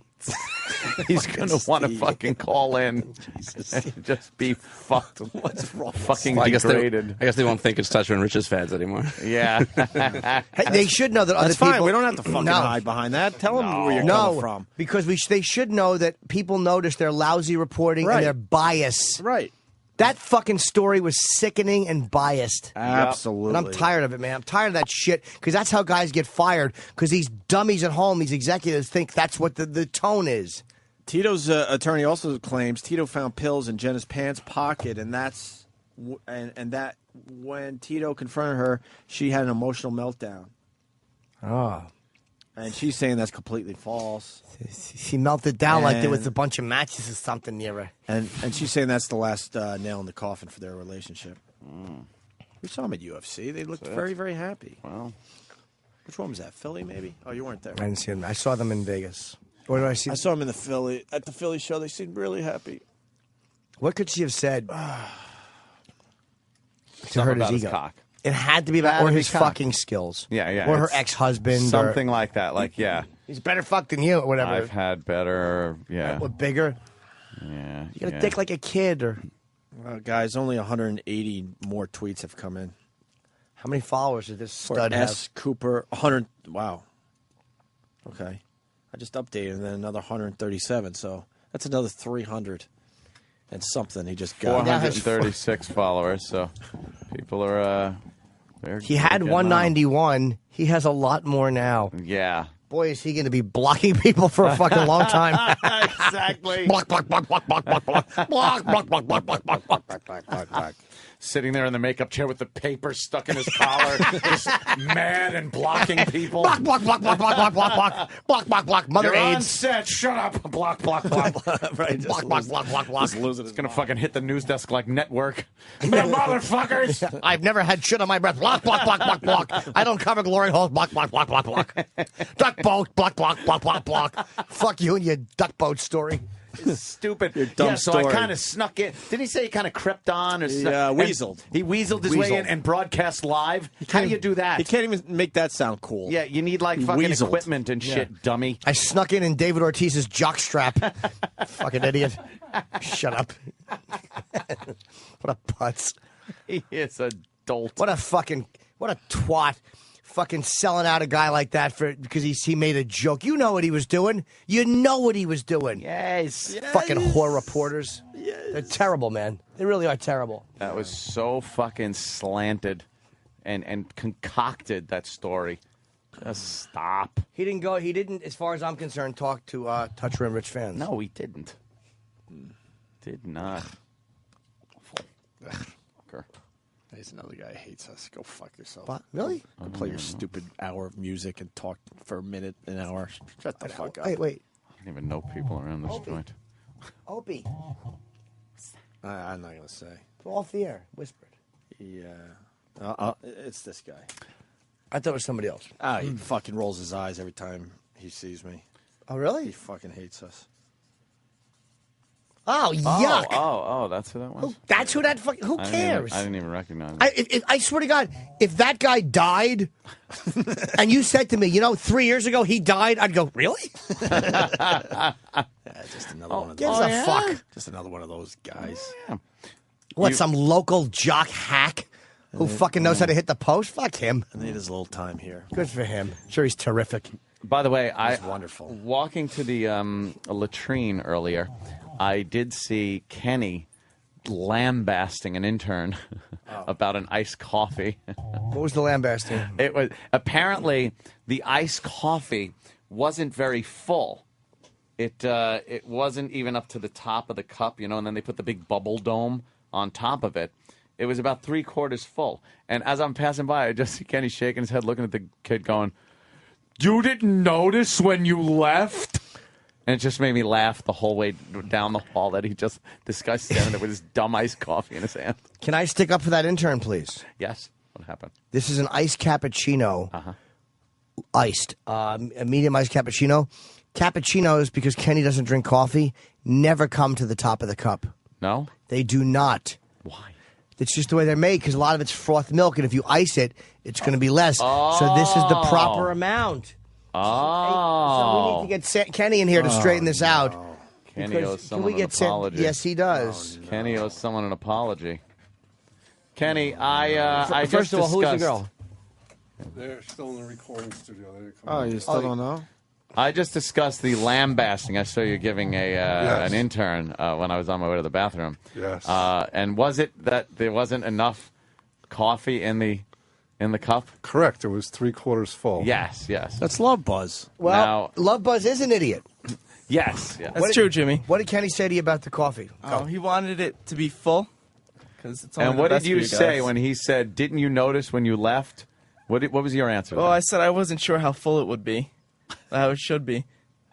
You weren't sure how full. And then what did Kenny say? Like that it should be full? No, he asked me, "Do you want me to go back?" Right. And I'm going like, "Well, didn't you notice it when they gave it to you?" Right, Like, right. And you didn't think anything of it, that it was a little light? Even though now we've learned it's okay. Yeah, it did look a little light. Yeah. I mean, I did say when I was in there, is this how it should be? And they're like, yeah, that's how it's supposed to be. Oh, you did ask. Yeah, I did ask. I asked so them why twice. didn't you tell Kenny that I asked them and they said this is how it's supposed to be? Because I don't like to talk back to Kenny. He yells. You're really stupid. I have to ask Love Buzz. Why is he stupid? But, there's a lot of, I don't know, because he buttons his shirts over a T-shirt. That's creepy. Oh, you don't like that? No one does. Okay. It's not 1951, fucking Ernie. But I will say, Kenny doesn't drink coffee. But a cappuccino is maybe when you get a cup, it's this much, and a lot of it's frothed milk. So when it's iced, that is probably the exact proper amount. That when I saw that, because it was an iced cappuccino, that was the proper amount. So Love Buzz did not bring back an empty cup. He brought back the amount he should have. I think you owe an apology, Kenny. I sure do, Love Buzz. Please accept my humble apology. Oh, shit. Of course I do. That rarely happens, Love Buzz. Is Thank that you, true? Love Buzz. People at Starbucks think Love Buzz is retarded.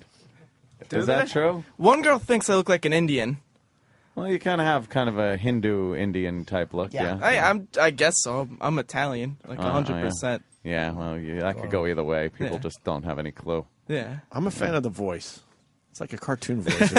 You like the voice? I like the voice. It's staccato. You could star in a cartoon, I think. You think so? Yeah, it's very different. Maybe one day I'll write my own cartoon. One time Love Buzz came into our office and he just goes, "You guys got any wow stickers?" I don't even think I answered him. I just laughed. You could be like the cartoon version of John Travolta, I think. Like, you know what I mean? There's like a John Travolta in there. All right. Look, I'm bored with it. All right? Vinny Tartarino. Tony Morano.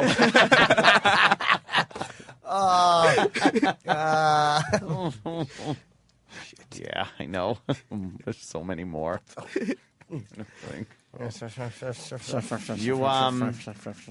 Yeah, so how much longer is your internship here at this establishment? May 14th, and I want to come back for the summer. Oh, you do? Yeah. You liking it? Oh, yeah, I love it here. Oh, good. It's the best experience of my life. I love it here. It's the only place I get respect is dancing down at the disco. Told you. He told you. He stays extra hours, more so than any other intern ever has. And we were trying to figure out why. Then we realized he's always here past 3 o'clock, and he comes in on the days that Ron and Fez's redheaded intern Jackie is. A little crush to you. And he is constantly hovering outside the Ron and Fez studio at 3 o'clock, waiting for Jackie to come out so he can walk her to wherever she's going. You like the intern there? Oh, we're just buddies. We're just Buddies? friends. What is? Oh, we're buddies. Do you want to get in there or what? This means we're dancing, not fucking. You want some now action? You're a cunt. Yeah, that'd be pretty cool. Yeah, so you're not just buddies. But we joke around about that all the time. And I'm not What's one of the just jokes? What's one of the jokes? Yeah. Oh, like whenever someone's around, she'd say something about, "Hey, Love Buzz, are you flirting with me?" or something like that. Oh, really? Yeah. So ask around, dude. I guess I should. I want to hear what the jokes are. So far, I just hear her kind of uncomfortable. Yeah, no, that's not really she a does joke. ask me to come with her. Where? Like, to the office, or whenever she smokes a cigarette. So it's not just me following her around. Right there. Yeah, she's all right. She's sexy, man. Jackie's very sexy. She's all right. Jackie is sexy. Definitely about. I've actually said to her, you know, madam, if you had to shit, I would offer you my hands and pockets. That's very nice. Yes. So I did say madam to keep it respectful. I like the voice, though, of the Love Buzz. Thanks, so. And why does E-Rock have goodness in his hands and he's waiting till the show ends? Open that fucking door and bring whatever you Tits have. McGillicuddy. Jesus, does he wear the Tits McGillicuddy is so Yeah, you funny. do sound like Mitch Vitale. Oh, damn. Oh, E-Rock and Sam going at it. E-Rock just punched Sam. Thank you. Like, really hard. I thought there was like... Oh, Sam just nailed E-Rock right in the lower back. Oh, it's a package for Jimmy? E-Rock's- You were carrying it like it might have been those chocolate-covered strawberries again. What is it, buddy? I don't know what it is. Thanks. It's probably ticking. It's from a guy named Dan Mooney. Thank you, Dan. Don't touch that! I'm going to open it. Mr. Mooney. From Paul Mooney. What's it from Paul Yes, Mooney? it's a picture of white people with X's on them. Boo. Y'all motherfuckers don't know shit. There's a few people that still don't know how Twitter works. They want to read everyone's comments to this S. Cooper on 7. S. Cooper on 7 on Twitter. What you do if you want to see what everyone's writing about S. Cooper on 7, on your Twitter page on the right side, you'll see a fucking search engine. Well, not a search engine, but a search feature there. Yeah. Just put S. Cooper on 7 in there, and everything about S. Cooper on 7 will pop up that people are writing. Simple as that, and then you can enjoy what the listeners are writing about S. Cooper on 7. Jimmy, what do you got? I don't know. It's a gift. Watch, I open it and it's white powder. Fucking anthrax. And I've just been handling it. All right. Reusable container. Oh, wow. Thank you. It's pretty cool the way it was packed. Bubble wrap and some foam. And Dan Mooney, thank you, buddy. Happy birthday, Jimmy. While cleaning out the garage, I came across these. Oh, great. So now I have to wipe that off. Oh, boy. I got it. Came. Yeah, it's because somebody said I came across something. I'm like, well, I hope it was nobody else fell on it. I came across these and couldn't think of anything to do with them. So I emailed Danny, and he said to send them along. So here you go. On another website, he said a website or anything. I came across these and couldn't think of anything to do with them. And there's some old Black Sabbath albums. So thank you, Dan, for sending me your garbage.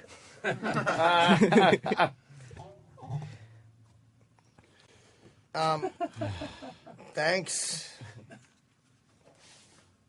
Wow. You got some. They're in good shape, though. These are in actually really good condition. They're not.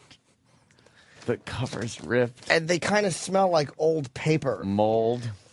Like, you know, that's you smell. It doesn't smell bad. No, I know. It doesn't Exactly. stink. Yeah. It's like old porno magazines. It was in a flood. Black Sabbath, Paranoid. They were in a flood. Yeah. Okay. These could bring in tens of pennies on I don't think eBay. these are worth a tremendous amount of money, Ant, if you don't mind me saying so. Ugh. They do smell a little moldy. Should be. God, didn't you have such high expectations when you opened that box? Like maybe it was going to be some fun electronic device or something? Jimmy's putting them back in the box. Is that one? Yeah, that's a little. I may have found something of jagged, value. ragged edges there. Yes. Okay, wait. Clean your weed on it. There is a little book. In a copy of Black Sabbath Volume 4, there is a little booklet inside of it. So you open up That's the pretty album cool. cover, and it's like got pages, like a little book. Yeah. And 3 pages. Bill Warden. Tick-tock. It's a little stuck there. Yeah, it's stuck on the front of the page. Can you look up how much is Black Sabbath Volume 4? These are not worth a lot of money. I like this. Oh, here we go. I think that's SE. Hi. Hi, How are SE. you? How was you? How are you? Jim. It's good to see you. How are you? Hi, everyone. Hi, how are you? Good, how are you? What were you doing here at Sirius XM Satellite Radio? I'm promoting my new book, Losing Our Religion, the liberal media's attack on Christianity. All right. Nice plug. Love a plug. That is good. How you guys doing this morning? Good. Very I thought, good. grab a seat. I thought that was you walking by, but you walked by so quick, and we have a reflection. I was Well, like, because is I that- saw you, and my friends were like, "Don't say anything. They're on the air." It doesn't matter. I knew We you don't wouldn't even care. No, we I don't care. we do Fox together a lot. Yes. He is very nice. Well, thanks. You know, I just did Imus this morning. Oh, Scary. Really? Yeah, he was great though. He was so nice, but I was scared. Why were you scared? Because he's, You're curmudgeonly. white. It's okay. He's curmudgeonly. He's miserable. Yeah, but He is, he was right? great. It was really fun. Do you like the book? Yeah, I think he was amused by me. I think he found me amusing. Amusing? Which is, the best you can hope for, I guess. Yeah. So are you really? I know you, but I don't know you that well. Yeah. Are you really religious, or do you just kind of? I'm an atheist. Are you? Yeah. I thought you were like, this shows you how little I know. I thought you were like a devoutly religious person. No, it's not because you don't know me. I defend Christianity all the time. I write about it all the time. But I defend it from the outside. I think okay. it makes me a pretty objective Certainly would. observer of this issue, I think. Absolutely would. Yeah. More so than, one of the holy rollers. Rick Warren, getting I in there. mean, shock of all shocks, he's going to defend Christianity. But when I do it, Who's I Rick think Warren? it's a little interesting. We don't know who Rick Warren is. And what do you Purpose-driven think life. is the cause of the war on Christianity pretty much in this country Liberals these days? are always uncomfortable with religion, fixed value system, and they like to live in a moral relativism kind of world. And the media is a liberal place. So it's not surprising, but it's the rhetoric's been ratcheted up over the past 10 years to such an ugly tone. Chris Matthews going after Sarah Palin for praying, which is something that 90% of the country does. I mean, it's just really ugly. Wow, I thought you were religious. It shows you how little I know. Dude, you don't know nothing. I really don't. It's You the complete don't know opposite of what nothing. you thought. But I like an atheist that amazing. defends Not- Christianity and She's people. not religious dressed like that. Ooh, what are I'm you saying. implying? Because that's very sexy what you're wearing. Thanks very much. Very lovely, yes. Thanks. Yeah. She's a very, very lovely woman. Of course. We have fun on Red Eye, don't we? Yes, we do. Yeah. We actually Eye's are very good together on Red Eye. However, we've just never spoken after because You've I been on give her Red the Eye. creeps. Oh, Yeah. yeah. I think I've done it with you Yeah, once. we've done a few red eyes. Yeah. I love red eye. It's fun. It is fun. It's so nice to be Goofy. able to just Greg's joke a around. complete idiot, and he's wonderful. He's crazy. He is crazy. Love Greg. Where's your book? Oh, they have it over at the other show I was doing. What was the show? Wilcow Majority. What's that? Andrew Wilcow. Oh, come on. Oh, Really? no. You don't know? No. Wait. Oh, it's just over there. It's a great conservative, serious show. Oh, okay. We don't know most people here. yeah, we I just know. don't know we, him, that's all. We run out of the building when Yeah. our Are you guys show's over. too cool for school? No, we're the No. ones. We're despised, hated, despised. I have no home. It's just horrid. Yeah, I'm We sure. got some Very friends well around liked. here. Not a lot, though. We have a few friends, but not a tremendous amount. We have a few friends. Yeah, most people probably don't. They don't stop by and say hello. They would probably discourage you, like, you don't want to go in there and talk to those Oh, guys. I was so excited to see you. Yeah, and I thought that was you walking by. I was like, we never get Yeah. a chance to chit chat. Because I just think don't. that there's something in my blinking eyes that just bothers Essie. Probably You make is. me uncomfortable. Yeah. It's probably like when after the Red Eye show, we'll be talking. I'll go, so where are you going? No, I mean address-wise. Exact. Can I track you through your phone as a friend? Yeah, sometimes I feel like I'm being watched. Don't you? Just creepy conspiracy theories I have. What do you think about the Muslim religion Yeah. as opposed to Christianity, and how that is completely off limits to Yeah. make any fun of or joke about or even criticize? Well, because you fear the fatwa. And, See? Yeah, there's I genuine don't. fear there. Yeah, I defend all religions. I mean, I defend You do, my yeah. right not to be religious and your right to be religious. But yeah, Islam has sort of a kid glove mentality. That's it's unfortunate. I wish people like Matt Stone and Trey Parker would stand by their decision to mock Islam the way But they they're mock so Christianity. crazy. Like, the extremists are so loony Yeah. that they will kill you. Well, and Christians won't. I mean, I don't know too many Christians that are going to come run an with abortion hatchets. clinic, they'll probably come at you. But Oh, yeah, you know, there's that. That's That's a few. true. That's But true. you make a cartoon with some funny jokes in Yeah. it. You don't think you're going to get your head sawn off. I know. And they rule with fear. Yeah. Those extremists, and it has. But- few, That's but true. you make a cartoon with some funny jokes in Yeah. it. You don't think you're going to get your head sawn off. I know. And they rule with fear. Yeah. Those extremists, and it has, but it's working. Bubbled over into like mainstream Islam, where people are just like, look, I go to work, this is my religion, but you're looked at like kind of, it's one of those crazy people, and we have them call all the time, and it has affected the majority of Islamic religion, the Islamic religion. People think they're all crazy. I'm laughing because last night on Family Guy, I don't know if it was new or if it was a repeat, but there was a little Middle Eastern kid, and they were trying to pronounce his name. They said Omar, I don't know, something September 11th. That's funny. And that's like hilarious. Yes. And the kid goes, I'm 9 and Indian. But it was just perfect for. And then in another time he said Omar North Tower. Oh, shit. That's funny. It's really funny, but that's like getting very close to a dangerous line. Yeah.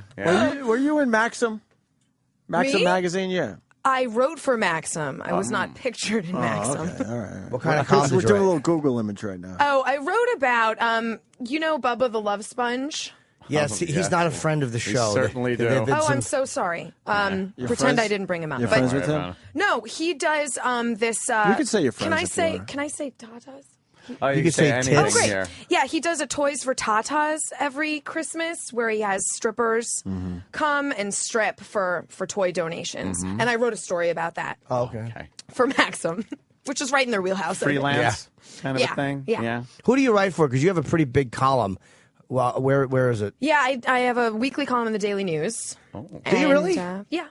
How do How I the not hell know did we that? not see that? We paw Because through you it every don't day. care. You don't care about When is that it, kind Sunday? of stuff. Where is it? in the Anything Daily with News? anything with like just Wednesday. words. Wednesday. But is it in the middle of the paper? Where is it? So we could take a Yeah, look we'll at look it. for it tomorrow. It's on Wednesdays. I That's won't tomorrow. have one in tomorrow. But where in the actually, 'cause paper? I'm- Oh, okay. Book promo week. Yeah. Are they going to help busy. you promote the Daily News? Yeah, I wrote a couple columns dealing with the book.